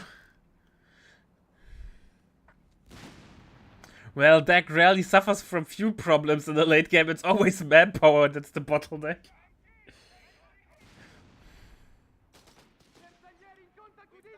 Double Tiger, thanks to recovery vehicle. That would do the trick.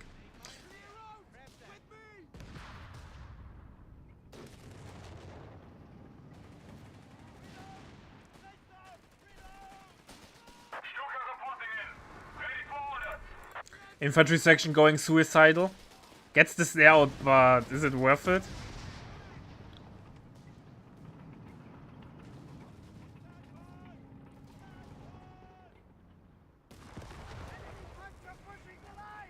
AT guns are coming over.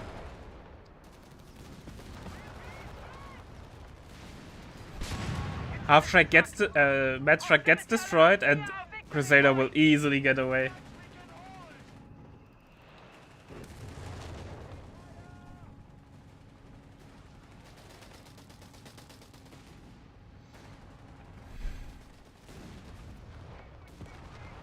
The constant harassment from the Crusader in the base, man.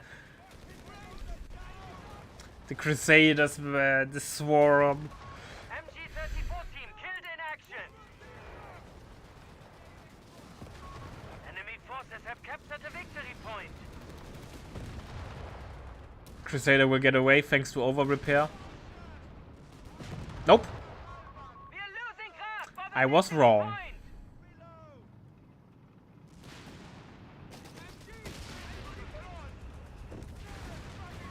We have lost control of the victory point. Ray is slowly falling apart. Here we go. Artillery cover is coming in. Our final 50 points hang by a thread.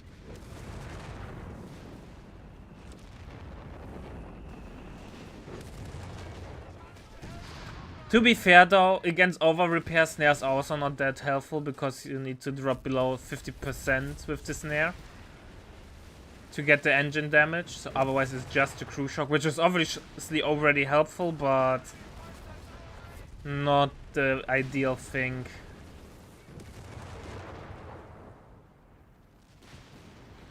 Double cap now coming into the favor of Ray. Ray needs to make something happen there. Orange Pest otherwise will win only with 26 pieces in the bank. The room for error is really small. Taking full on fire here. 1-0 Orange Pest. And looks soon to be a 2-0. A victory point is being taken from us.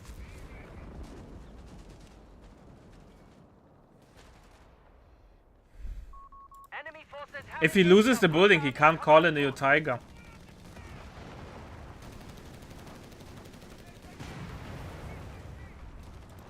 This is game. The enemy has taken a victory point.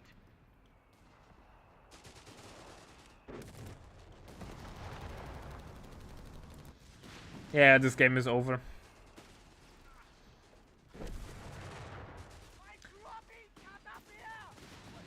I assume Ray tries to drain every VP possible to make it into a game 5. So get faction pick for a potential game 5.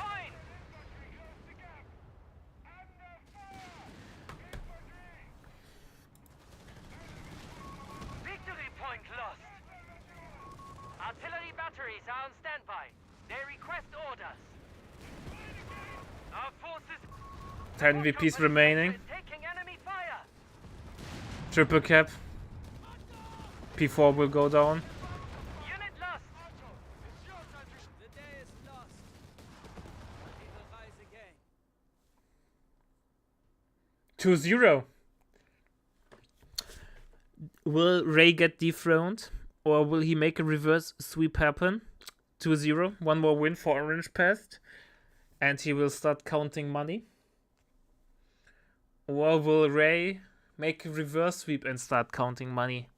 I don't know.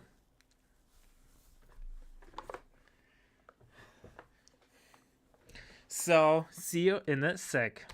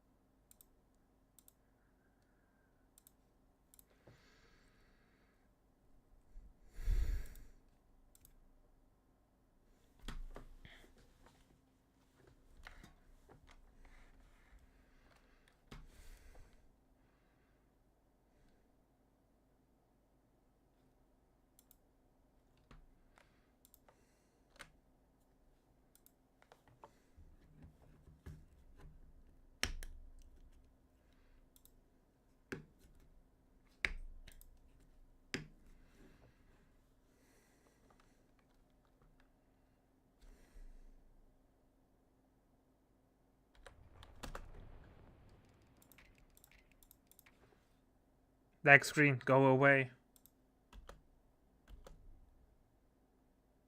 Here we go. Alright, chat. Game number 2. No, game number 3. What I'm talking about between Ray and Orange Pest. One more game, and Orange Pest will call himself the winner of Operation Torch, the first season of the MetaPlays event. Or will Ray make a reverse sweep happen and win 3-2 and show off that he's the greatest, the best? He won both qualification events by a landslide, but looks like he found his master in Orange Pest. We have Ray as Brits this time, going for heavy armor, going triple Royal Engineer start. On the other side, we have Orange Pest as Wehrmacht, going Grenadier, Pioneer, and we on Villa Fiore. So far, not much is going on.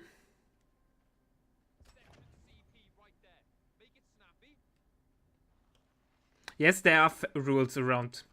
They alternate between each faction between the games, and each battle group can only be played once. The battle group eliminator though resets in the finals. In the game 5, sorry.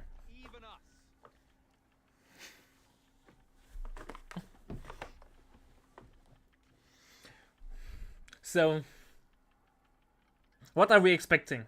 Royal Engineer spam with heavy armor battle group into Crusader AA, Corlin into Black Prince, or something different there. Ray doing the same shenanigans that Orange Pest did last game, triple Royal Engineer into Dingo. I did the prediction.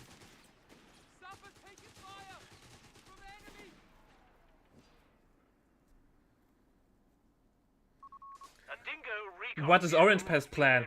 Mechanized battle group. Are we going to see some 8-rad action? Aha.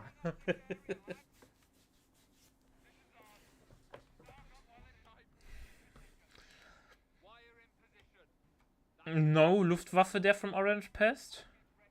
Did he pick it already in an earlier stage? Yeah, game number 1 he picked it, right? So he can't do it again, and I would consider Luftwaffe the strongest Wehrmacht doctrine at the moment.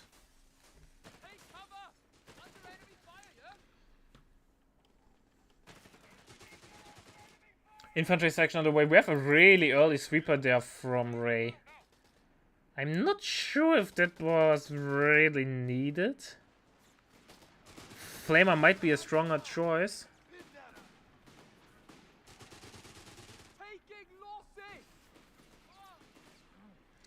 Dingo has to run. Dingo has perfect issues. Dingo should run. And Royal Engineer as well. That might be a dead Royal Engineer. Ray not off to a good start.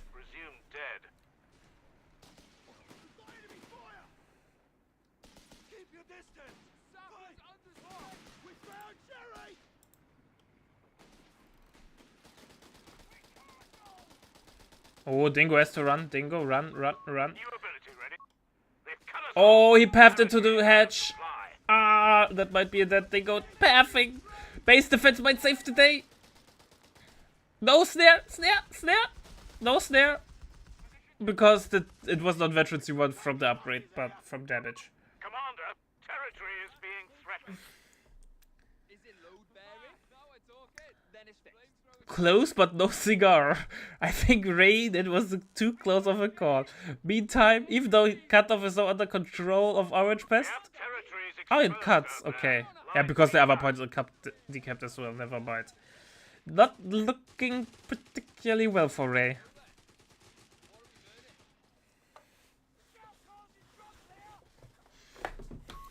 Sector overrun. The enemy has it. Not sure. I think the whole plan kind of fall apart for Ray, at least what he planned.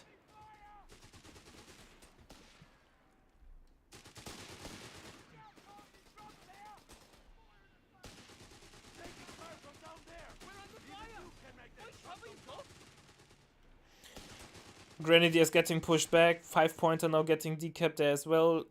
Ray kind of stabilized, but lacking the control over the cutoffs. giving Orange Pass plenty of time to get the techs rolling. Panzer Grenadier quarters coming in and bunker for heal. String up. Infantry section trained and ready. Rifle section reporting.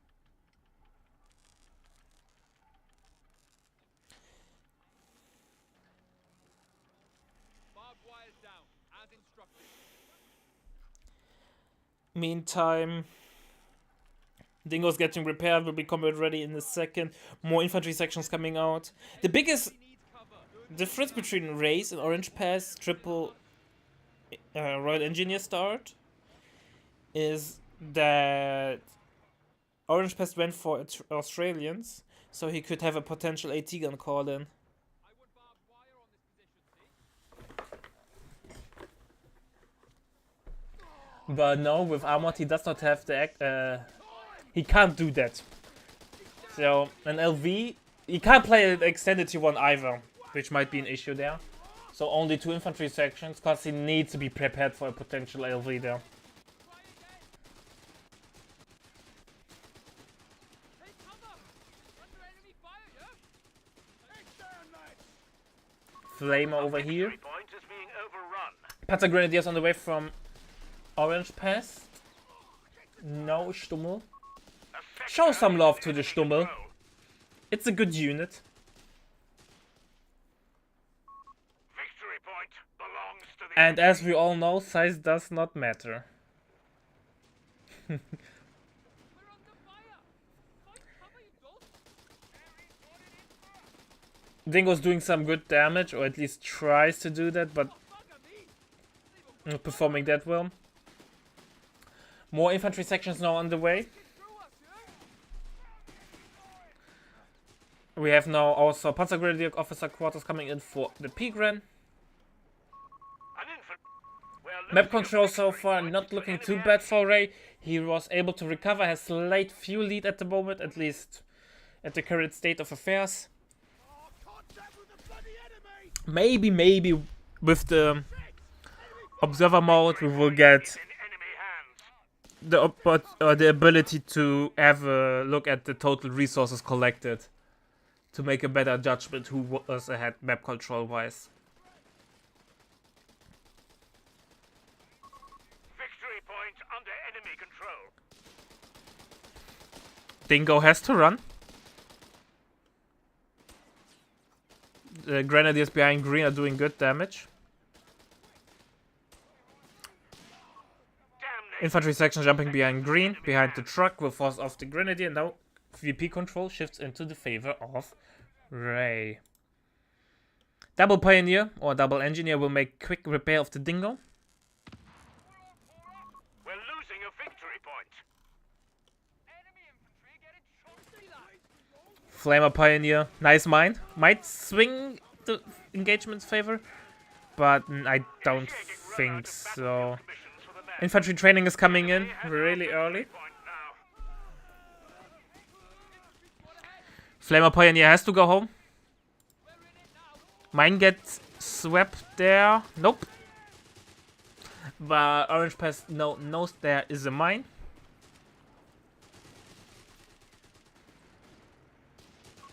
Infantry training completed. We found Jerry.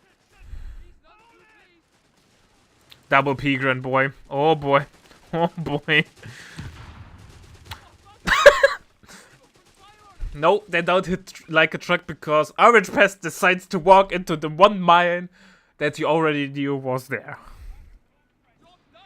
Because kids, that's how the good players do things. I would never forget. I probably many people don't know that because it's such a long time ago. But during Master League, in the earlier stages, Ray, back in the days known as Asher, I think it was against Kimbo. He had his AEC parked on his own mine. It was really low HP, and then the A munitions point. 222 from the Wehrmacht player triggered the mine and killed the mine. Triggered the mine, and the mine killed his own AEC. So don't do things like that. If you know there's a mine, avoid it like the plague. It doesn't matter if it's an enemy mine or a friendly mine. Cause there's nothing worse than standing on your own mine which gets detonated by the enemy by accident. Or even worse, by your own fire. Pigram will now force off the Flamer Pioneer. Flamer Pioneer is really low HP.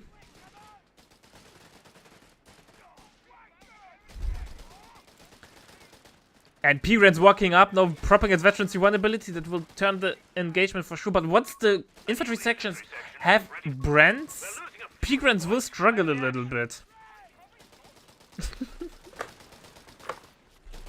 Oh, Dingo will die. Or not. 1 HP is enough to get away. The Dingo will just be... stays alive by duct tape and belief and hope.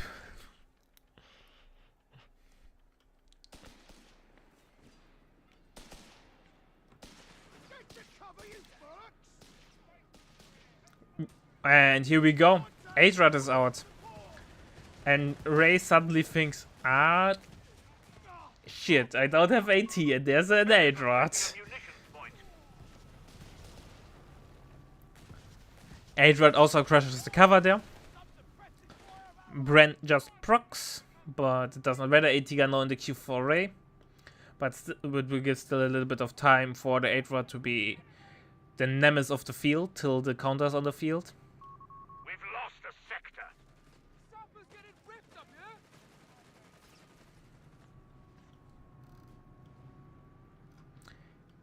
Adrad will be a problem, for sure. The enemy has claimed a sector. However, I think Ray will go for the Crusader A call-in, and then with AT in support, the double Adrad strategy from Ray, from Orange Pest, might not work out as well, or not as good. Obviously, the Crusader AA won't counter this nonsense. Victory point lost. The enemy has Yeah, no, it's unlocked. anti-air tanks are available. AT gun has a nice position, gets a shot in, maybe a follow-up shot. No, smoke saves the day. Sector lost. 160 manpower away till call-in. Will Ray sit that out or will he reinforce? It looks like he's reinforcing. He is not eager to sacrifice map presence for the faster AA tank.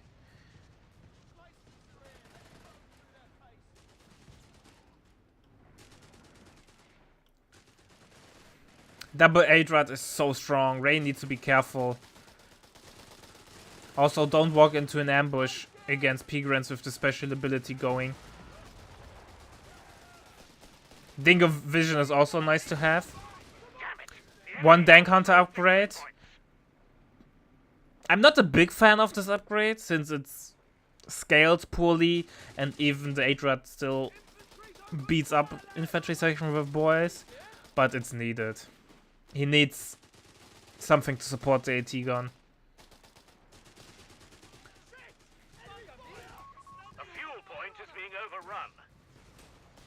Ray now needs to keep control at least vision on the flank, so the AT gun is not getting overrun. Be withdrawn from the battlefield on your word. To be honest, I wouldn't withdraw the Dingo Ray. Please don't do that.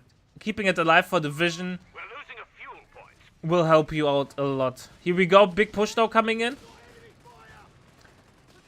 2-0-4 Orange The Pest. enemy have taken our territory.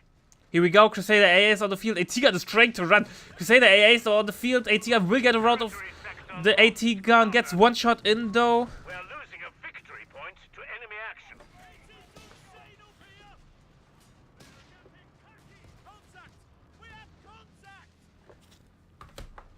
And Crusader A saves the day, but there's no AT at the moment on the field. Pigrams can't there. Crusader A will like, I will go in. We have vehicles on standby. Not sure if he can get the wipe, but maybe on one. Looks like the Adrads are fast enough to get away though, so... Oh, getting double snared.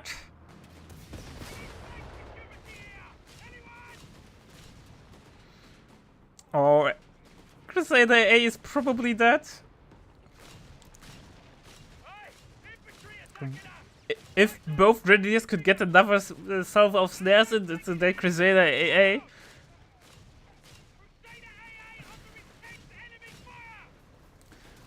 And that's GG then, I would say. The Bosch are pushing hard. We're down to 250. We will force off one Grenadier, that will save the day! Yeesh, why are you stopping, kid? What? No contact.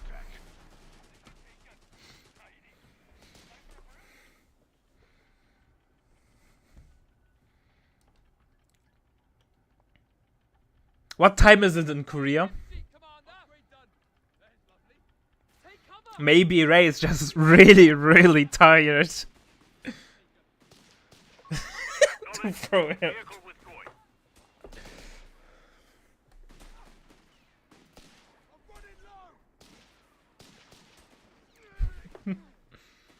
Oh boy, oh boy. Dingo will get turned into another Colin. The Crusader cruiser. advantage, if you want to call it like that Armored Battle Group has, even if it's going shitty, you can still try to stall Report for justice. 7 CPs and go for the Black Prince and just play with Collins and try to keep your manpower economy going without, because you don't have to tag. Yes, Korea has mandatory military service, and I think Vehicles on standby. Ray already did his. Victory point under enemy control. Contact with the enemy. We're in it now. Crusader A has to run. Double Flamer Pioneer though, Enemy ground force. forcing off the Grenadier. Sector. We're under fire. Fight cover, you got. Jerry, taking us apart. Over the wall. Quick now. Crusader A getting repaired. Oh, bugger me. I think once Ray gets the second AT gun out, and maybe gets armor training in, and then the second Bran, he has the opportunity to restabilize. Threatening a victory Orange Pest has to attack. Panther is not the best call-in tank if you want to go for it. for men.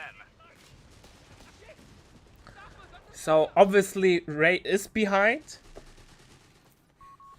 but with Armored Battle Group and the call-ins, there's a little bit of more room for error. Unless Ray decides to donate his AT gun. Report. One of our anti-tank guns is gone. Because you don't need AT guns as well, so it looks like it. And why kept the AT gun now? He's lucky that the bundle was not thrown better by Orange Fist. Just wait till the P-Grade is forced off and then cap it safely. Sappers under strength. Far too close for comfort. Taking hits. The beggars are threatening a fuel point. I don't know, kids. Ray struggles for map control. He's barely able to keep the middle under his control. A victory point is being Meanwhile, everything else is doing a heavy beating. We have command points available for use. Run, boy, run. The enemy P-Rents are just such a big problem there.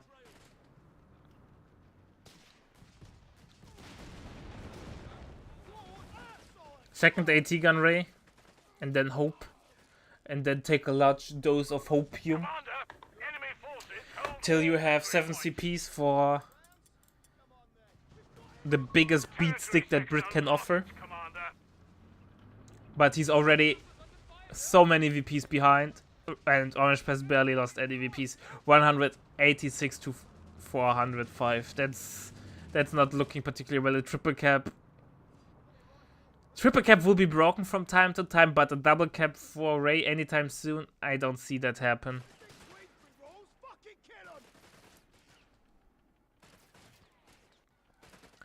He might be out of VPs before the Black Prince hits the field. P4 is now on the way. The pressure is mounting astronomically. Well, he could refit the Crusader AA to get the fuel for the Black Prince. So that's not the problem. I would say the getting the VPs is the problem. Unless he's able to see that AT gun there from Orange Pest. But the merch will come in and saves the AT gun. Sectors in enemy hands.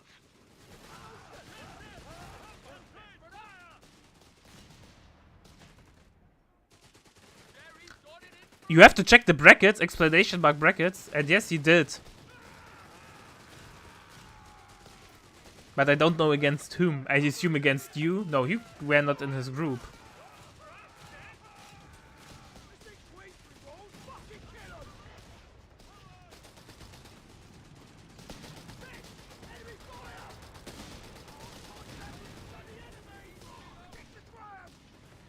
Alright, Grenadiers was back. Looks like maybe triple cap will be broken, will be turned into a double cap. Nope, Adra jumps into the fray there. Snare goes off, P4 is really, really low. AT gun might get into a position. Boys are doing boys thing and doing a little bit of chip damage over time.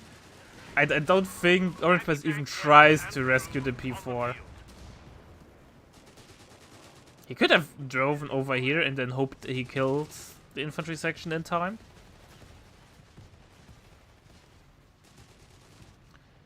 It's something, not much, but it's something. We're losing a victory point to enemy action. Where the fuck did they come from? Yeah, double cap, 8 on the flag is just... Lost an anti-tank gun. Double 8 are such a problem. Yeah, he's going for bottom VP. Guess who's already waiting?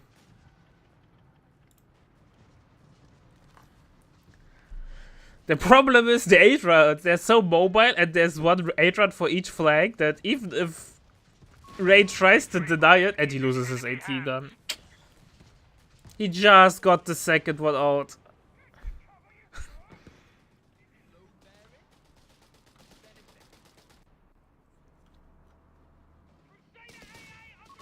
All victory points are under enemy control. We must counterattack. Yeah, Egg. I don't think you win the war. 52, 49 VPs. A-15 Crusader is on station. Second Crusader A is on the field. He needs something on the field immediately, so he gets the second one.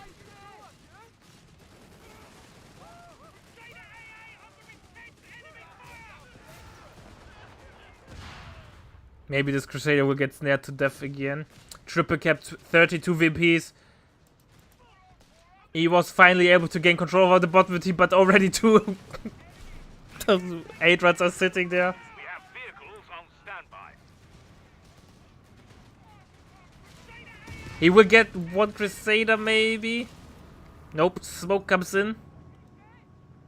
22 VPs, 21 VPs.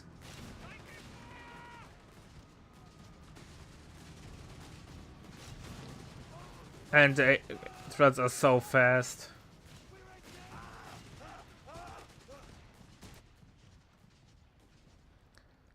Double 60 VPs remaining, boys.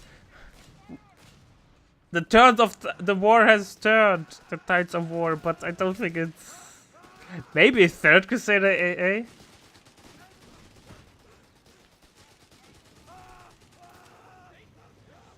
He can't wait for a Black Prince. That's suicide with 6 VPs. He needs to mount pressure. Somehow keep Orange Pest off the VPs. But Orange Pest is in a comfortable position. Maybe also the other AT gun got decrewed. But got it destroyed? Nope, so it's not the end of the world. Sweep us away, focus on the fight. What a beauty! Flag raise!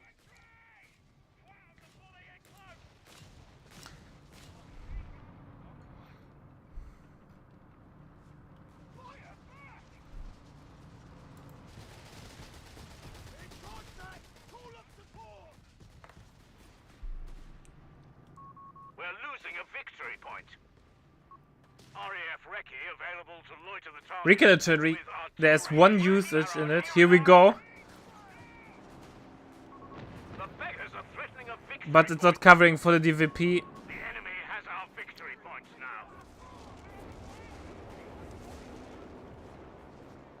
And there's no...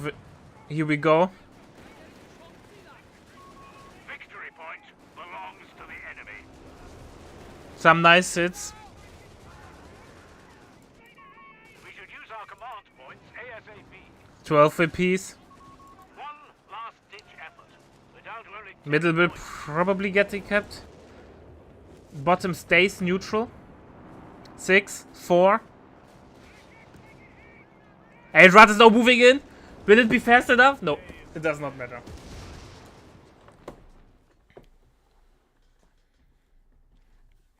Free 0, man.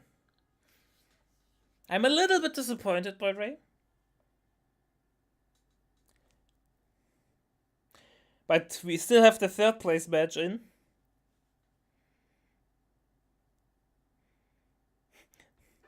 So don't run away. Give me a second and then we will be back. See you in a sec.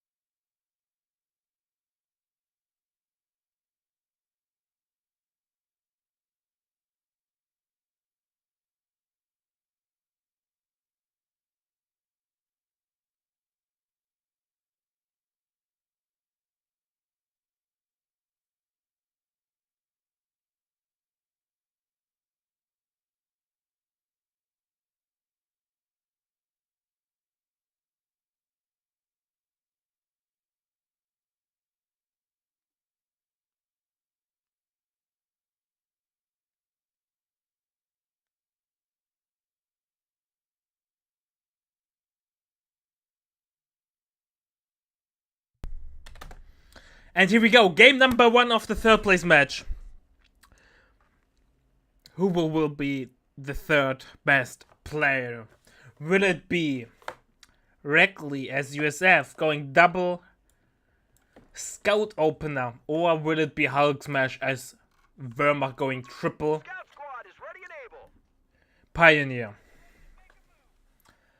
Or we are on Twin Beaches, so let's see.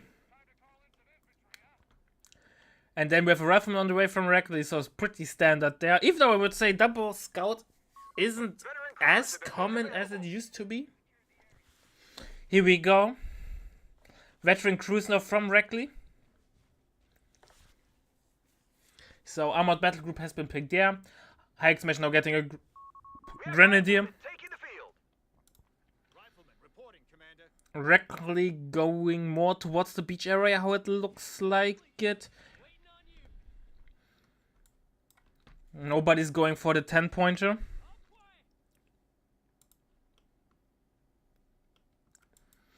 Cut off getting kept there. Hike Smash is also more focusing towards the beach area, but they're also only Pioneers. So they're not the strongest. Stay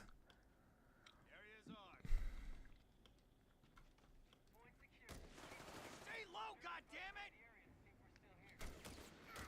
Grenadier and Rifleman have their first engagement down the middle lane. Not the most common first engagement on Twin Beaches.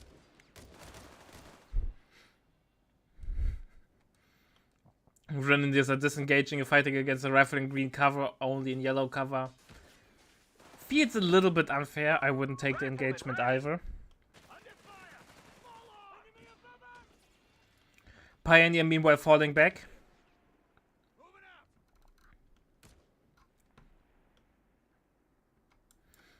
Why is the Pioneer hiding? It could go for the ammo point. Oh, Scout versus 2 Pioneers. But the Scout will be in a building ASAP. So, yeah. Hacksmash decides not to take the engagement. He's now running a little bit back and forth, but it does not matter. Hill is only being kept now. It looks like it both players assumed the other one will go for it until Rackley checked for it and then like, oh, there is nobody. I can cap it. Double Grenadier though coming around now. Slightly exposed there, so Grenadiers are in a better position.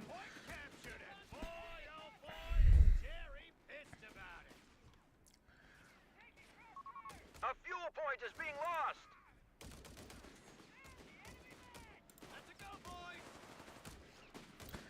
Double Grenadier against double Rifleman long range and Scout versus Scout on both sides. Scout versus Pioneer on both sides.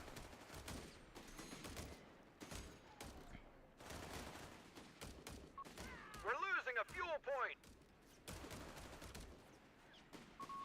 Sector gone. Grenadier number 3 is out and immediately infantry quarters is coming in. Officer quarters.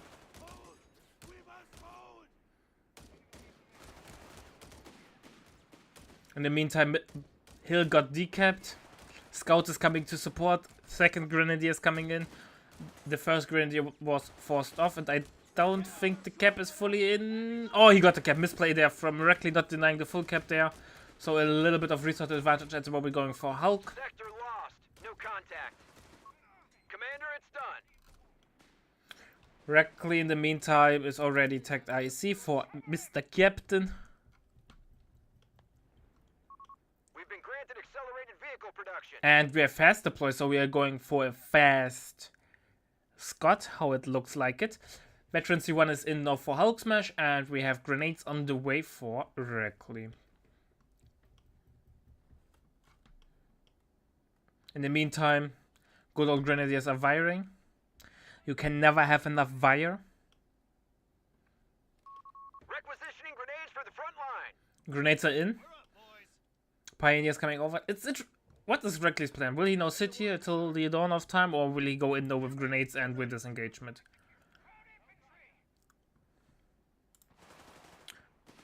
Now with Veteran C1, the Grenadier has a slight advantage there. Once it's behind green cover, behind those bushes, maybe even behind green cover, behind this rock. But that might be so long range that the damage output isn't that great, yeah. Rifleman even can't shoot back because it's that far away. Hulk Smash is in a decent position, nade out, but gets only HP damage in 2 models. Only HP damage there, Kiappa. Hulk Smash is going for Luftwaffe Company. And this engagement went really bad for Rackley.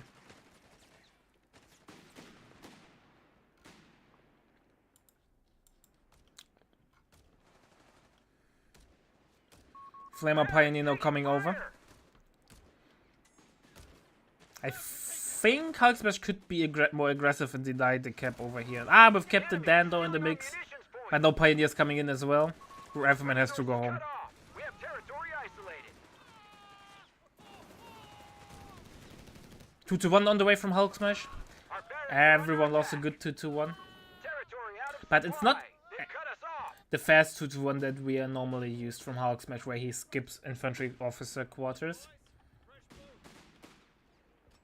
Maybe he's luring Rackley into a false sense of security. There won't be a 2-1, it will be a standard here free play. We've lost the territory sector.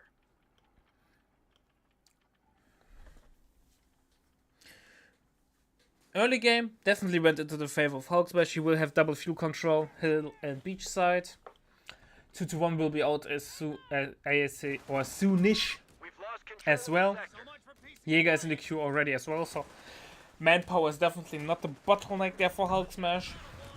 Nice retreat nade though, might get the Pioneer. Pioneer goes down, first wipe of the game. It's only a Pioneer, but still, a wipe is a wipe. Jump to it, boys. Crowd's got us pegged. Grenadier's getting some nice shots in.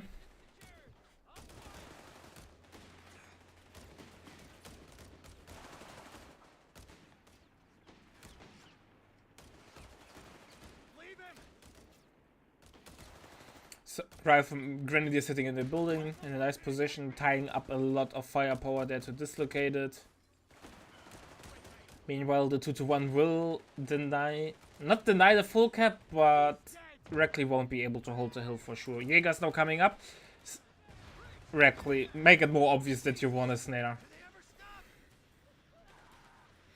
Jaegers get their G43 upgrade, which by the way works like the G43 from the GLIs from Code 2, where you have to stand still because they have shitty moving accuracy. They don't get the sniper shot, but they get the same like system or the same idea. They are not like the Grenadier G43 where like run and gun is the game. Greyhound on the way from Reckley. The sector's been overrun. It's theirs now. 2-1 already Veteran C1, probably because of Veteran C1 tech. 20mm gun on the way from Hulk Smash, fuck 30. Greyhound, oh boy, oh boy. 2-1 has to run. But I don't think Reckley can get both wipes, Pioneer or 2-1. Both are not an option. 2-1 gets away, but the Flamer Pioneer pays the ultimate sacrifice.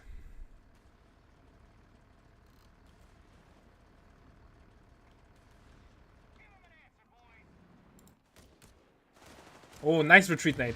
Reckley tries to show off with those retreat nades, but too many nades is also not something you want to do because it delays your second bar. Or side skirts or pintle for the Greyhound. Ready to spend. Reckley is now getting an AT gun. Breach! Grenade, grenade, grenade that, grenade that! Yes! Sadly, it's not the bundle. Oh, and they're bugged out. Commander, we've lost the sector. And that's kids why we don't use breach. I'm hit bad. Look at the damage that he took. Leave him. Target secured. We have anti-tank crews reporting in. Neil even lost the rifleman there solely because he used breach. They're gonna overwhelm us. We have the 2-1 by the way with the big boy anti-tank rifle. Jaeger against Scout. I think the Scout will lose this engagement by a landslide. Captain Dan tries to help, but even not even sure if Dan can help there.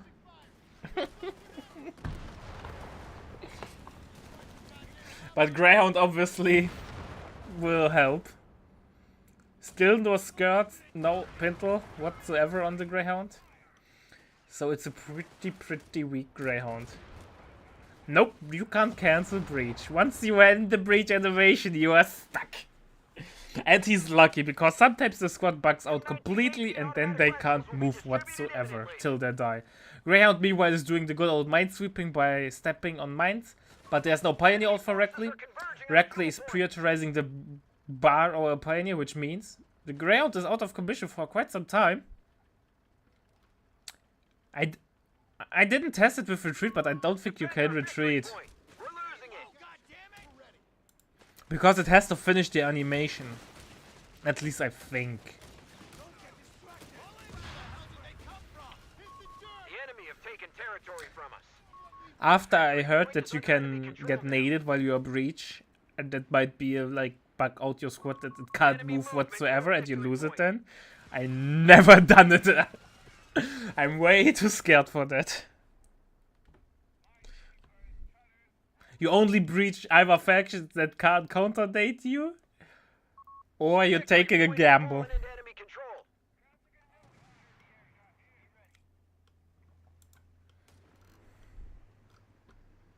Tutuval is now coming over, but there is no Greyhound. Bars are now out. Second Jäger's on the third Jäger's on the field.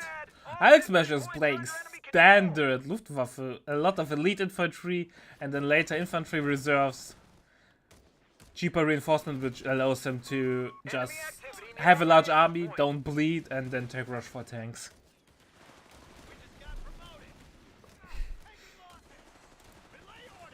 Yeah, MGs for example you can breed, but keep in mind if there's another squad that can date is close by, you might even reconsider that.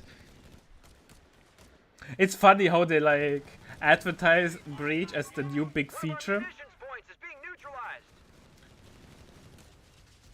and it's absolutely useless, and it's even dangerous because it might bug out your squad. We must pull this back. We're down to 300 points. One Shrek Jäger. Rifleman down. No survivors. Nice try, Rackley, but your rifleman was already dead before the smoke propped. Still no skirts on the Greyhound.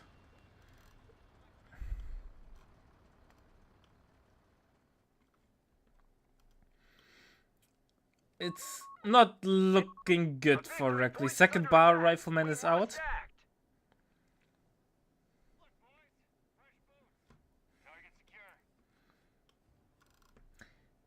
Meanwhile, we have no Panzer Company coming up from A fuel Hulk point is smash. being seized by the enemy. And he's now really close to infantry reserves. And once he has infantry reserves in those Jaegers, they will be that cheap to reinforce, and there will be a Nemesis. Battle is in our favor. Secure our victory. Double cap running into the favor of Hulk smash. Command points should be assigned when possible. Oh, healing the... And don't merge! Don't merge! Don't merge! Don't merge! Please. No! Because merge cancels heal. He could have healed the Jaeger fully. The enemy has cut us off. He could have waited till the Jaeger's fully healed and then merge.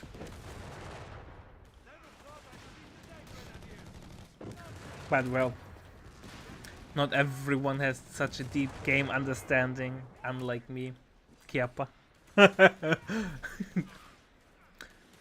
Beware of sarcasm. Bar Rifleman gets forced off by the Jaegers. Standing in no cover versus green cover might not be the deal, but Greyhound loves those bunched up squads.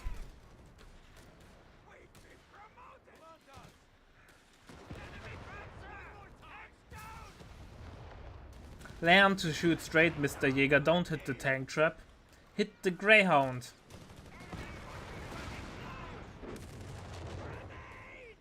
Nade into nothing. Meanwhile, we have a Scott out. And Scott is actually a good addition there. Shrek Jaegers will struggle against the Scott due to its range advantage. We have a Brumbear on the way. And the Brumbear will hit like a brick. But I would have preferred the P4 actually, just for safety. And Rackley is going balls deep. He will get 2 wipes, I think.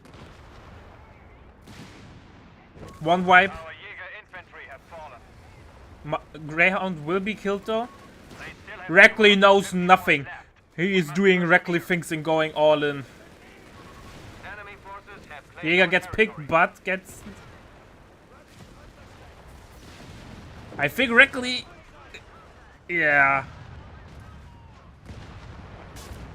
Scout car lost to enemy action. Might be worth it 2 Jaegers and a 2-1 for the Scott. Those are heavy infantry losses, but with the Brumbear on the field, it's not like that Hulk Smash will lag in the anti-infantry department, and with a double fuel cap at the moment, Available, Commandant.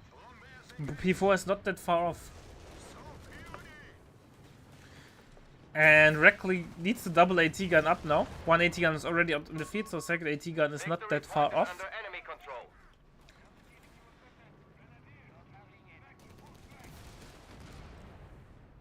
The thing though, what Wreck or Hulk Smash need to be careful about is the late game Easy 8 call-in.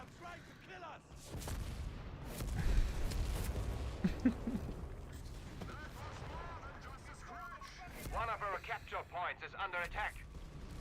We have now a Gren with Shrek. The Volksgrenadier with Shreks are back! Hide your tanks! Oh, good old times. Not all people will remember that. The thing though, Reckley is not that far off from the Easy 8. At least the loss of the Scott gave a lot of CP, which means Reckley is really close to 7 CPs. And that in return means he's closer to 8 CPs. I've always think Easy 8 is 7 CPs, but I've always forget about the nerf. Damn it! Territory sector claimed by the enemy. But yeah, so actually it's not that close.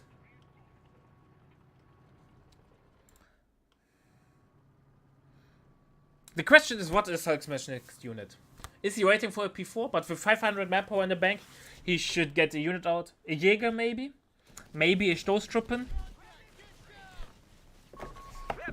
Chad remembers Volks with Shreks. Territory point is And no pre-nerf longer under Veteran control. C5, which added more survivability. Only the old school kids remember that. Looks like at Hulk Smash decides it's more Jäger time. I think though after the P4 he needs to backtech for AT gun.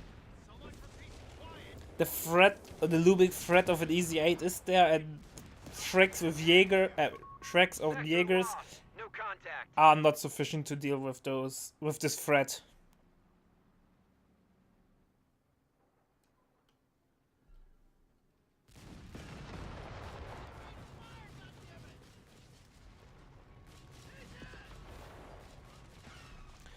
$20 mil, a little bit out of position. The Horde is coming. Maybe a suppression. Nope. It's time to run. Grenadiers are coming over to save the day. Broombear is also coming. Yeah, 20mm flag will be safe. Command point.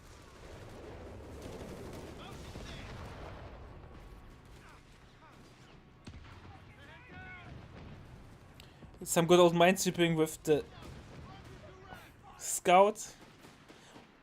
And now a big push there from Hulk Smash. Hulk Smash has the momentum.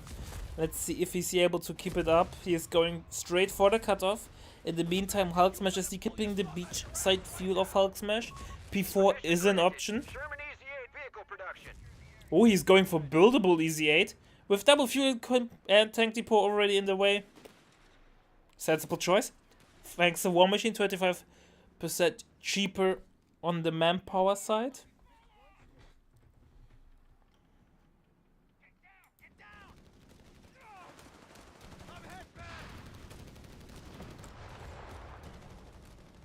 And ground will save the day on the beach side. Merges into the Supplies are cut off. We have holes in our Jäger, front but Jäger lines. is not shooting. Ready to get to it. 20mm flag could use some reinforcement. Another man down.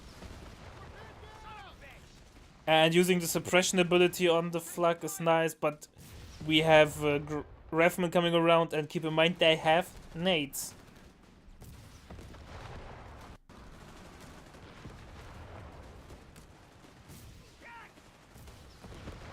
But nope, no decrew, and the Revman now has a tough retreat path.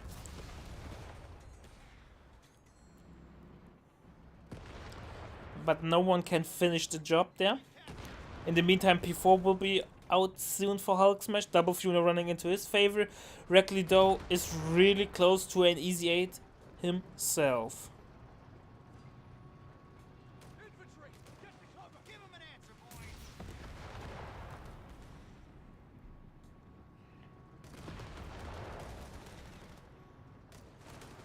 Oh, nice push there from the Jägers through this little stairway.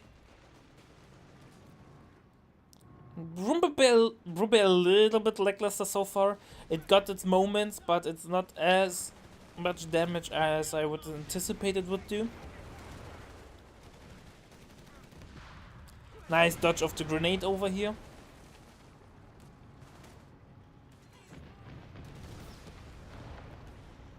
Captain Dan's artillery.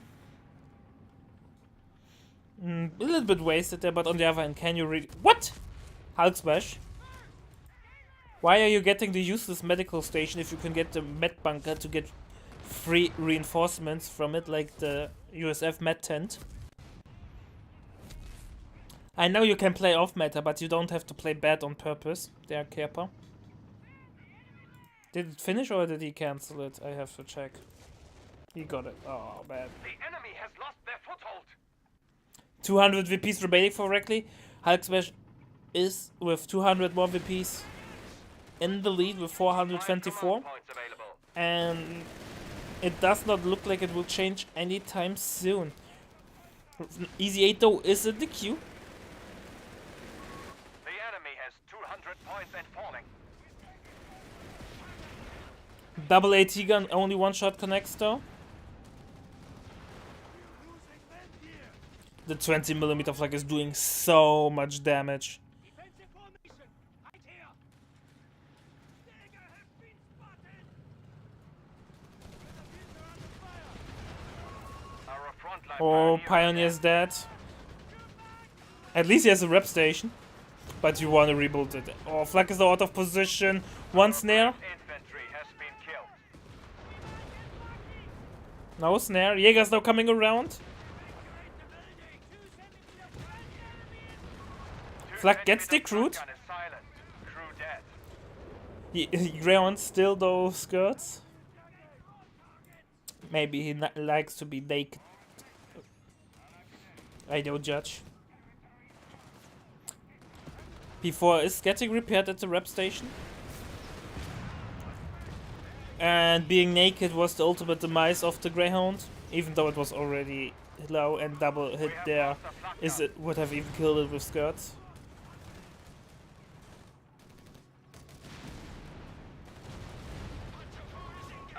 AT guns are pounding on the P4. Hulk Smash has double ammo, so 2 minutes till loiter. Infantry company taking damage. But look at the army from Hulk Smash. Stuka aircraft ready to loiter the target area. I think Reckley won.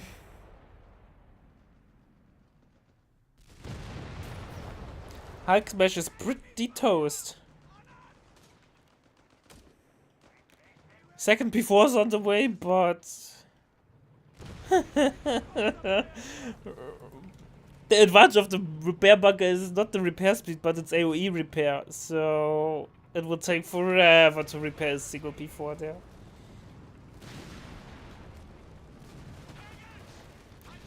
And with no infantry left... Panzer IV is field ready.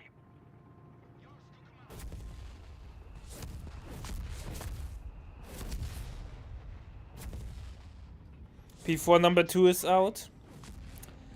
But Reckley is close to the next Easy 8 already. It kind of fall apart in a couple of seconds, and that makes me sad. The enemy has taken a victory point. I don't think Hulk's... He has Loiter soon, but... Loiter without a follow-up is pretty much useless.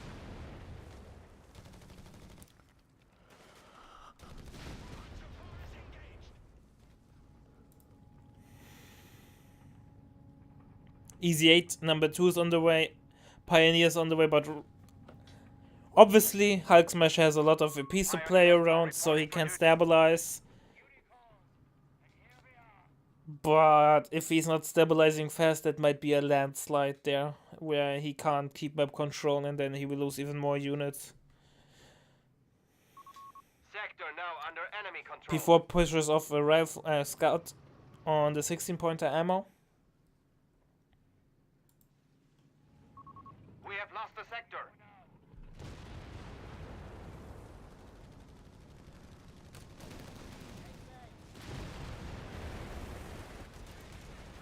The repair bunker is gone. Nope, no satchel. The enemy have taken our territory. Double AT guns are sitting over here, so the P4s and the Brumberg could go in. Special shot has been used for more penetration.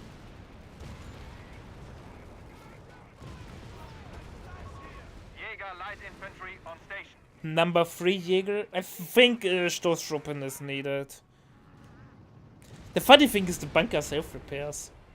Did you know that? That bunker can self-repair because of its upgrade?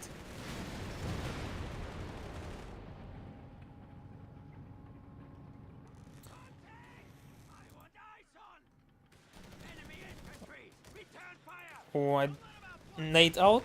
Nope. Otherwise, Rackley can't win this engagement. Victory But point with 2 easy 8s, obviously he will win this engagement, also backed up by double AT gun. Yes, it also repairs other bunkers around it. Also emplacements like the Ubice would get repaired by the Rep bunker.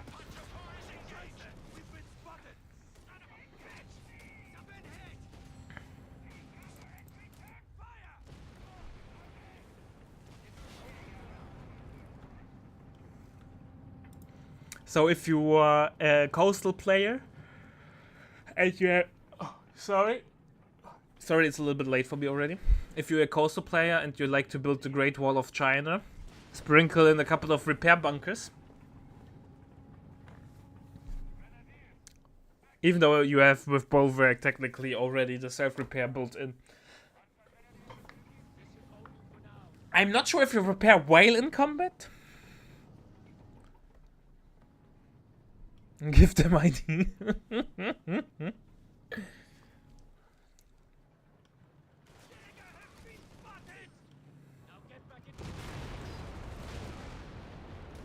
Hulk Smash is so behind after those heavy infantry losses. He really needs a miracle to win this. And maybe the miracle is that Rackley is at the moment really passive and defensive and not going for the triple cap or trying to inflict bigger damage. It's so funny, right? Rackley is so reckless from time. Rackley's reckless. You see what I did there? With his all-in pushes where he either wins the game or loses it, but the times where he should do it without any where it can't backfire, he's doing nothing. I doubt that the Loiter will do anything. Here we go, Loiter's on the way.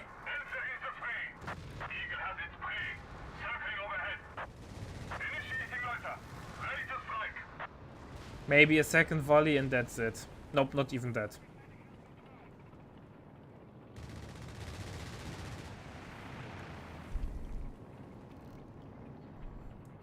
And the Loiter did nothing. Loiter without follow-up is just a panic button, which is a one-time 3 out of jail card, but it does not shift the balance of power.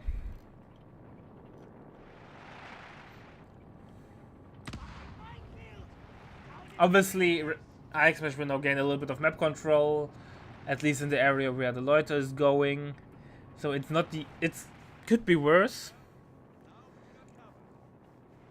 But it's not that what Hulk Smash needs. But I don't think time is the problem for Hulk Smash. He still is 200 VPs ahead. And he has 1 VP under control, so the tick rate is not the end of the world. The problem is that he has no army to fight. He's slowly rebuilding, but he has 3 Jäger with Shreks, so the riflemen are just having a field day, and the Brumberg can't do anything because of the AT gun.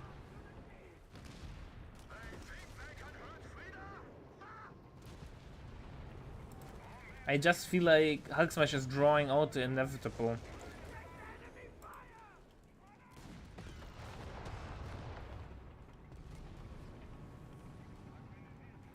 So, unless Rackley makes any major slip-ups with his AT guns,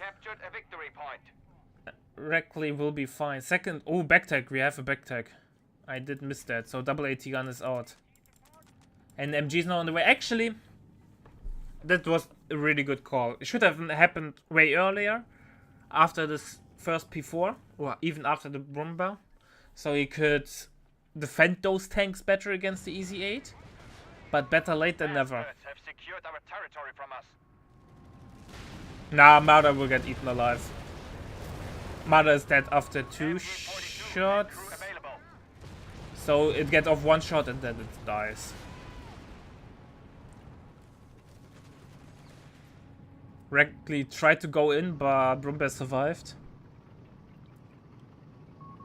Sector lost. Sadly, Marder at the moment is not really useful because of its inherent weakness against AT guns.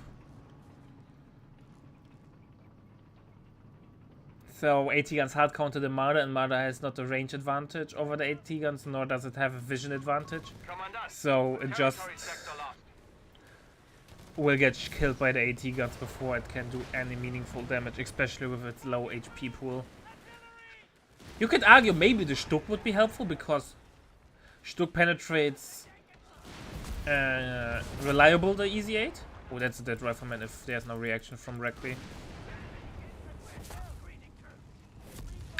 It's an important wipe for Hulk Smash and definitely will help him. Every dead rifleman is good. Park deployed.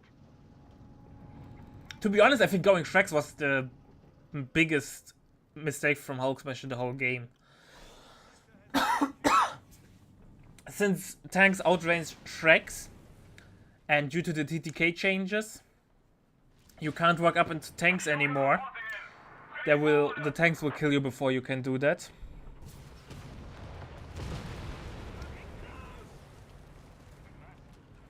He got 1 Shrek fired off, maybe a second one, and then he has to run. He's dead.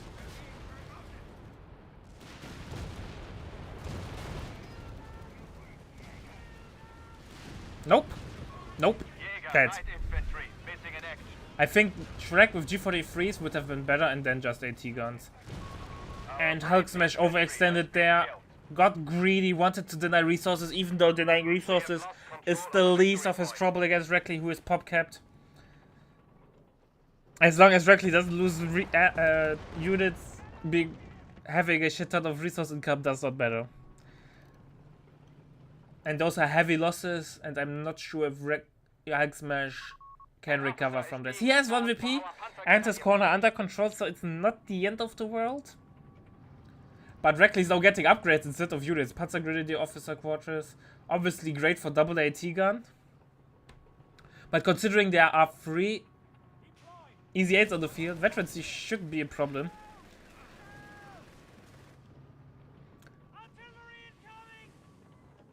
I think Hulk Smash has to solve the AT gun problem over here, because the double AT guns are zoning out the Brumba and the P4s. If he can kill those, he will be fine.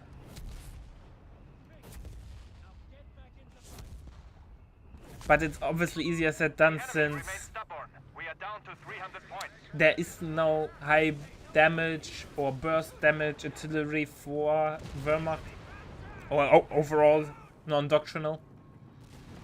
And considering how tanky AT guns are, they are really hard to kill. Brumbear is pathing around.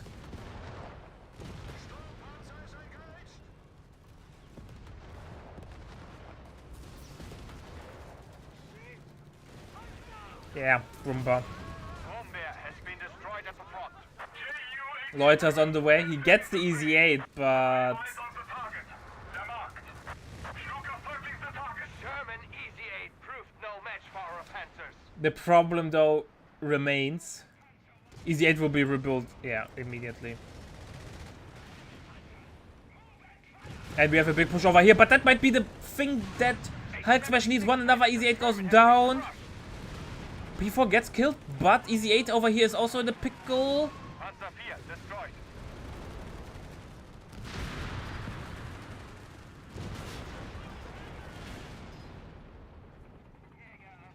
But driving into the satchel of the Pine or Engineer might not do that trick. Loiter is not great by killing units, or at least not full HP units. They need to be wounded to make sense. Panzer IV reporting in. Loiter does not have the same shock value. And I'm telling you, or at least I think, if frag bombs weren't that useless, everyone would pick frag bombs over the loiter.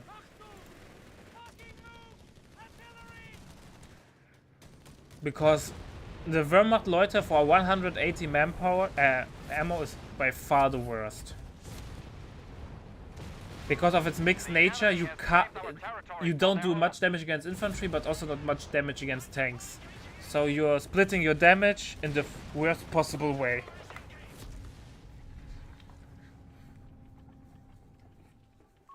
We have secured the advantage. 100 points. Yeah, it's like 100. I don't know. I never see fragment. The problem fragmentation bombing does no damage.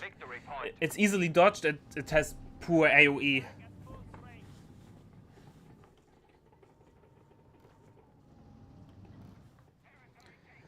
P4 is getting repaired. Repair bunker still alive.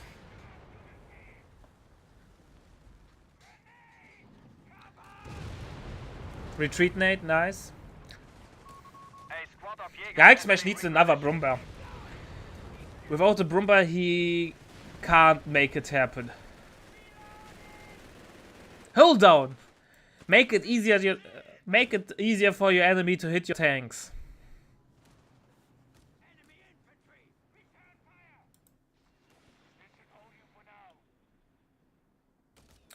It's such a drawn-out game for no reason.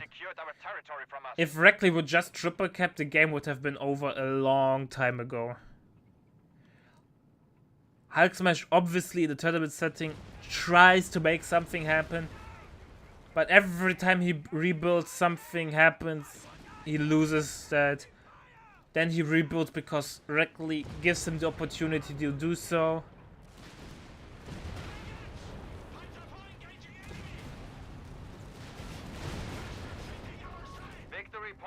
By the way, no need for the special shot against P4s. With the Easy 8, you have enough penetration, save your ammo.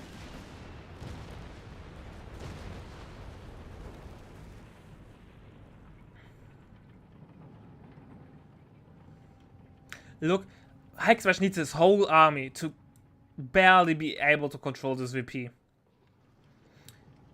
If Reckley would increase the pressure on the flanks... Our front line failed. 250 points remain for us. Oh, I'm not sure if it ends damage.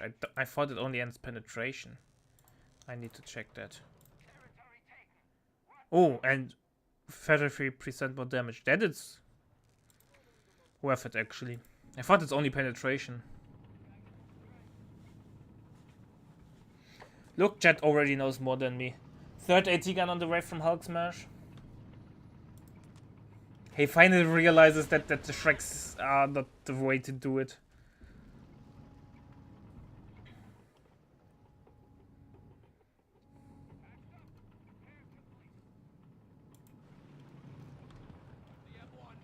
Look, he's not going for the triple cap. Why? One Easy 8 should clean this up without any doubt. And then A victory point is under attack. We must the rest act. can easily contest this.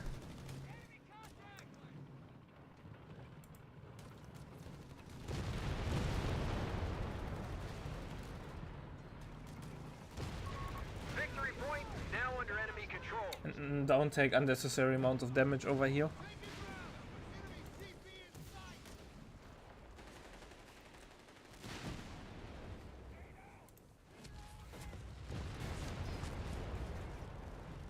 How many VPs did Hulksmash drain in the last 10 to 15 minutes after he lost everything? Here we go, finally using the mobility of the Easy 8 to get those important vibes.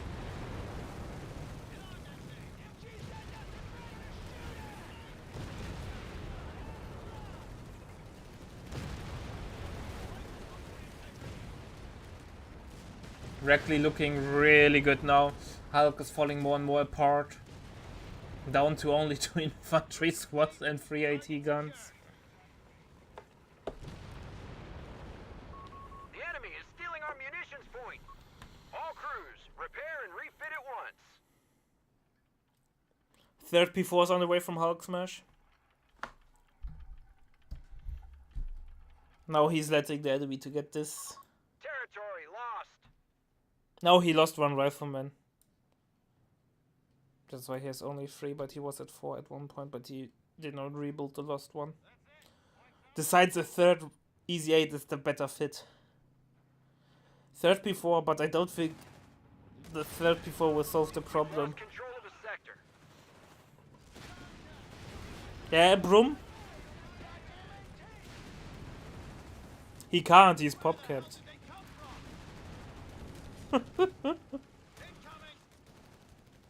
He does not need the 4th rifleman, he just needs to apply pressure.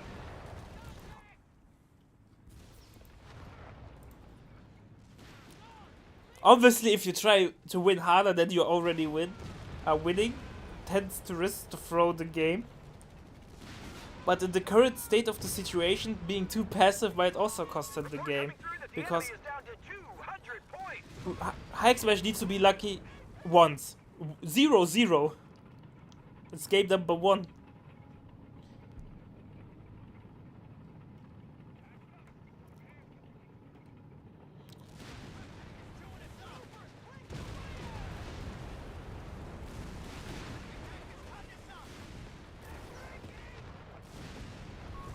Enemy movement near victory point.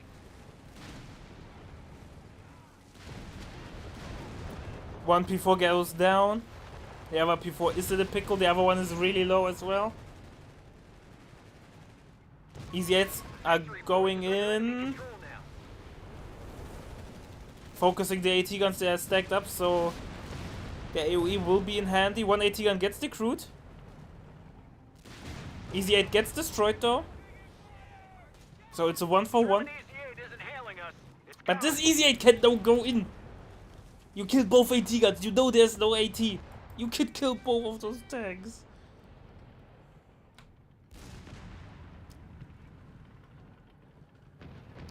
But at least Reckless though triple capping, denying all the resources.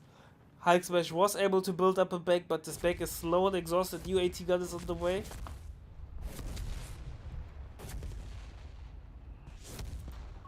That's more like it. Sherman Easy 8 reporting in. Third new Easy 8 is on the field.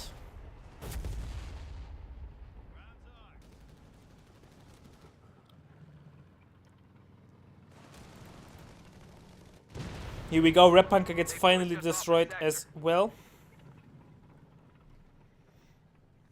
And Triple Cap finally running into the favor of Hulk against for Reckley. And for the first time after like 20 minutes, Reckley will overtime Chaos Smash in VPs. Enemy is losing their grasp. They're down to 100 points. Defend our victory point. We're losing it.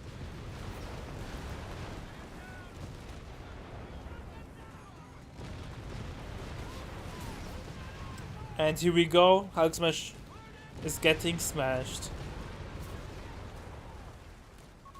Enemy down to 75 points and falling. Down to 26 VP pop cap. 100% map control incoming for Reckley. P4 goes down.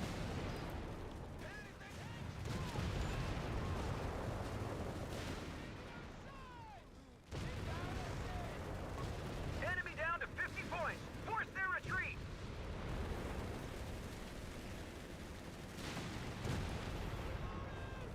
I think Hulk Smash realizes that GG has been called. And it could have happened way earlier.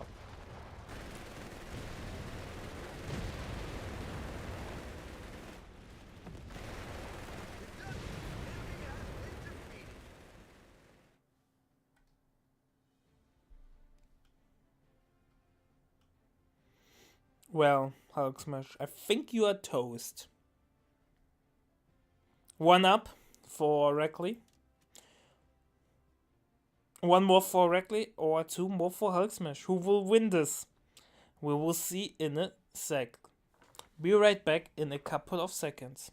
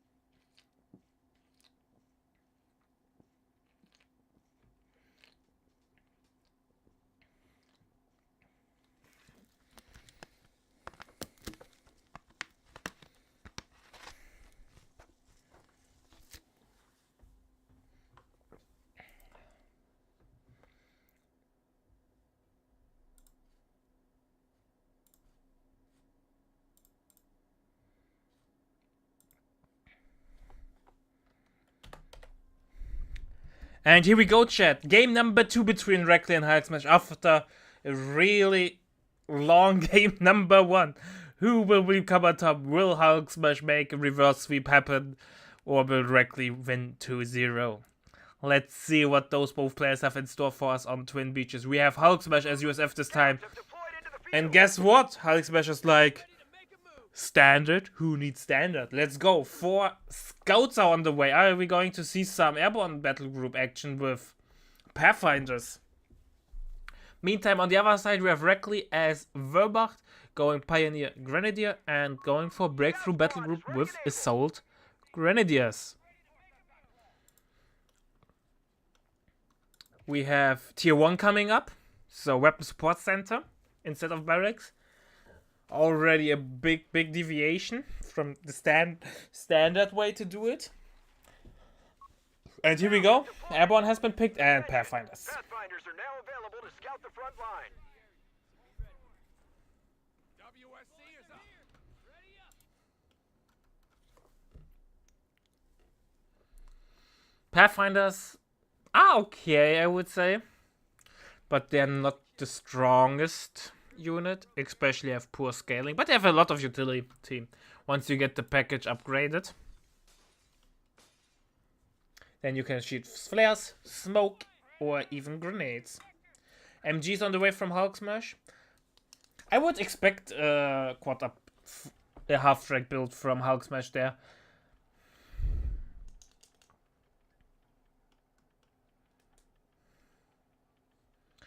In the meantime, not much is going on. Hulk is enjoying his insanely good capping speed there with his high amount of squads. HMG team deploying. MG's now out. And the MG will definitely be needed to be able to cope with the pressure of the Grenadiers, especially after they reach Veterancy 1 thanks to Infantry Officer Quarters.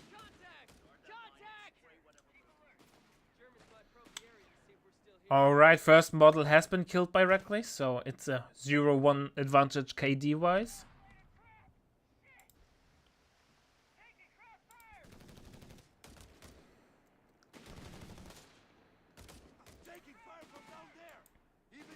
MG's outflanked, has to fall back. Second MG's on the way though. At the moment, Hulk Smash is has to survive till more support weapons are on the field. Basically, every minute of more fuel that he can get will speed up the half track. Also, every bit of ammo helps there. Second MG's out. We have Infantry Support Center on the way. I think going for the other ammo over here would make sense. I don't think double MG will gain you the control over the fuel, but I might be wrong there. And oh, I think Reckley's making his no, he cancels a second MG.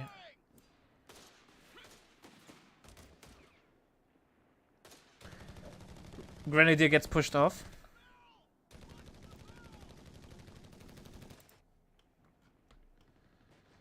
MG will now cover the cutoff over here. Nicely done by Hulk Smash. He knows he needs resources. Ooh, I think Sniper's a big misplay there by Reckley. He sees a lot of Pathfinders and also MGs. He knows there is tier 1 for tier 2 from Hulk Smash. And a Pathfinder build is a sniper killer build. He has 4 platforms for flares, and keep in mind, flares reveal camo units, which makes counter sniping so much easier.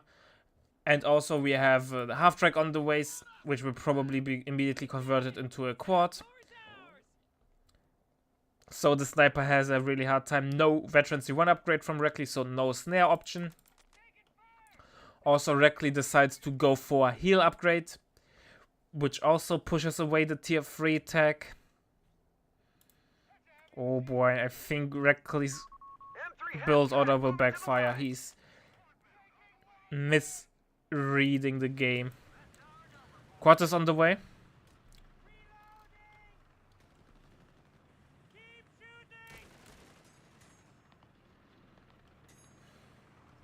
Sniper's obviously great against MG spam, don't get me wrong. But you should know that it might more of be a late game option. Standing by for drop. point is being Panzergrenadier is in the tech.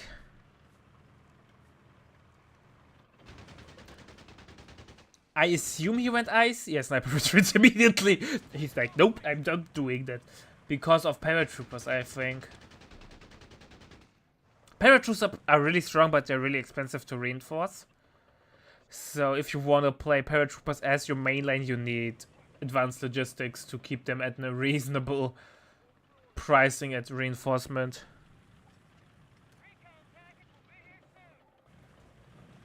Location secured. All quiet.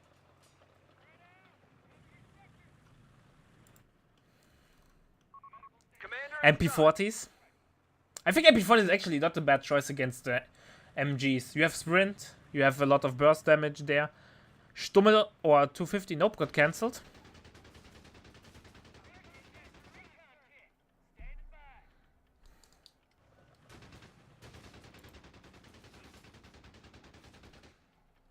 Should drive up a little bit closer, like here. sector lost. No contact. AT gun on the way from Reckless, so he is not eager to take the bait.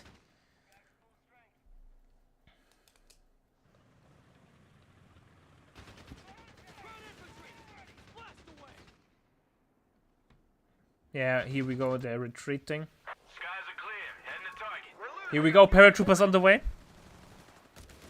I would have even dropped them like over here or something like that. I see nothing but shoots behind me. Transport heading home. Bingo fuel here. Heading back to base. Sector gone. Paratroopers Take it back. are on the field now. MG42 is in nice position. Panic retreat there from Reckley. I don't think that was needed there. Map control so far really in Hulksman's favor. Trooper kept running in his favor. Double fuel running into his... Triple fuel running into his favor. That means...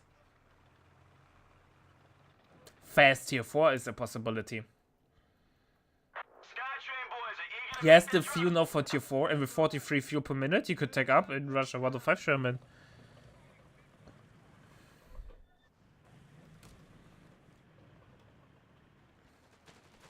Get to cover! Well, hell. At least we know where they are. Point secure. Keep alert. Map is really, really blue. Reckley won't be too happy about that. The question though, what is Hulksman's plan now? Tech up, 2nd Airborne, advanced logistics, survival training, something like that. Enemy movement near victory point. Map control is amazing. M1919s are out for the paratroopers. But that, or thank God, depending on your standpoint, they can't be fired on the move. P-Rents on the way from Reckley. In Reckley's shoes, or in Reckley's position, I would be so scared for a tier 4 rush. Like a 105 Sherman. Commander, we've lost the sector. We're tracking them on 300 points. Sniper's a great tool though against paratroopers. Paratroopers, until he has advanced logistics, are really expensive to reinforce. Which means every sniper model will be really expensive. But yeah. And tank depot is on the way. And once tank depot has finished, I am expecting Sherman, 105 Sherman, something like that. Fuel will be in the bank.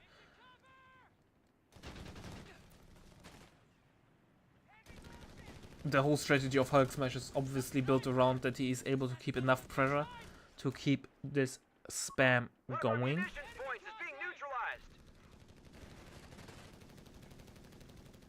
And so far it's working.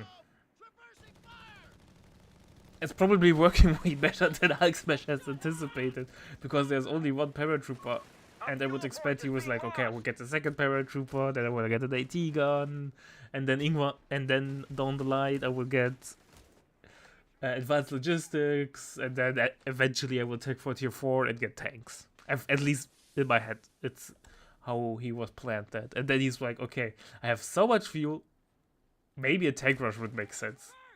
And then he's playing with less infantry and invests now his manpower into attack and probably into a tank right away. 250 points. Repeat, Reckley, meanwhile, trying to cope with the infantry pressure, getting a second Panzer Grenadier. And I think Reckley will have a rude awakening once Hulk Smash decides to cure 105 Sherman with only one AT gun. No, Vanilla Sherman. But Vanilla is the most boring flavor there is. Why don't get the 105 Sherman flavor?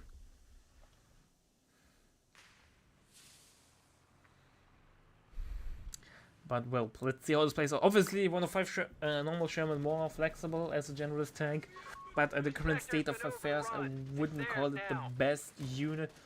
Look at the M1919 shredding those P-Grants on long range.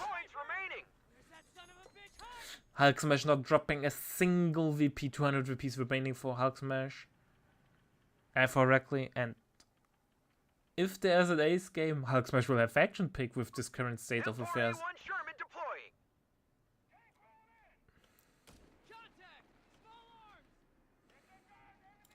Normal Sherman is out. He has already enough fuel soon for a second one. I would now go down this side. You don't need an AT gun drop. Go for paradrop reinforcement so you can save manpower. Turn ammo in manpower basically. AT gun gets a connecting shot in. Pioneer is already out though, so repair won't be a problem. Triple cap still running into the favor of Reckley. I think Reckley is becoming tunnel visioned around in this area. Sniper can't help him out on this side that well. Unless he tries to walk into an... No, he's not doing it.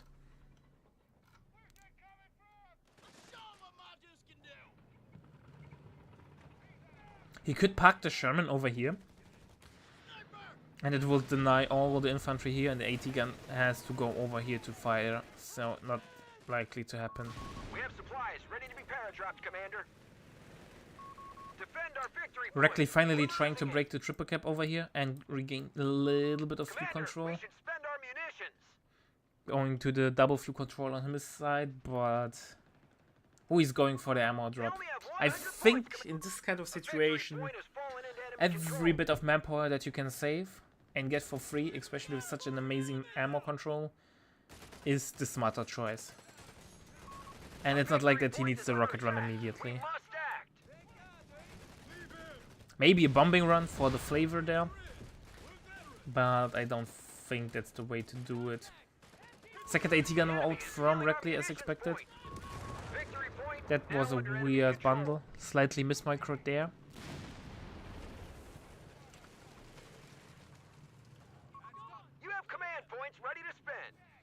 Oh, AT gun is set up nicely.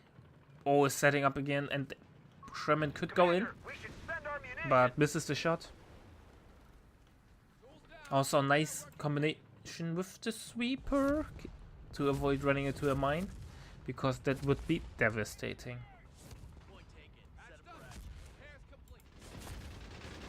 Quad meanwhile on the bottom side holding it, but AT gun has to say something about it. Will force off the quad. Thankfully for the quad, the shot missed.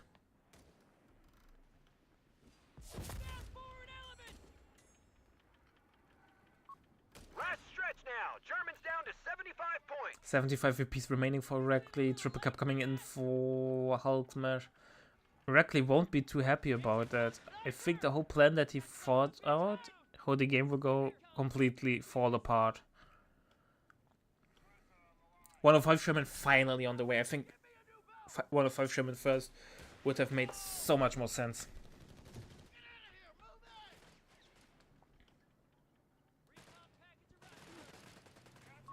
A munitions point is being attacked.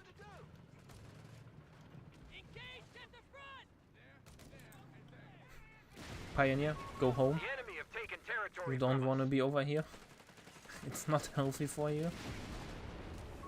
Enemy down to only 50 points. 50 VPs remaining for Reckley. Triple cap will be broken. Double cap even. Will it be the first VP that Hulk Smash will lose? So it won't be a 500 to 0 play, but even Hulk Smash will have faction pick next game. Ready for field ops. MG bunker coming up on top VP. A victory point is under attack. We must stacked. 105 Sherman is out. Grasshopper recon on station. They've taken our In this kind of victory point. situation, I would even prefer the bombing run over the rocket run. Just because you can make the life really, really uncomfortable for Reckley. No, the double or the flank is coming in. No mines. Commander, we should spend our munitions. We've lost control of a sector. Assault Grenadier has to go home. Might even, not might, it will get wiped. One MG should cap the VP. Reckley does not need to push. I mean Hulk Smash. He has to get VP control, and that's it. That's Sherman. Captain Dan is using his connections. Sherman, defend our AT victory gun will point. go We're down. losing Here we it. go. We have the recon loiter, by the way, on the way. It's not adding much. Vision was not that needed. AT gun is going down.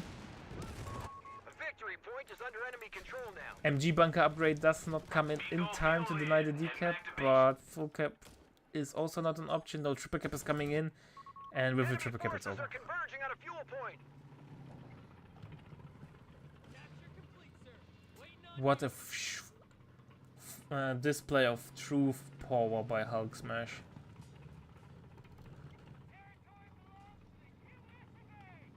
P4's on the way at minute 16. Actually, not a bad timing for a Germans have P4. 25 points. But he bled out of VPs before he could make anything happen. 18 VPs remaining. 15. Once they drop below 10, it's over. Reports of enemy movement near our victory point. It's over. Grasshopper, ready to make another run. GG has been called, and Reckley. We've done it. The enemy has been defeated. What an amazing game number 2 between Reckley and Hulk Smash. Hulk Smash just showed pure domination. Like, such a clean execution of his build. Like, every detail was something that he considered and how to do it. And then in the right moment, instead of sticking to his, I assume, standard battle plan, he immediately adjusted there, went straight for tank. Sherman, you could argue, was not the best choice there, but nonetheless, it pressured Reckley more and more. And Reckley, being stubborn and trying to gain control of the hillside, really backfired there and gave a triple cap for such a long time to Hulk Smash. It might be the time, might be the exhaustion of facing such a long game, harder earlier games. Maybe tournament knows.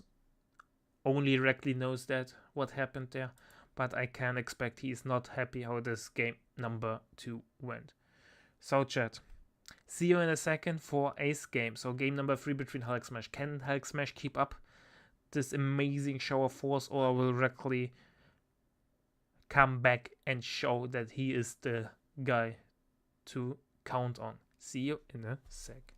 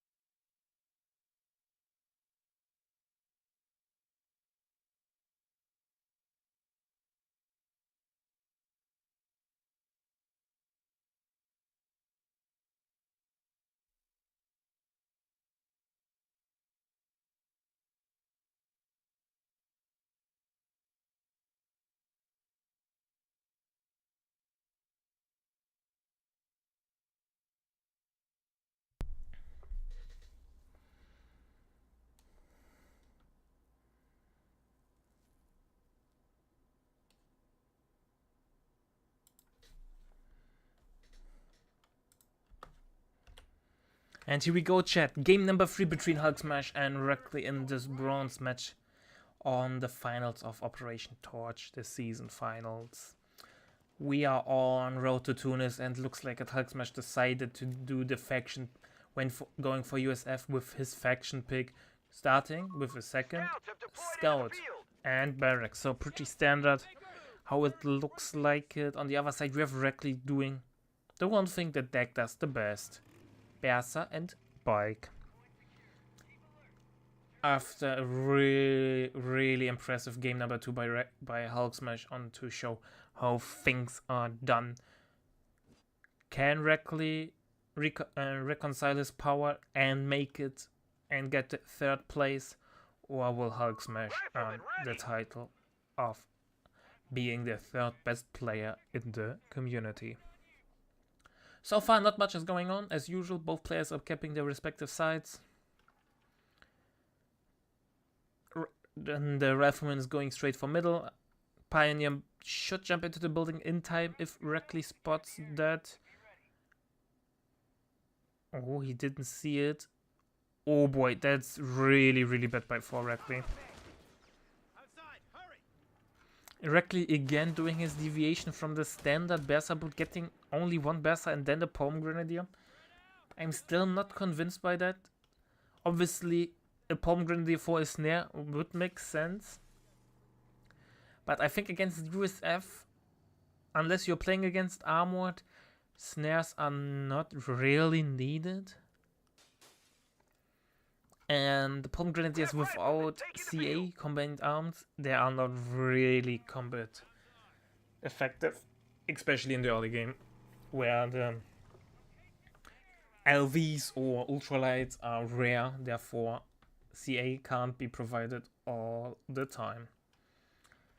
Winning the first engagement gave Hulk Smash, or not really the first engagement, it was rather I'm faster than you in the building because you didn't pay attention moment. The opportunity to cap metal quite comfortably. Reckley already attacking up, Hulk Smash meanwhile getting a Jeep as a 3rd unit. It's interesting, especially since he didn't pick Armored. But I don't think he can pick Armored. What did he play in game number 1?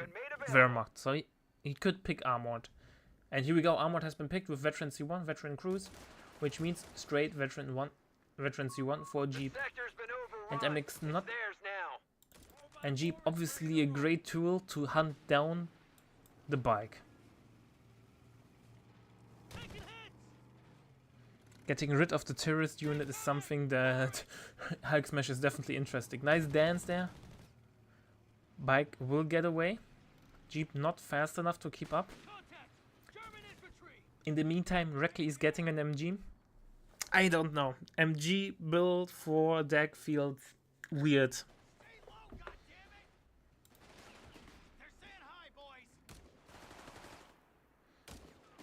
Overall good position so far for Hulk Smash. Slight armor disadvantage there, thanks for the Bike decapping the point next to the base.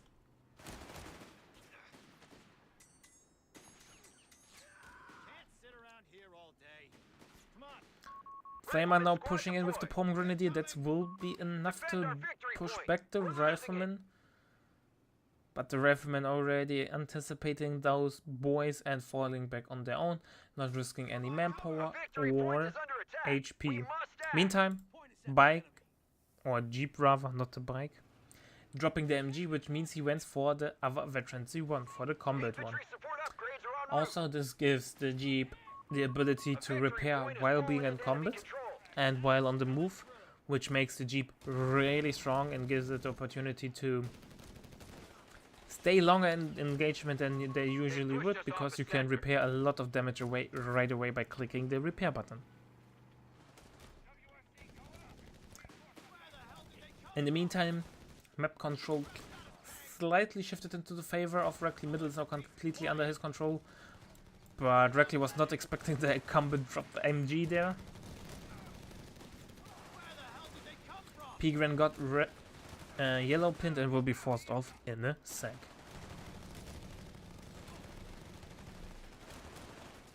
MG setting up, but The wall denies the angle there.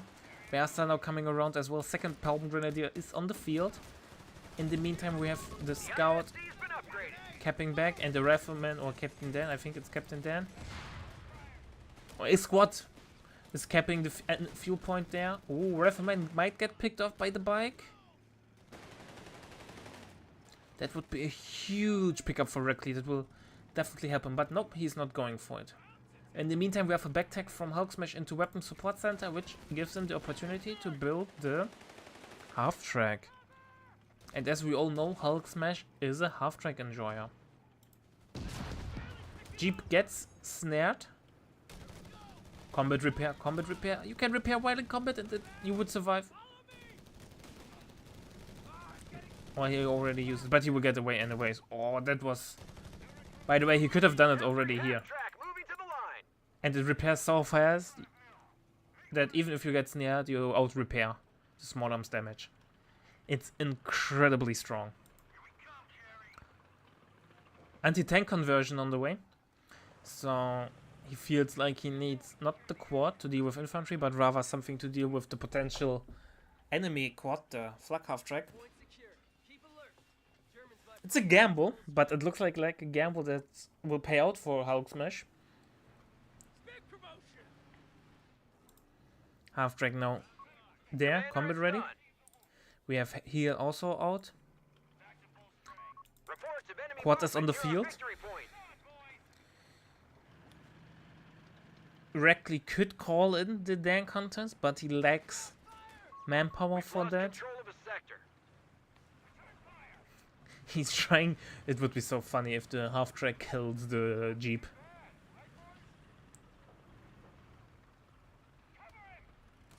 Why I call the Jeep bike and the Launch bike grenade Jeep? soon.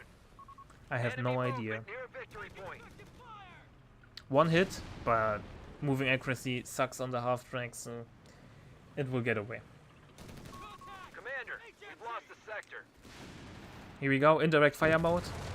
They've captured a victory point. Gets a model, has the soft retreat, not getting into snare range of the Palm Grenadiers, otherwise it will die Repositioning really grenades for the quickly. front line.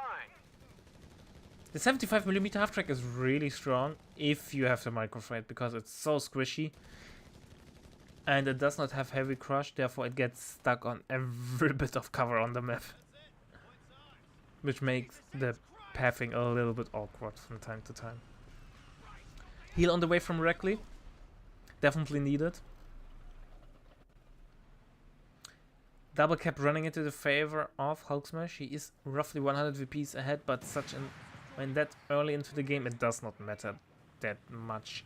Even though you can say Doug is not interested to do the long haul, the late game fight there. Having probably the weakest late game from all four Sector factions lost. No contact. makes it not desirable to go late game.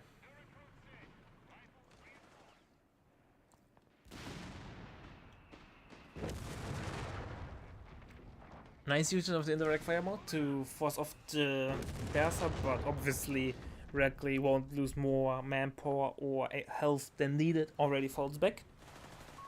Riflemen are ready.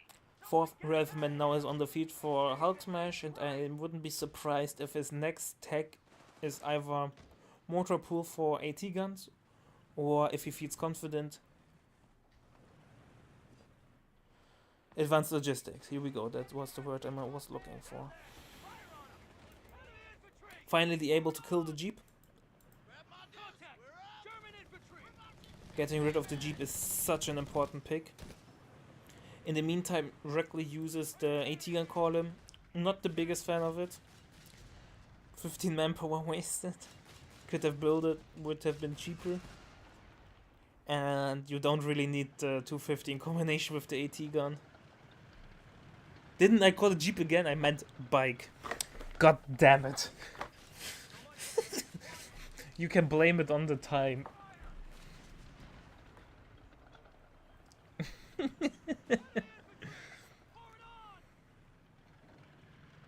250 half-track, not that useful.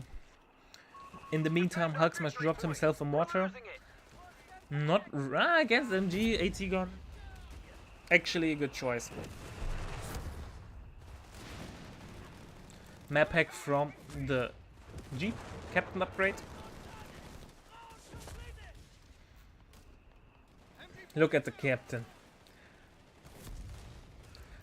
We have Captain Dan, and how do we call the other Captain now? We need a name for him. This is Captain Dan, obviously, but how do we call the Captain in the Jeep? And why are there two captains on the battlefield? Questions that I can't answer.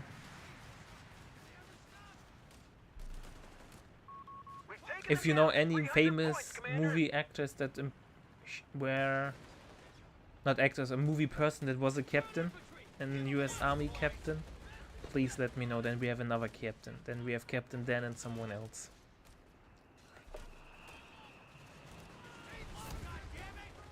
Captain Kirk. Let's call him Captain Kirk.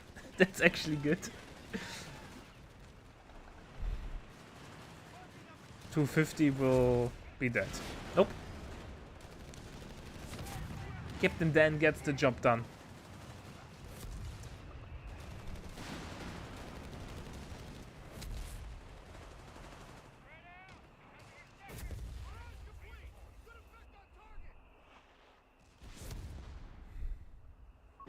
Deploying engineers now. Engineer out from Hulk smash relatively late, but so far there was no major damage on LVs, so that was fine. But obviously you want to keep your half-track full HP at all time.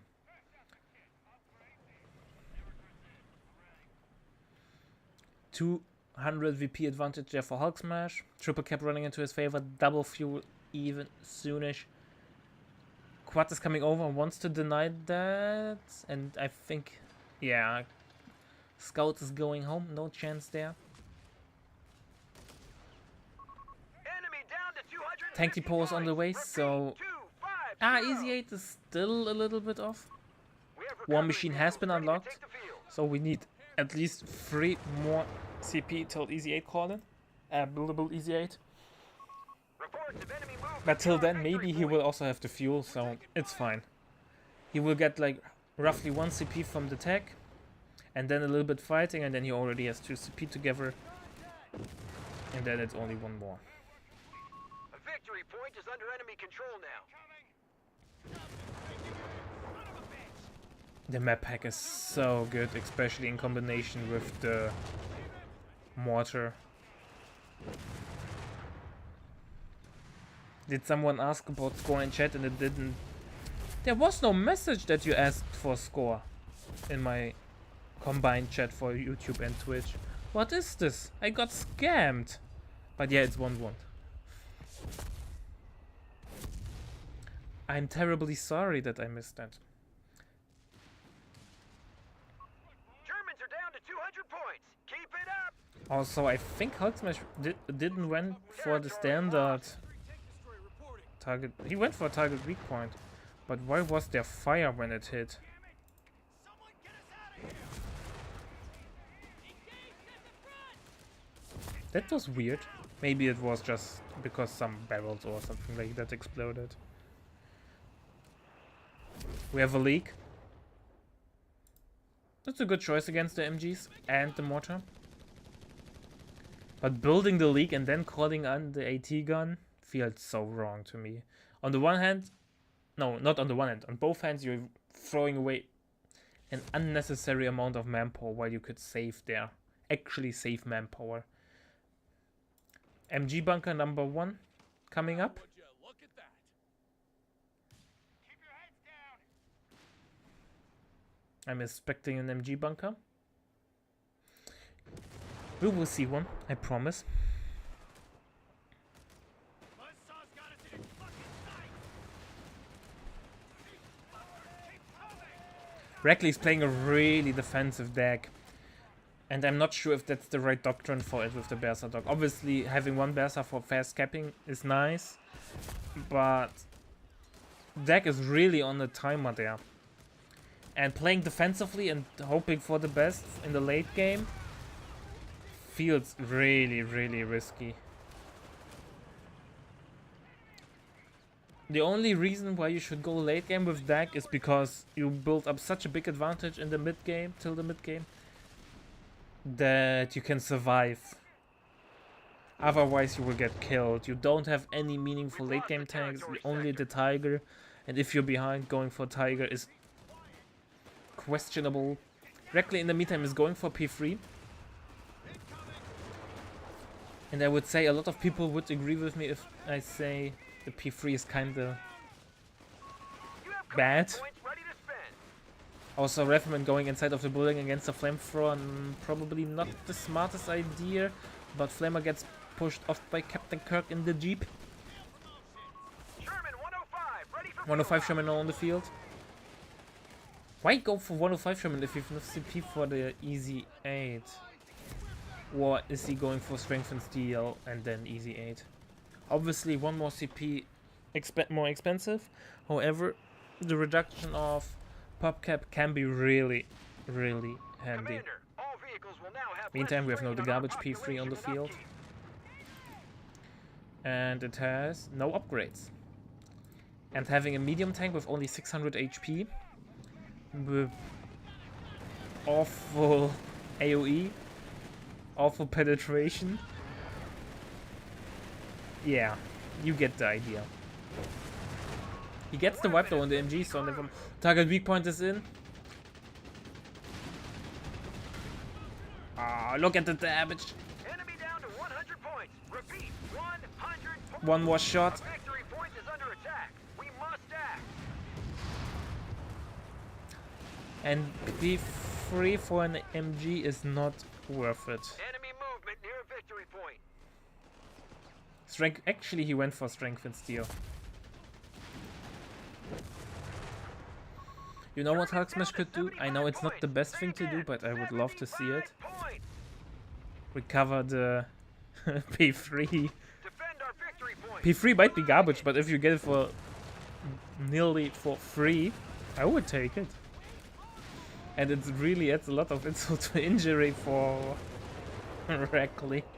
Flameshot from the 105 Sherman into a plain and empty field. That's it. They only have 50 points left. And I think Reckley's dead. 50 VPs remaining, double cap. And Reckley throws in the towel.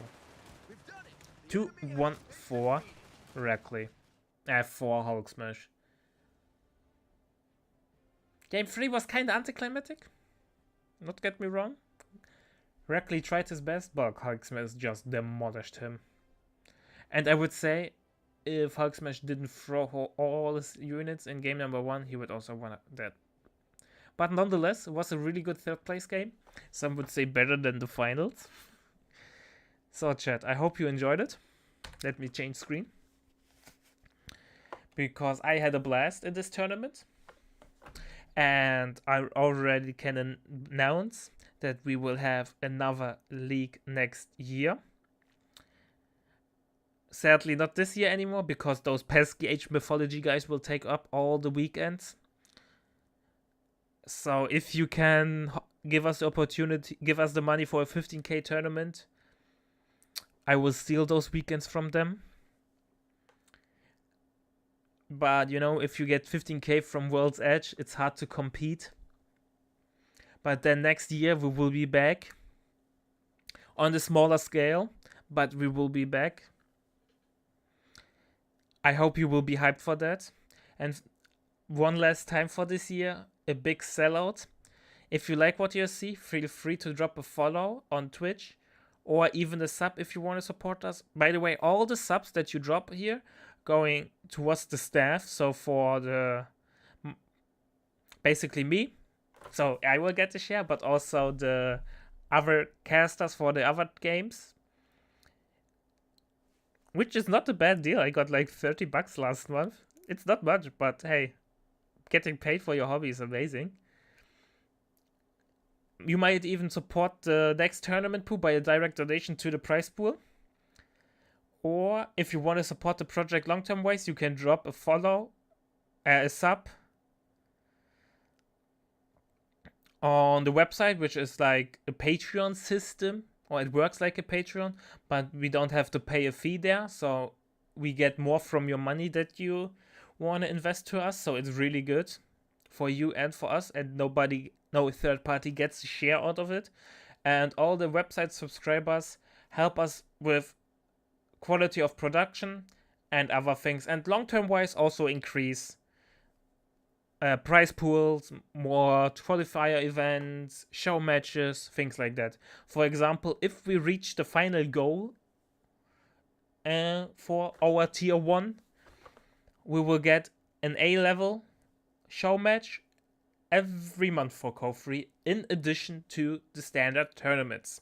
Obviously the goal is with $500 a little bit away, but every dollar helps to reach that. Or a pound, since we are using the pound system. British pounds. So chat. Thanks for watching, everyone. See you next year. Don't forget to drop a follow and a sub on YouTube, maybe even. And I hope you enjoyed it and want to support us in the future. See you around.